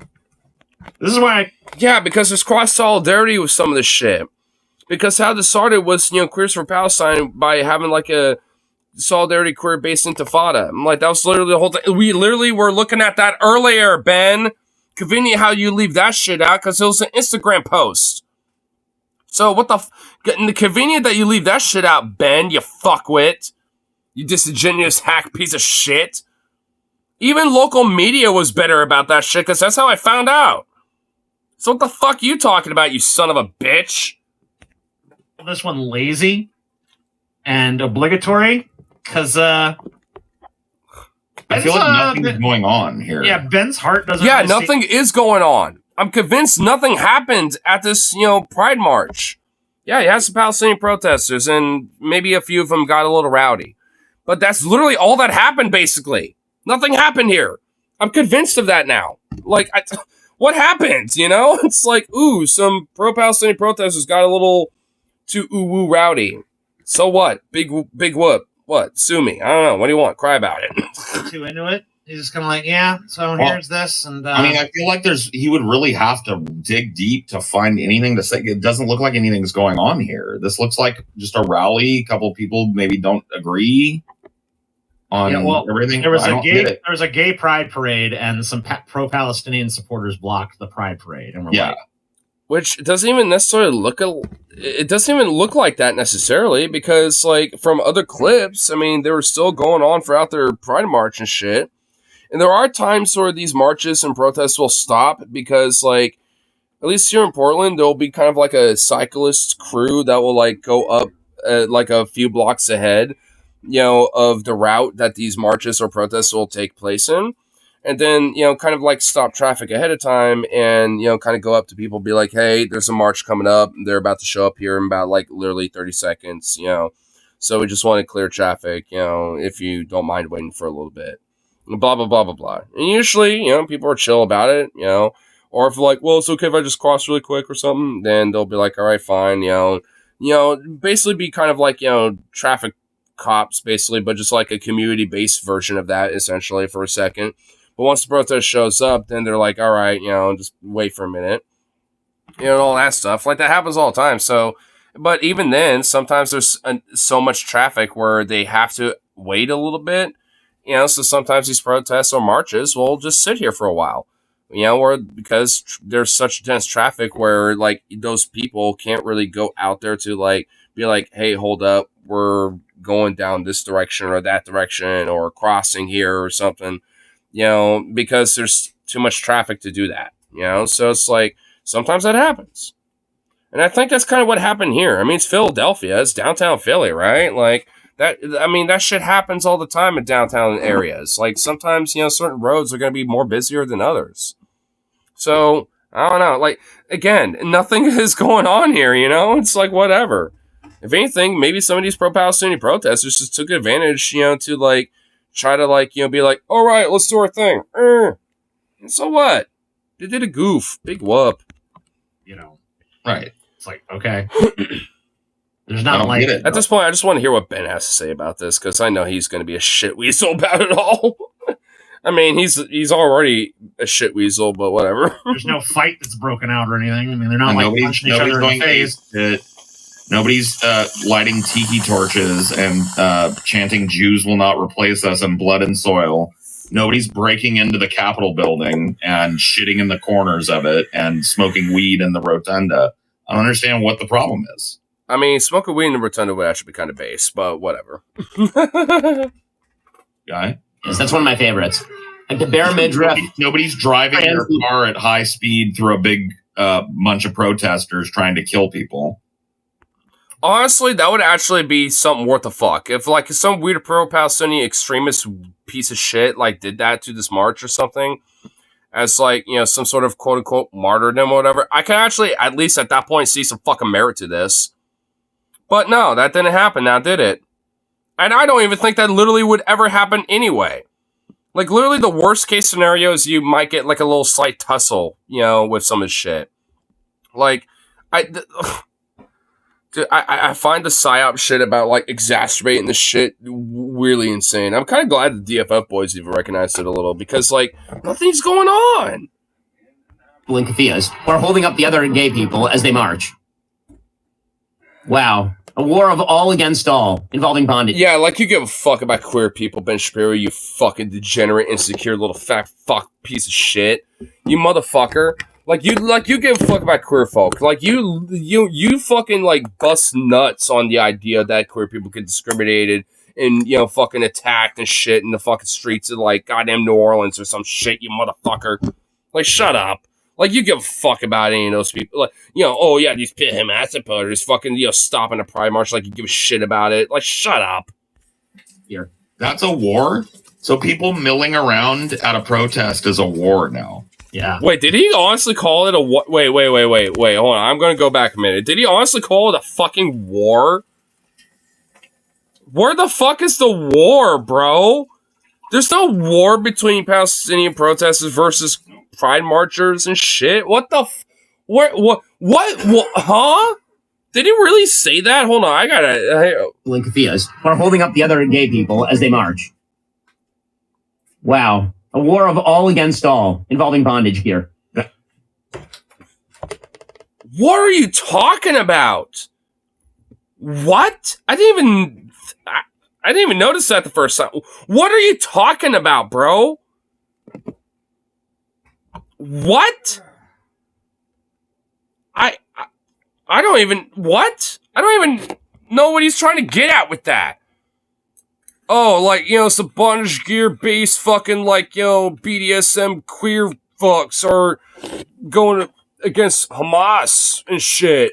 Oh, whoa. Like... Huh? What? Dude, oh my god. I want to hate fuck the bigotry out of Ben, dude. So bad. I'm not gonna lie. I just want him to shave the fuck out of that weird stubble he's got on his face. Maybe we can mask it up with, like, you know, some pup mask or some shit. I don't know. Maybe I can mask it up a little bit and hide it or something. I don't know. But, like, fuck, dude. Like, holy shit. This little twink son of a bitch, you know, fuck, he's got a lot of room to talk considering how much of an insecure little shit this guy is. The war? So people milling around at a protest is a war now. Yeah. Yeah, basically. Wow, man. What fucking weird frame is this? Yo, what frame is this of Ben? What? Dude, this is some weird Machiavellian, like, evil Bond villain shit frame right here, dude. We need an emote of this. Oh my god. What the fuck? That is some straight up, like, some weird, like, Bond villain, like, position right there. What? It's like, yes, Mr. Bond. And you realize you have been soiled by my ultimate evil plan. It's like, what is going on here? Holy shit, he looks like a Bond villain. Oh my god, dude. Oh, dude, this fucking...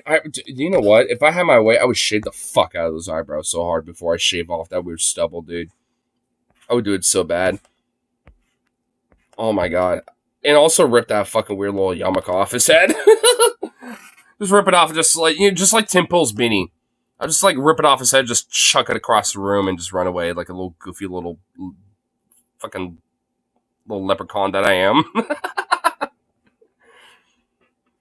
looks like he's watching Bond got lowered into the tank of sharks. Yeah, dude, yo, for real, dude. Oh my god, dude, for real. Holy shit, that too true, dude. Oh my god. I almost want to try to find that scene. Yo, I'm gonna take a picture. Yo, Rose, if you could find that scene, I will actually play it really quick. If you could find it, because oh my god, I want to see if the Bond villain there is all I want. I want to do side by side. I honestly do. But here, I'm gonna spring a leap real quick. Okay, this is not pissing me off. What the? What? Look at this shit. What am I? What am I looking at? Roll rotation match, so you make sure the roll rotation matches your thing. Okay, and out. There's in and out. So okay, I'll be rotating that one. But this says arrow here says rotate that one. So there's two things in the opposite. Well, maybe there's a. Well, maybe it's because like this is meant to be like goes one way and this goes the other way. No, it's meant to be kind of like counter, like gyro shit. No, it's just. I don't fucking know. Like a girl does. Do I look like a mathematician? No, I'm just venting my frustration. This like, hey, what the fuck? Well, try it out and just see what the hell it's all about. I don't know. If I don't know, I'm thinking just like the normal do the girl thing.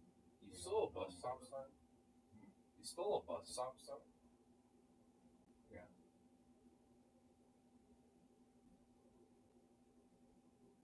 I kind of like that little dude. Oh, that's right. Probably stole the mascot, I'm assuming. Yeah, he's the mascot.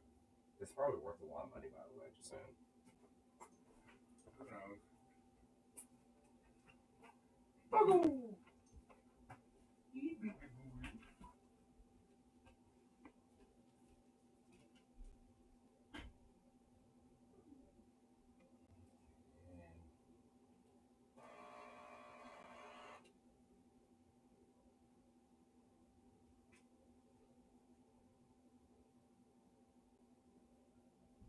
Okay, let's make this mess.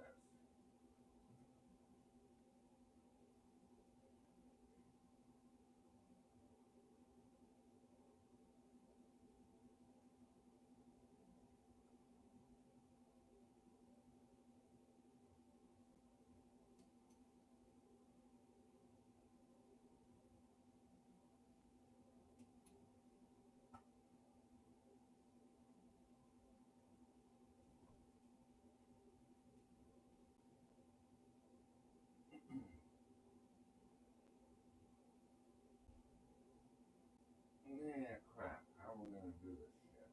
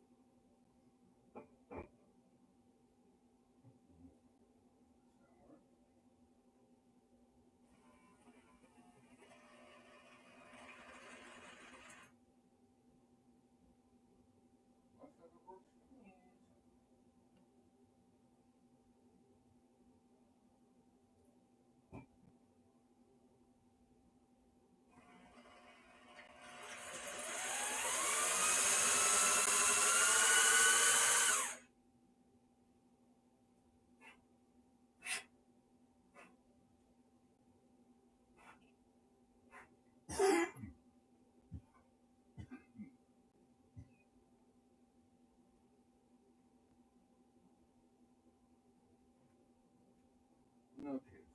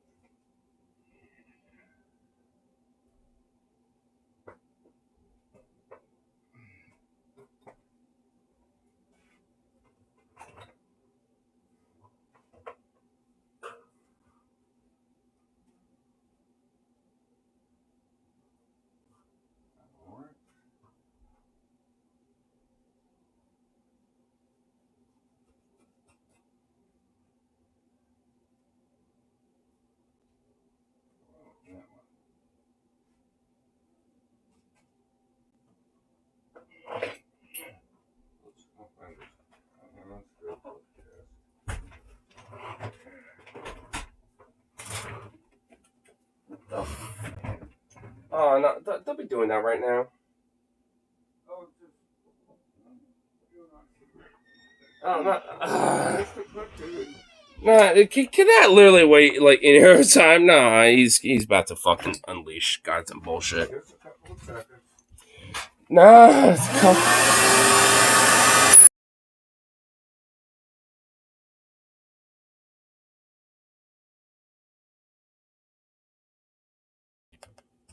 wait, that's it? Yeah. Oh, okay, never mind. I have this maturity, it's all these fancy little micro crevice things or shadows. I'm just like, man, that's what I need to clean out the back of the, under Is this the it? pilot light in the water here. Oh, whoa.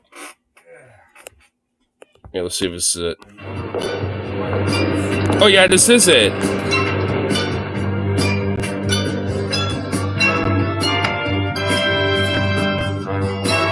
Yeah, this is a Live and Let Die. Yeah.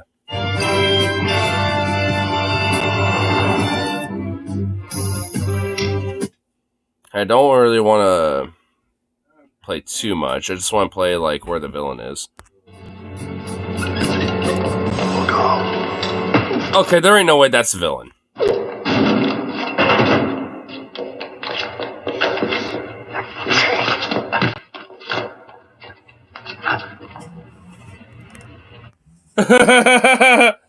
Imagine Ben looking at Bond with that look. Hold on.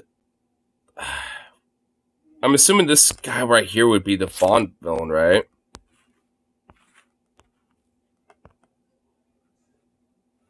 By Kananga.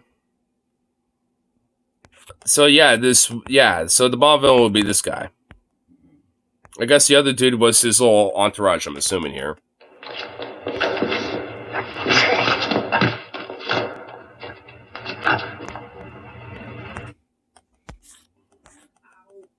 Okay, so we got that. Alright, you know what? That's a good frame right there. That's actually a pretty good frame, honestly. This right here, yeah, that's actually pretty good. Okay, so we got that. We have Ben Shapiro sitting there for a minute, right? No! Oh my god, now I have to fucking find it. Son of a bitch! Dude, where was that fucking freeze frame? I need to find it again. I need to find the perfect frame, dude. Where's that frame?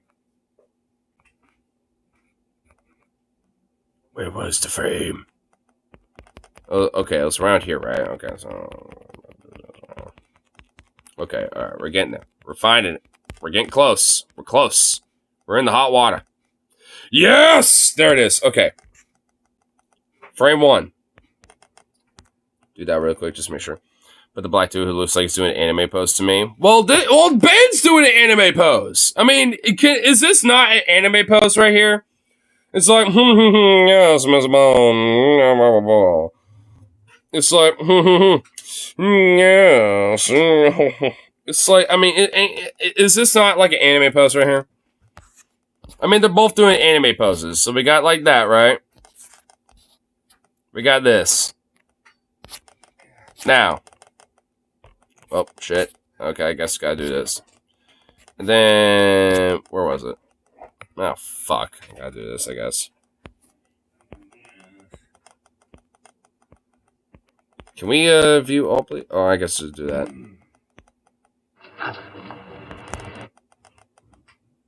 I mean, he is also doing an anime pose, but you know what? Outside of, like, you know, the obvious differences going on here, and I'm not, by the way, talking about the fact this guy's black. I'm literally not talking about that. There are some differences, you know, with, like, personality and, like, you know, archetype a little bit, but there is a commonality. Like those psycho eyes, like the evil villain, like kind of like kind of look. I mean, there is a commonality going on here, and honestly, I think the expressionistic, like hyperbolic, like you know, kind of look to him. That's Ben as well. So I think there's enough there to actually say yeah. You want to see? I want to see another one where he's. Hey, hold on. Wait, that's the same fucking clip. Okay, hold on.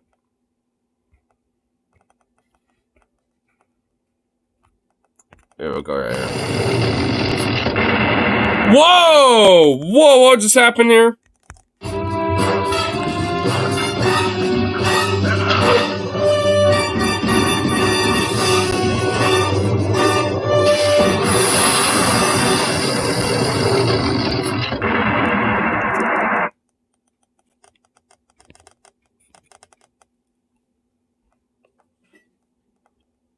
Yo! He literally floated up like a helium balloon and blew up? Oh my god. Whoa! That is awesome. Holy shit. I forgot how awesome this movie was. Dude, I was like a wee little lad when I last saw that movie, dude. Holy shit. Welcome. Yeah, go fuck it. God, I gotta find that goddamn shit again. Durg. That's something you don't see every day. That is true. That is certainly something you don't see every day. Ooh, we almost had it. We almost had it. Get back to the... I want to see the epicness of that pose. Where is it? That ain't it. Son of a bitch. I have to go this far back. Oh my god. Oh. God, why does Ben look so fucking evil, dude? Like, Jesus. Okay, he looks stoned as shit right there. Okay, the rare time where he don't look evil. That's his moment where he looks like, hey, pass the blunt, man. Oh shit, dude, he looks hella stoned there, dude. What the fuck? Oh my god, holy shit. Oh, did I go too far back? Yeah, I did. Okay, there we go. Finally. Wow, man. You know what? You were right. He's listless, bro. I know. Why is he so listless? Do you think he's sick? Is he depressed? Functional alcoholic? You know, we all have our off days, you know. I mean, you know that. I mean, sometimes you come on the show and you're fucking on fire. Sometimes, you know, you're fucking dead. And sometimes, I mean, most of the time it's just in the middle. And I feel like... And sometimes you're throwing your fucking weird mat at your fucking camera and mic and your monitor for your computer and, you know, causing a crazy mayhem, you know, on your podcast. TJ. It was a dead day for him because he's just like, yeah, you know, war with bondage gear. Love it. Give my little trademark thing. Woke versus woke breaks out. Well, clap for the modern bait. Oh, I have no idea why I just remember this, but Venom has influenced me too much. The other night, I dreamt about fucking Megazord, dude. I'm dead serious. What the fuck? Megazord? What the hell, dude? That... I'm not gonna lie, man. That's a little diabolical, bro. What the fuck? Was Megazord trans or something? Or did she have, like, a weird gay dream? Like, what happened? Yo, what the fuck? Yo, dude! The bots in Super Sentai. And the Megazord. Or is that how you say it? Megazord? Well done, guys. This is how you win elections right here. The good news, I don't think they're trying to win an election. Yeah, dude. Yeah, no. Running a dude with fucking 34 felonies and a big, stinky, smelly dump in his pants is the way you win elections. You fucking retard. I mean, can you imagine if Trump was running against a real candidate? How fucking... The giant mechs? Oh. So what? You got like a automaton mech fetish? Is that what your dreams are telling you? Yo, those giant Megazord, you know, Zoyard, you know, fucking like mech suit shit. It's kind of hot, bro. Is that what those dreams are telling you, bro? Is that what's going on? Oh shit, dude. You might be unveiling of some stuff that you didn't realize, dude. I don't want to kick him while he's down. Nah, I don't feel like this is anything kicking while he's down. I think this is just kind of like a funny little thing, more or less, on your part. I mean, if anything, like, it was like a fighting dream. It was pretty cool. Oh, fighting dream? Well, I don't know. I mean, if it's a fighting dream, then I think it would think it's actually kind of cool, honestly. I mean, he'd be like, oh, shit. You had I had a dream related to that shit? Damn, that's pretty cool. Like, I don't know. I mean, I don't know. From what... Like, I mean, all in all, like, I mean, it seems like he's actually doing pretty okay, from what it seems like. I don't know exactly what his personal, like, mentality is with it, I guess, but I don't know. At least, since I've been talking to him, it seems like he's all right. I mean, I don't know what the hell's going on in his head at the end of the day, but I don't know, He would be utterly destroyed. He'd have Dude, if the DNC gave fuck one about winning, they'd be on the phone with Gavin right now and be like, Mr. Newsom, we need you to step in. We need you to announce, Biden's going to say, due to health reasons, I'm going to step down. You're going to be our candidate. And they would Gavin Newsom would blow Trump out of the fucking water, bro. Dude, he totally would. I would actually legit probably vote for Gavin Newsom if he ran for president. Oh my god, I actually would. I don't know. I could be okay with that right now. It'd be over. It'd be Jover, dude. They don't care to win. Bill Maher sounds like Dr. Evil, sort of. A little bit. This is the Pride Month has now... Yeah, a little bit, because he's all like hoity-toity, and his elocution is very similar. For institutions, remember, it's Republicans who are threats to the institutions. Like children's TV, where it is imperative. It is imperative. How do we get to that? How do we get to children's TV just now? What? What happened? Huh? Yeah, we what? leapfrogged the wokeness into children's TV. I don't know. You're the X-Men bit on Onion Nooks, right? Yeah. Yeah, that was at the beginning of their show. But it's imperative to do right now with children's TV. Like conservatives who might be mutants. I kind of forgot, some of the details, but I remember it. Okay. I don't know how Honestly, they should do a tournament segment based off of that, or maybe like a DFF original style episode of a tournament based off of that. You got the perfect casting choice. Nick Fuentes is Nightcrawler. Oh my god, dude! I think that would be good, dude.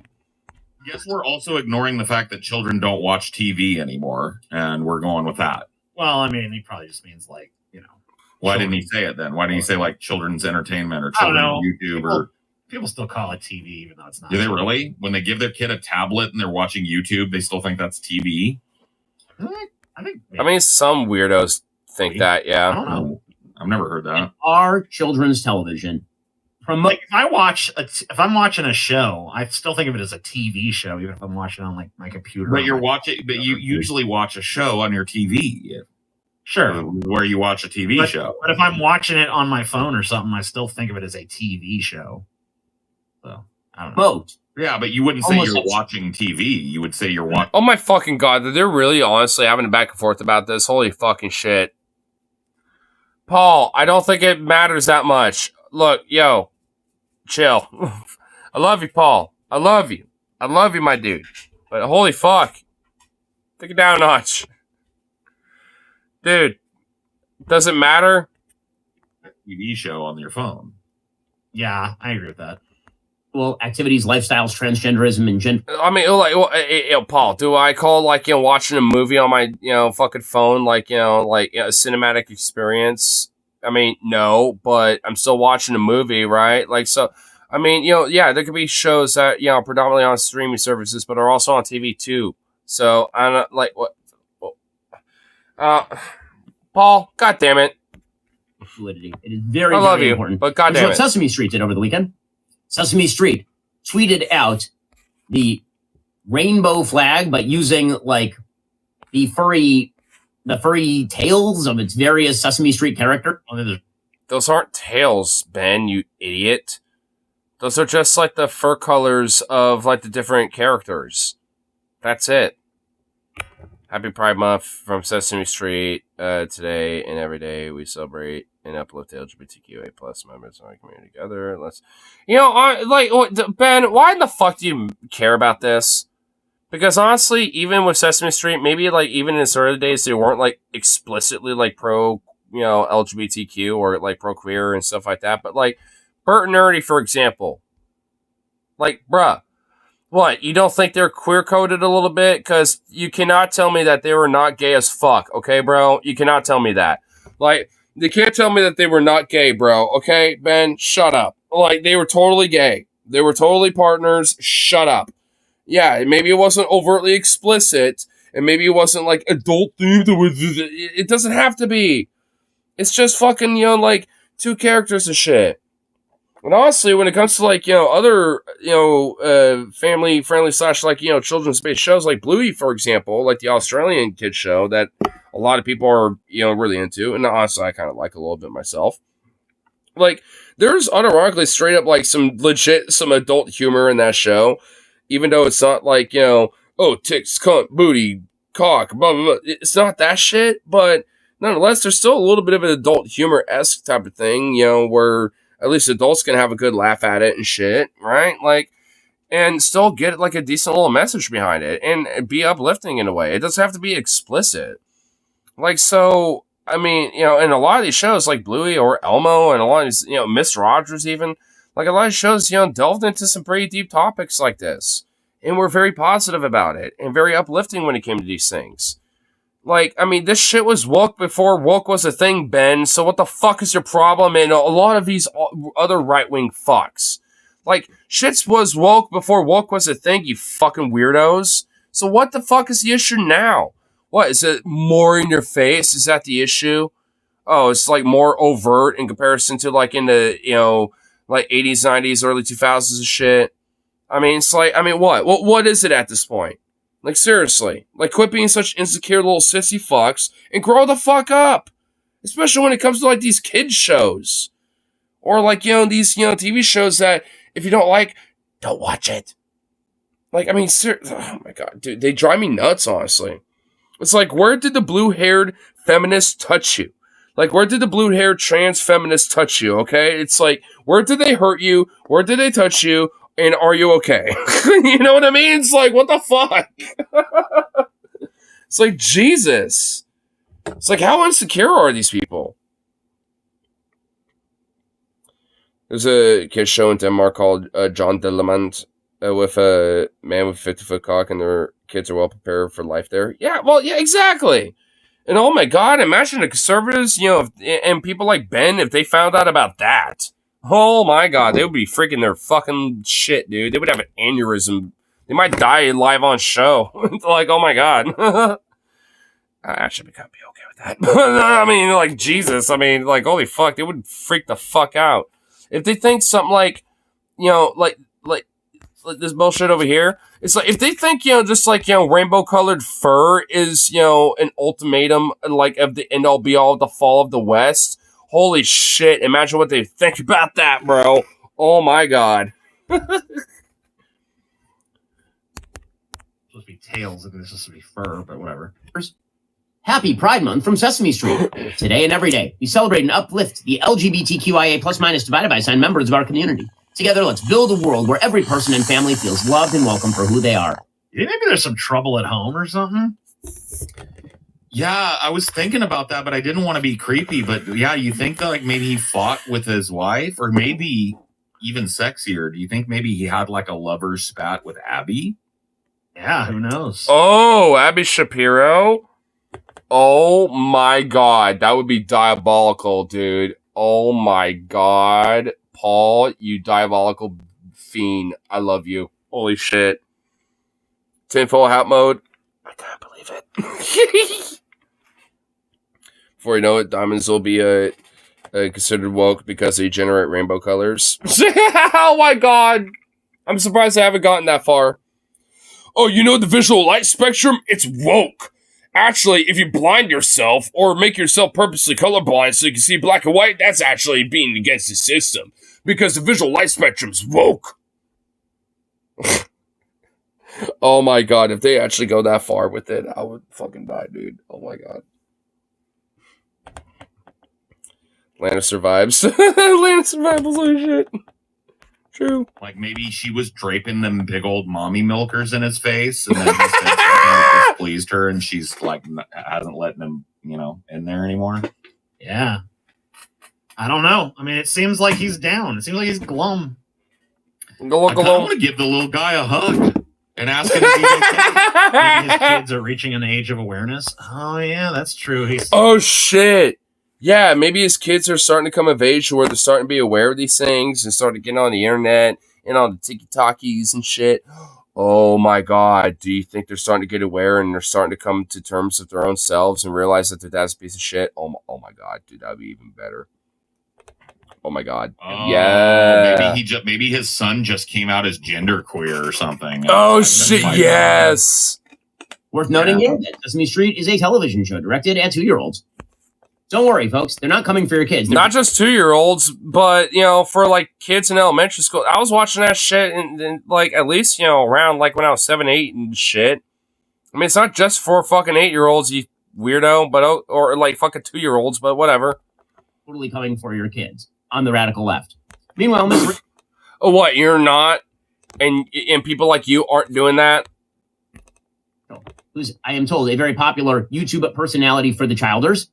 She was also celebrating Childers? Wait, what? Yeah, Childers? Is that even a word? Is that even a word in the lexicon in any form of language ever? Childers? What? Huh? I flub up and make up words sometimes, you know, just out of silliness and just my, you know, like, high stupor and shit, but, like, I don't even think I've ever said that. Like, Childers? Huh? What? Childler? Yeah, he's fucking not even there, man. Dude, no shit, dude. Did he catch the flu or something? Is he, like, you know, on a little something something? Dude, is Ben on something? You know what? Is Ben on something? Do you think he's, like, you know, having a little drink or two? A little drinky poo? Do you think he's, you know, doing some other substance? Do you think he's on something? I'm kind of leaning on that he might be on something. A lot of these conservatives, you know, tend to have their little drug of choice a lot of times.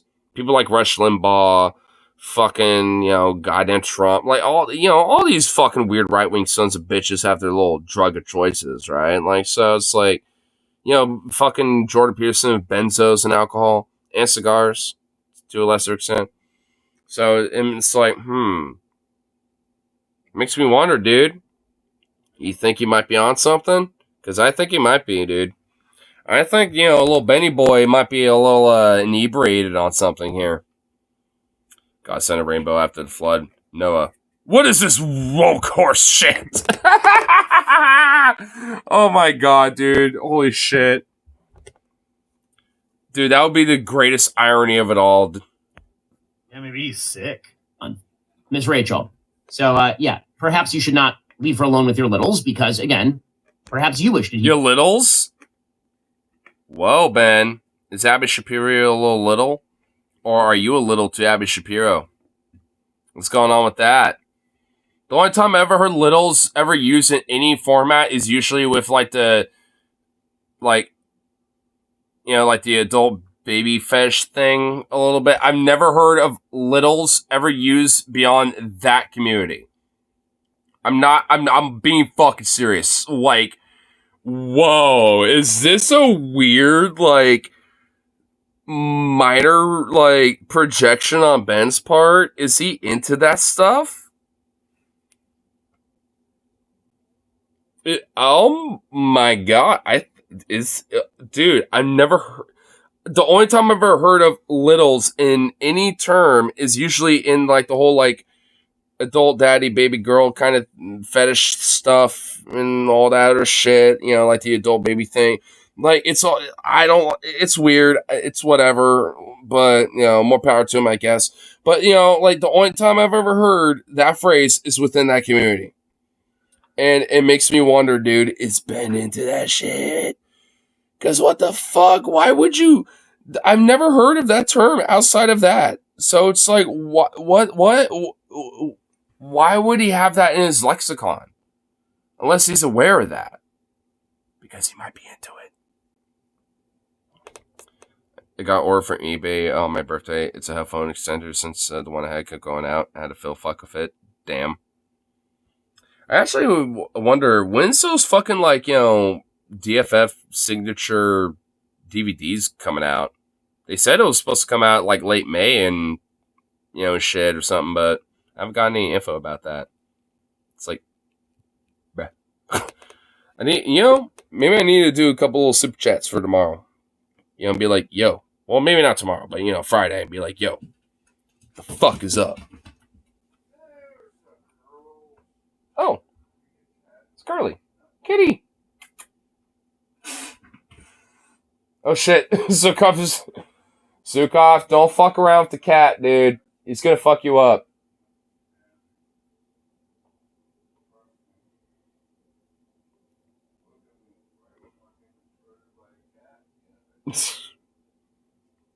Corn Pop probably struck again. I sort of got Corn Pop struck again, dude. For kids, actual traditional They did moray. cast him in. I know. I did see that too. The kitties. Happy Pride to all of our wonderful families and friends. This month, Well, hello. and every I month, know how I you listen to her celebrate anyway. you. Oof. I'm so glad you're here. I'm so glad you. She's doing a children's program or something. So Yeah. she's supposed. Yeah, Ben, this is meant to be for the youth. So she's gonna have kind of a cutesy woo little platonic, and not like an SFW variation of just being ooh, I'm a cute little mommy, blah blah blah. She's just doing something, for the youth a little bit, being like, hey, you're valid, glad you're here, you're a good person, blah blah blah. So leave it to Ben Shapiro to be like, oh my god, it's disgusting. Leave it to these fucking conservatives to be like, how disgusting is this? It's not my thing, but it's not meant to be targeted towards me. It's meant for kids. How's this a bad thing? Oh my god, dude, these conservatives need to grow the fuck up, dude. Holy shit. What harm is this doing to them? Seriously, man. At this point, it's who's more of the triggered little snowflake, little ooh-woo, little, sensitive little boys? Goddamn lefty wokeism motherfuckers, or these conservatives? Shit. And annoying. Fuck. I mean, what children's fucking program isn't fucking annoying? You ever seen Teletubbies or whatever? Woke the fuck? bad, dude. Not all of it's annoying. I mean, Bluey's at least, pretty decent. Because, again, there's at least unironically a little bit of adult humor and some adult themes in that shit, too. This bullshit. It's actually kind of a good show. I don't know. Actually, funny enough, at least half of the demographic that watch that show don't even have kids. Because I'm one of them.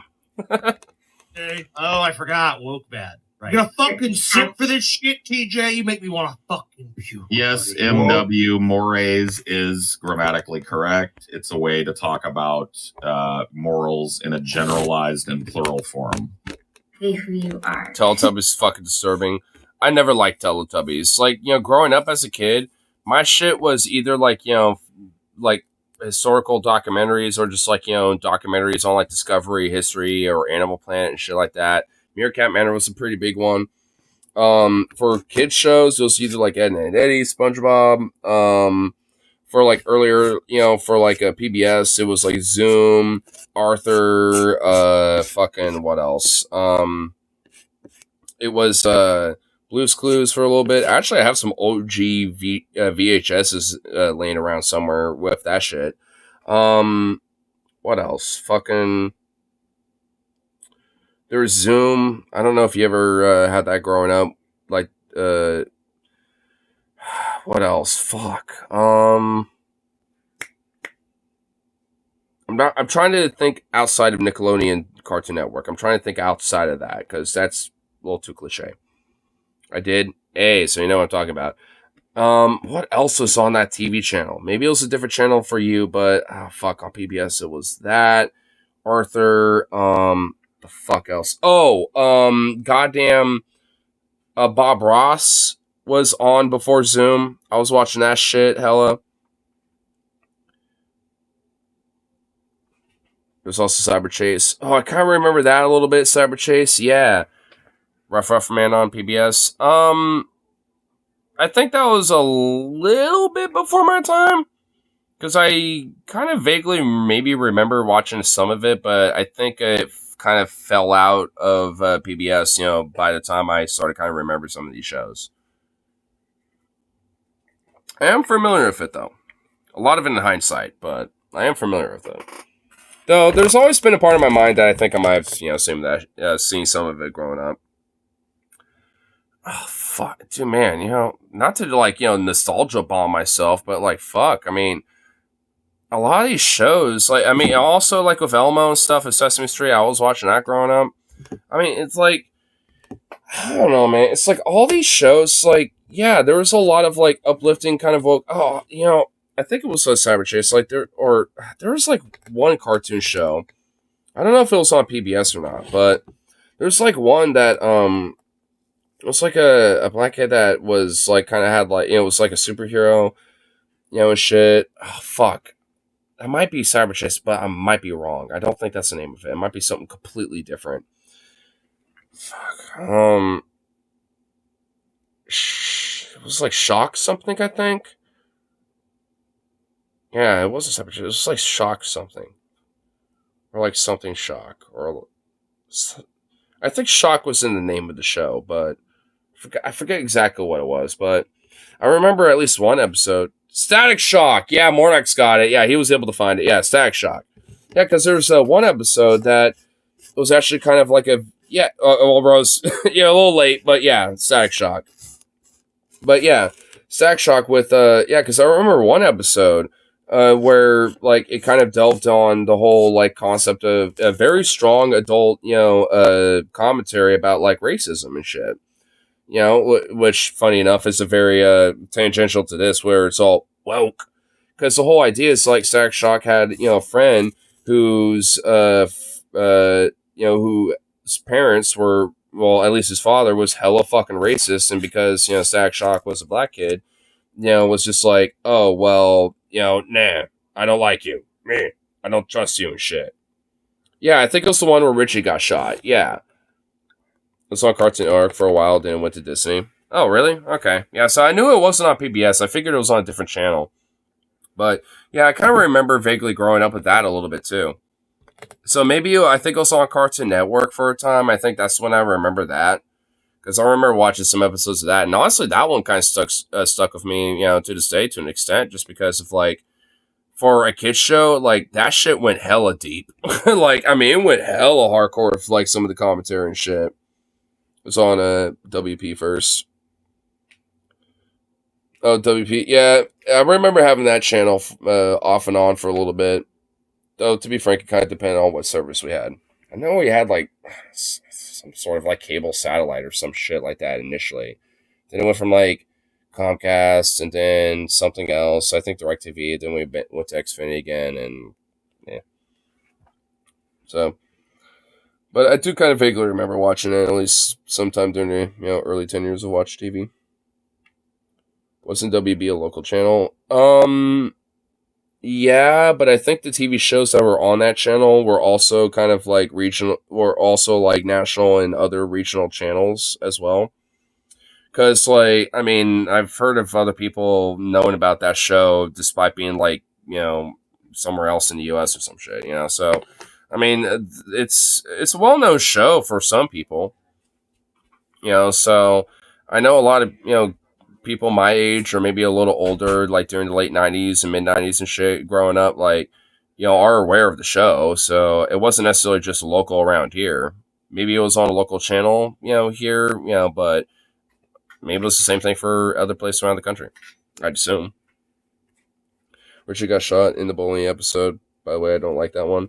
Oh, yeah, I kind of remember that one. Yeah, with Richie Gimble. Yeah, okay, yeah, that was the one where he got shot. Yeah, and, yeah, it's not my favorite episode because I think the messaging is a little misguided. They could have gone a little different route with it, but considering it's like the 90s and shit, maybe, I don't know. Probably was like a product of its time. I have no idea. I haven't had TV since like 2010. Yeah, I'm kind of the same way. I haven't at least. I mean, we still technically got some TV, but I haven't, for myself, haven't watched TV since like fucking like maybe 2015. And during those last latter years, for like maybe 2010 onward and shit, was mostly just because I wanted to watch like The Walking Dead or Wipeout or something like that, or some shit, one of those things.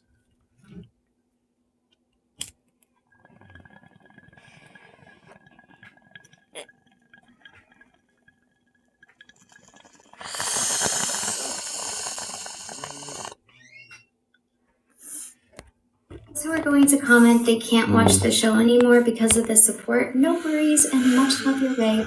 God bless. I am not chasing fame God or bless. views. I'm standing strong in love. You are a little.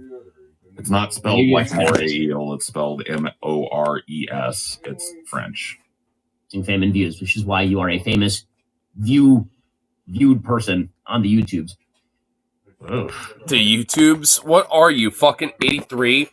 Ooh, I mentioned here. I just discovered the YouTubes for the first time. Like, what the fuck? The YouTubes, dude. Bro. The YouTubes. Dude. What the fuck? The YouTubes. The YouTubes. Nah, dude. What? Oh my god. You're not... Oh. You know what? Yeah, people with like a large platform can be doing things and maybe making a message where it's not inherently for the views because they know they got a large platform and want to use their influence for a message. And if they lose viewership or followers or some shit like that, then whatever. So be it. It's not for that. The YouTube sounds like something my boomer uncle will say. That sounds like something my dad or my mom would say, dude. I mean, it's like, oh my god. What the fuck? Ben, what is wrong with you, bro? You have many views on YouTube. I'm worried about YouTube. Do you have any speculations? Because we, like Scotty, while you were gone there, we were watching Ben. Yeah, he's off. He's real off. He's listless and kind of sad. And we were wondering if, like, trouble at home, trouble with a kid. On something. Just woke up with a bad case of Mondays, you know? Well, dude, play a little more, you see, you get a little I think taste. that I have a theory about Ben, man. Why do you care about Ben? I mean, he's an important pillar of this show. I mean, he's been around the block for a while, and it's like, I don't know. Like, I will admit, there's like, I always say I want to hate fuck the bigotry out of him.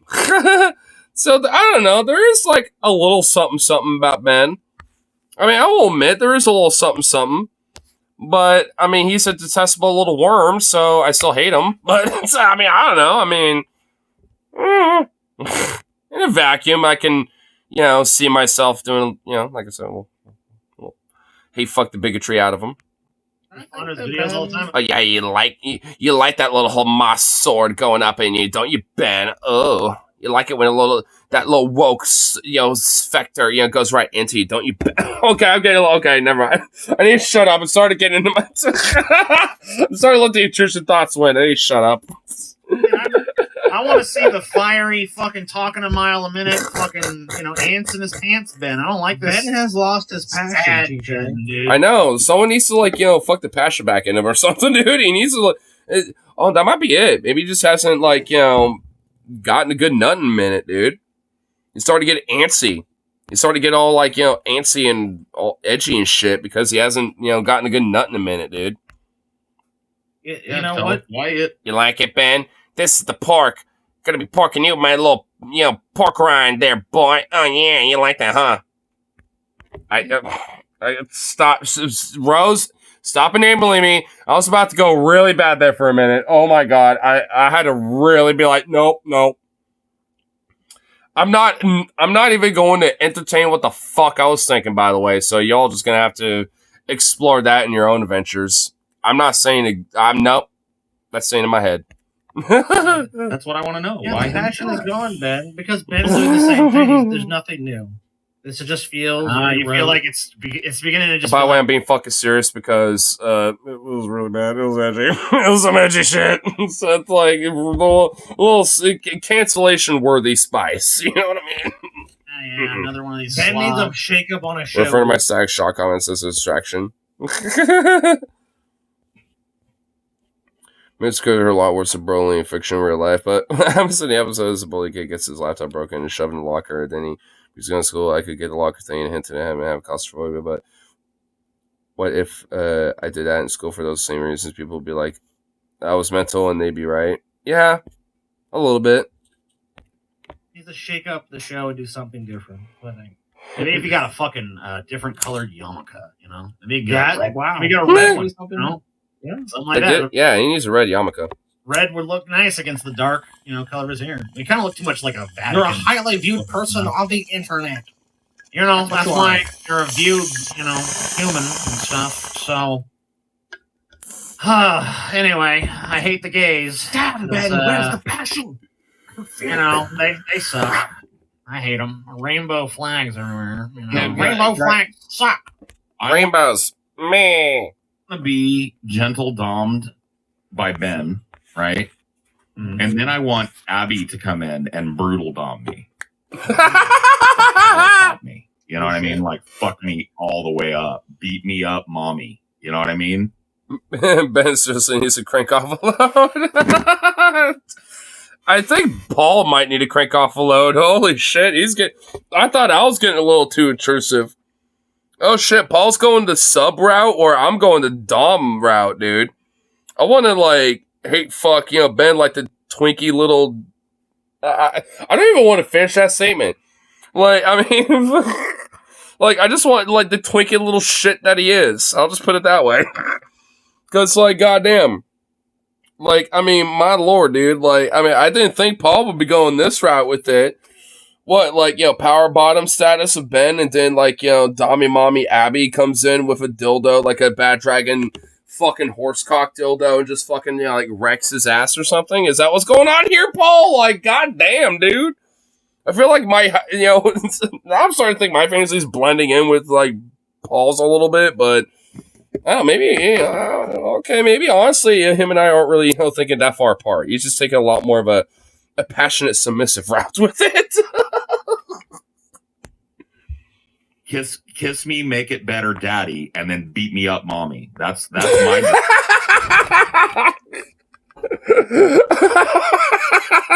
What the fuck, dude?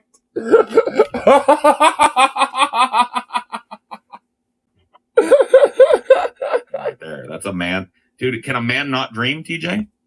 Can a man not dream? You can dream. Is a man not entitled to the sweat of his own brow, TJ?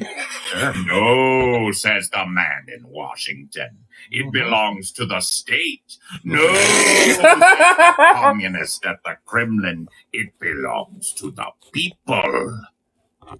Amen. True. So, I agree. True. Wow. Damn. Beautiful.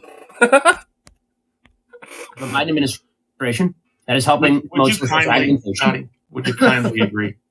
I do. I would kindly agree. I can't disagree with it at all, so I guess I do too. I don't know if Paul will be into it, but maybe we could talk him into watching Dom Ben.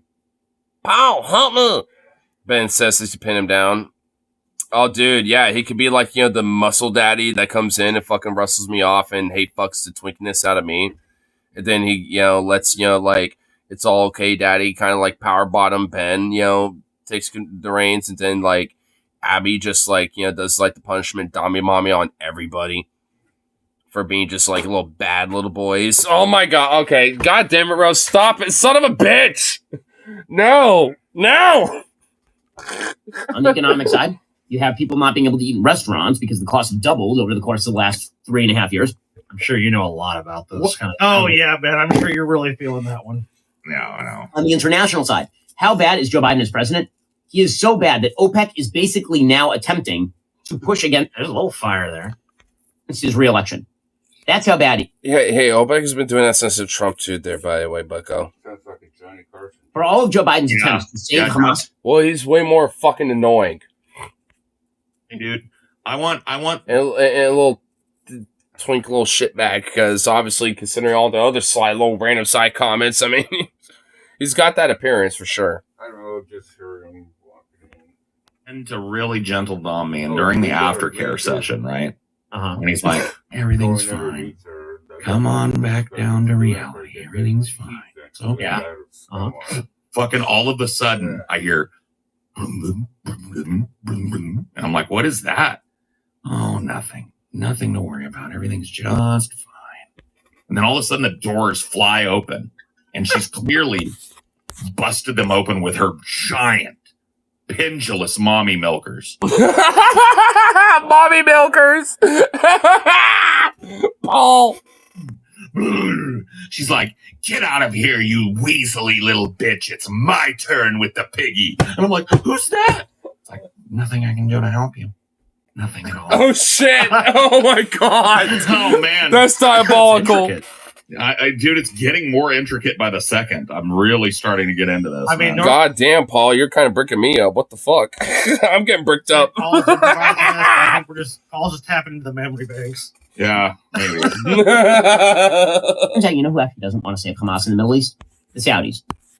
The great irony of the situation in the Middle East right now is presumably most... Okay. But what if Ben and Abby are really the same person?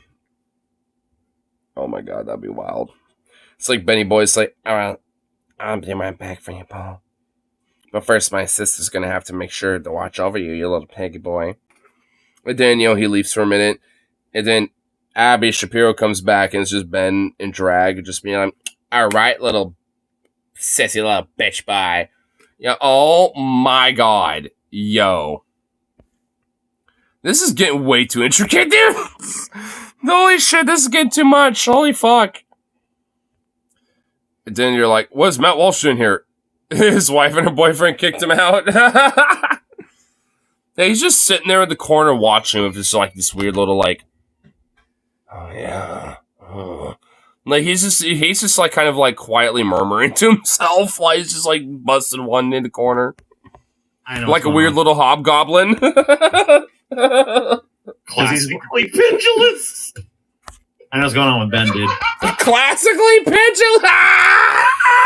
Yo, who just fucking said that in the comments? Oh my God, who said that in the live chat? Who did that? Who just fucking did that shit?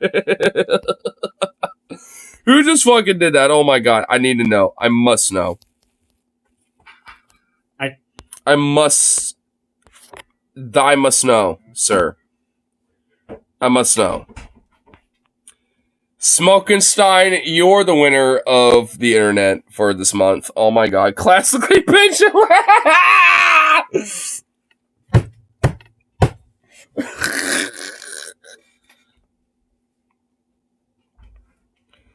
That reminds me, should we talk about how Paul's kind of on a weird incest advocacy list, like talking about it, finding his cousin Hall? I don't think it's like a full-on incest thing. I just think like it's not by blood, it's by marriage, okay? So I don't know, like it's one of those weird, like, gray areas, I think, and I'm more against it than for it. I don't know, like, I mean, whatever. I don't know. It's Paul. It's like I can't speak for him, like I don't know. That's for him to answer for. Hear Paul's fantasy, but I think I'll skip the Ben part. Why? You don't want Ben to ease you in with a gentle dom session? No, he wants to jump right in the Abby. No, I just want him to be a submissive little bitch, and then Abby can be the dommy mommy that punishes me for, abusing her daddy. Like, see, like I come from a different perspective, but that's just me. That's pretty fucked up, man. Good you luck, gotta. Yeah, you even gotta, Ben's thinking that's fucked up. I mean, look at him. He's just like, bro, why? get used to the water before you take the plunge. Yeah. You gotta get a little sugar before you get a mouthful of sand. I think I know what's going on with Ben, though. I think all he wants to talk about is this Israel-Palestine shit. Yeah. And talk about this gay shit. And he's just like, yeah, okay. Rainbow flag is fucking, they're a bunch of goddamn queers coming for your kids. I have a theory that I was going to float if it came up, that the right wing is kind of done with the queers again, and they're going to start backing off of this anti-trans, anti-woke stuff and start focusing more on like economic policy and foreign policy as November gets closer. Like the border, I can see that for sure being a major thing, and the whole Bidenomics stuff. Yeah, I kind of, feel it with Paul because, like, the whole, like, anti-trans, anti-queer, blah, blah, blah, like, it hasn't really been on the same energy like it used to, like, a year or two ago and shit, So, it's one of those things where I think, like, they're kind of shifting their prioritization elsewhere as a way to kind of maybe undermine the broader, like, nonsense, that most people don't agree with anyway when it comes to their shit. So I think it's kind of a way to do that. So, I mean, it makes sense. Considering, like I said, it just doesn't really seem like it's like a major talking point to them, at least at the moment. It still is for some. It's not like, they haven't just abandoned it entirely, but, they kind of put it a little bit more on the back burner than probably normally would in the last couple of years. I distracted him with a sec. I sneak in, head in the room, giant portrait of Lushman Ball. Crack safe him behind it, steal all the jewelry and the Holy Grail, and get out of there. Dude, this needs to be a movie. Oh my god, dude, this should be a movie. This should totally be a fucking movie, dude. This is awesome. Holy shit. A Bond-style, like, parody movie or something? Holy shit, hell yeah, dude. I'm down. I think that they're kind of like done with their cycle of the rotating villain as the transes. I think that we might be on the downslope of that. Maybe that's what this is. Maybe Ben sees that writing on the wall, but realizes you can't just abruptly stop. You've got to like taper it, but his heart's not in it anymore, Of the non-Iranian back. Yeah, I mean, it's kind of true, because he's like, oh, these Arabs and Hamas. Like, he's doing that more and more passionate about that, but like when it's like, oh yeah, those trans people, gays, yeah. Like he kind of is just, he's a lot more deflated with that in comparison to like the more priority issue, so to speak, for him. Regimes in the Middle East desperately, because this says your favorite month is off to an amazing start, and like within 3 minutes, he's already pivoted to just foreign policy shit. We hope that Israel wipes Hamas off the map and establishes some sense. And look how much more animated he is all of a sudden. Of security over the Gaza Strip and also in the north against Hezbollah. That certainly includes the Saudis, who have been signaling all along they do not give two craps about a Palestinian state and, in fact, actively oppose it. They know a Palestinian state will be an Iranian proxy terror group. They know that because it is. Because according to current polling data. And what does this have to do with pride or anything like this again? Oh my god, Ben. Wow. Dude, what? This has nothing to do with anything about like the pride or that initial protest shit that we're looking at earlier, which, we were talking about at the beginning of this anyway. So it's like, he's just, he's a lot more animated about all this shit because that's what he cares about right now. And it kind of is a little bit of a mild signal about like what some conservatives feel about this shit now at this point. And I think that's been happening and been a little bit of a trend anyway, for a while. Like, it's just one thing they can't just abruptly stop, like Paul said. They have to kind of, like, taper it off a little bit to the point where it's like, instead of being like, these damn trans people, and now instead of that, it's more like, oh, yeah, trans people, they suck. Yeah, fuck them. But anyway, these Hamas people, suddenly their ire and their angst and energy is kind of shifted. I mean, it's not like they haven't gotten rid of it entirely, but they have certainly tapered off of it a little bit. And it certainly makes sense. I mean, especially considering now he's a lot more amplified about it. I'm assuming there's not really much else to this outside of him just like going into random foreign policy foo-foo bullshit. With his weird, stupid, far-right, insane psycho takes about this shit. There shouldn't be a Palestinian state or an Israeli state. There needs to be a new state that includes both territories under one coalition government. That's how you solve this problem, sir. At this point, I'm kind of inclined to agree with that. Paul, is it going to get tag teamed by the Shapiros? They're going to Eiffel Tower you as Abby pegs you. No, my fantasy he isn't being double teamed. I really don't like that. I want to be soft dommed by Ben and brutal dommed by Abby. If there were a femboy before Abby, I'd be on board, just not into Ben. I mean, you put Ben in some fucking booty shorts and a little fucking crop top or something, and you've got... Oh, God, Paul. Ooh. Paul, shut up. Shut the fuck up, Paul. Oh, my God. Fuck, that came out from my soul, dude. Fuck, God damn it. Paul, shut up! What the fuck? What the fuck, Paul?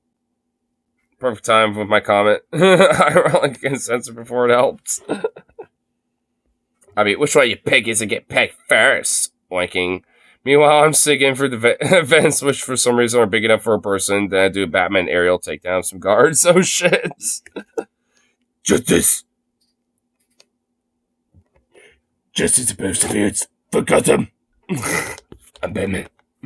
It's off a femboy, but okay. So how brutal... I mean, since obviously... Use your imagination. Since Paul's sexual fantasy is obviously more interesting than this video. Yeah. It really is. is. Of a dumbing are we talking about from Abby Shapiro? What makes you think that this piggy can tell? Ooh.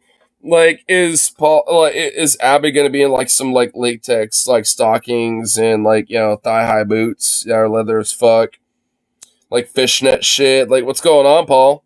What's going on with this? Or how far she can go or not? Well, no, but I mean, it's your fantasy, so you know what is she doing in the fucking fantasy? My fantasy is giving my entire fucking will and body to Abby Shapiro to do with it. Damn. I want Abby to make me her slave, yes. She pleases. Okay, well, then how sadistic is she in your mind? I don't know. I literally just think she's brutal. I think she's brutal. Maybe not like permanent damage brutal, but like wounded for a couple weeks brutal. Like limping for a while brutal is kind of what I'm looking for from her. And I think she'd be easily get me to that line. Yeah. Oh. You know what I mean? I respect. But I don't want that from Ben. I would have to punch Ben back if he tried to hit me. That wouldn't feel right. You know what I mean? But Abby with those big old swangers. Yeah. Yes, mommy. She do as she pleases with this piggy. Yes, sir. Oh my god, what the fuck, Paul? Holy shit. Oh my god, I love it. What the fuck, bro? Oh my god. I didn't get to this part of the Onion Nuggets when I, was watching this live. And, because I was hanging out with the boys that night. But oh my god.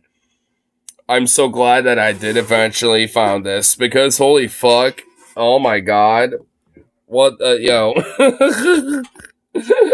gonna obey. That's what he's saying. He wants to be made into an obedient little pig, TJ. And of course, the master must teach obedience, not the pig. Exactly. I'm just trying to fucking hear about it. I mean, I just want to know what was going on. TJ just wants a little stroke material. That's what he wants. Yeah. I mean, I don't know. I mean, Paul did enough for me on that one. I'll just replace Paul with me. How would that? What form would that take? What outfit would you be wearing? What outfit would you be wearing? Go into great detail. Yeah, what's the outfits, Paul? Abby is flexible? I bet she is. Yeah. Flexible. All right. Not that I would get to bend her legs behind her head or anything, because Mistress would never be put in a position like that, I'm sure. But you think you deserve this pussy, you fucking peg? I definitely wouldn't give any pussy in my mind. There'd be no gratification. You don't get that. You're denied. You're denied. Yeah, caged maybe even. Oh, damn. I don't know. I might actually protest that one myself. I'd be like, nah, it must be free. It's like, you know what I mean? The whole nine. You know, Paul, you're all right. Thanks, man. You too. What the fuck? Good. This is it. This is our last video of the night. We don't have to... Oh my god. President Trump talk. Oh my god, Trump. This is when he was on Temple. I don't know if I can handle this much. Oh no. Do I dare put a pin on this? I might put a pin on this. Dude, Tim and Trump side by side. Bro. Yo. Bro. Anything else after this? There's no sloppy seconds anymore. We've replaced that with weekly DFFs. Yep. Details of that will be... Right? I will admit, I'm a little sad by that. But you know what? Considering we get weekly DFFs again, I can't complain. Yep, coming up on Saturdays. And then I think every fourth week we go ahead and do a commentary for you guys. So you'll be getting treated to that very soon. So anyway. But we're no longer doing sloppy seconds. That's over. Yeah. So once this is done, the show's done. Just letting you guys... Just classic, old... So I'm not sure exactly what order those will be coming out in. Oh my god, TJ. I just saw something. I'm going to be in a bind. Meaning in trouble, not bondage. Because... well, good thing you had to clarify that. Because I have the goods, right? I turn around, there'll be Evil Smile, it's MTG. Light in the Moon falls over. The first Pirates of the Caribbean movie and the holiness of her true form is too much for the mortal words. Damn, some like Lovecraftian horror shit, dude. Whoa. They will be coming your way very soon. Saturday, next 2 Saturdays. And then the Saturday after that, there'll be another episode. We're not sure what that one's going to be yet, but hey, it's going to be something good, I know. President, this is yours. That's for patrons only, by the way. So join the Patreon.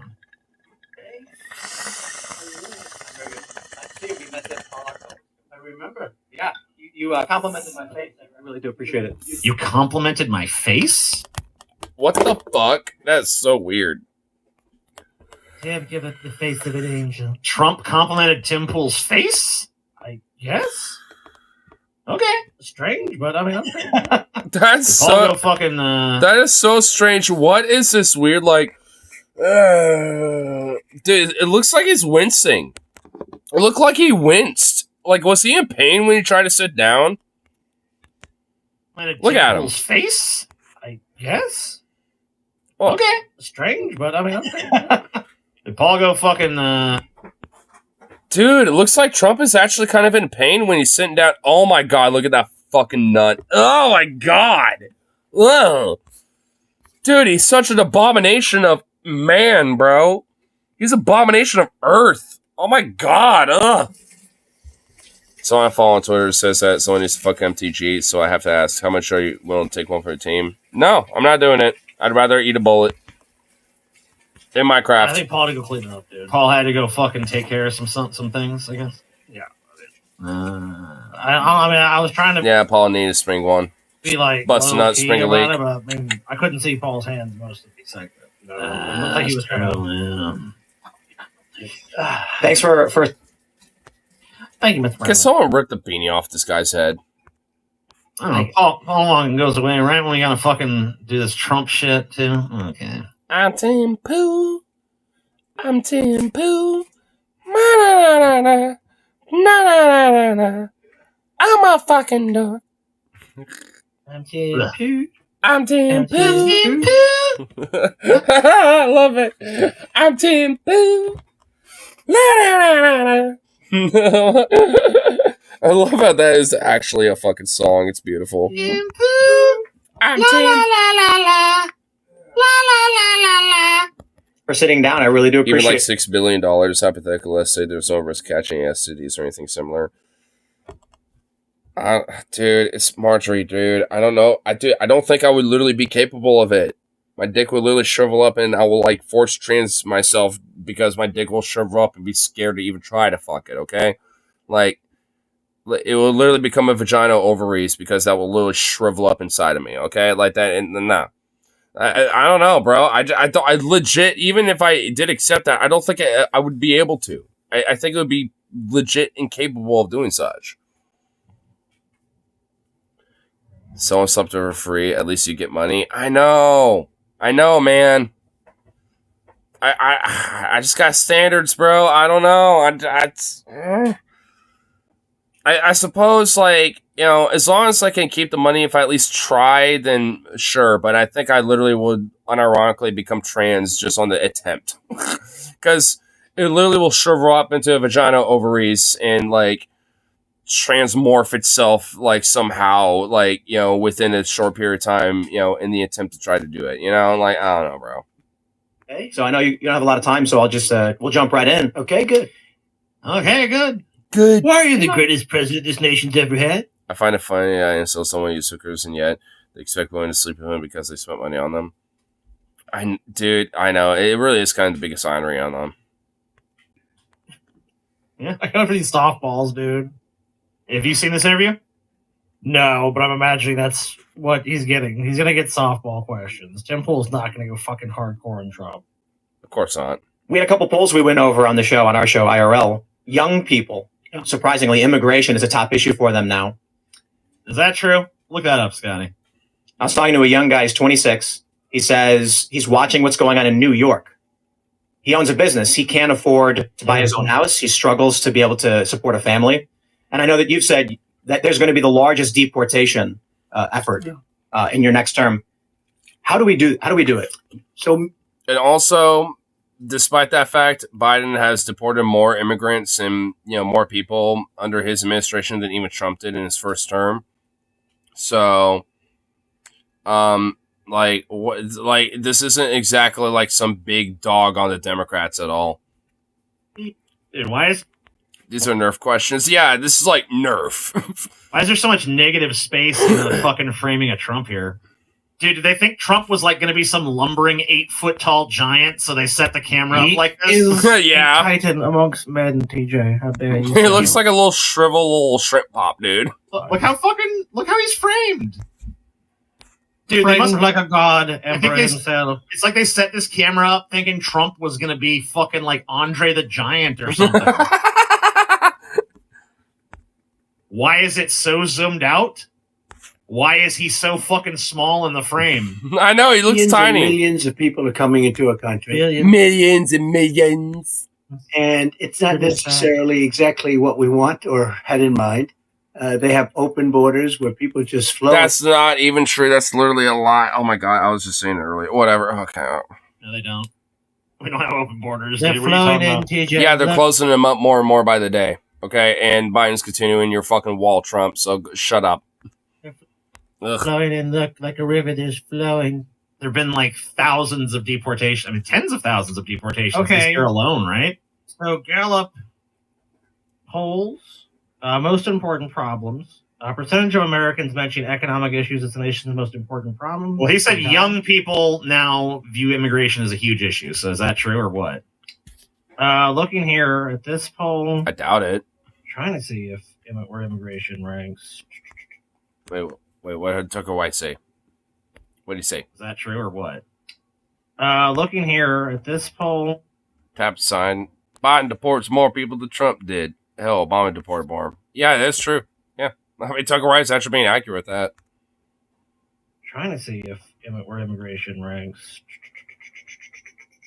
Okay, not economic problems. Immigration in this poll seems to be, I mean, a fairly important issue, 18%. So yeah, it seems like among what age demographic? Let's see.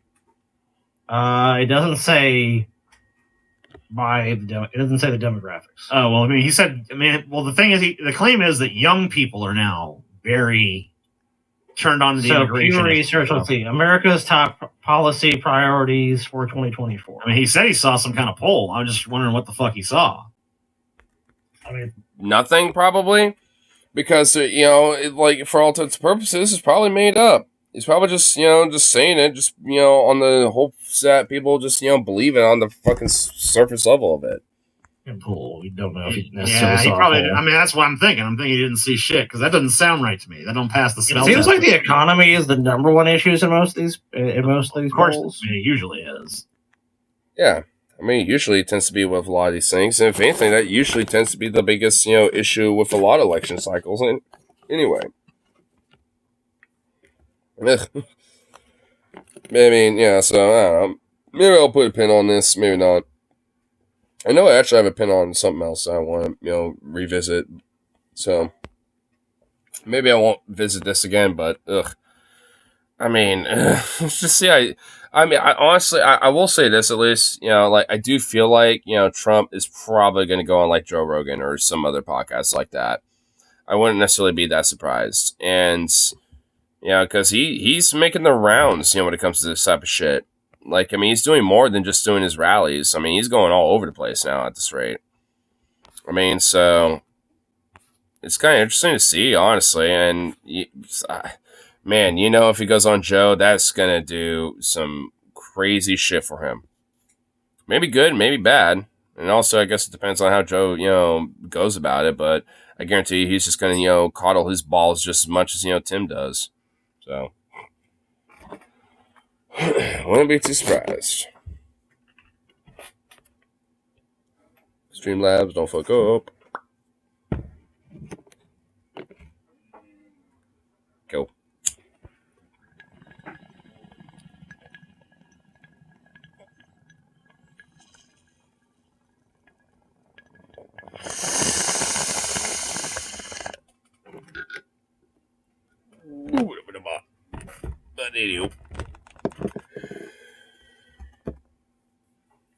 Just getting a little hungry.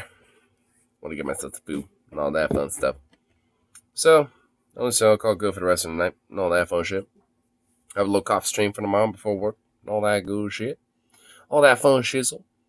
And then, I'll probably actually do a YouTube vertical stream, again for tomorrow. At least for like a little hour. Just, play around with the algorithm a little bit. See where it takes me. But, anyway, thanks for now. I'll be out and see you all that next one. So, toodaloo.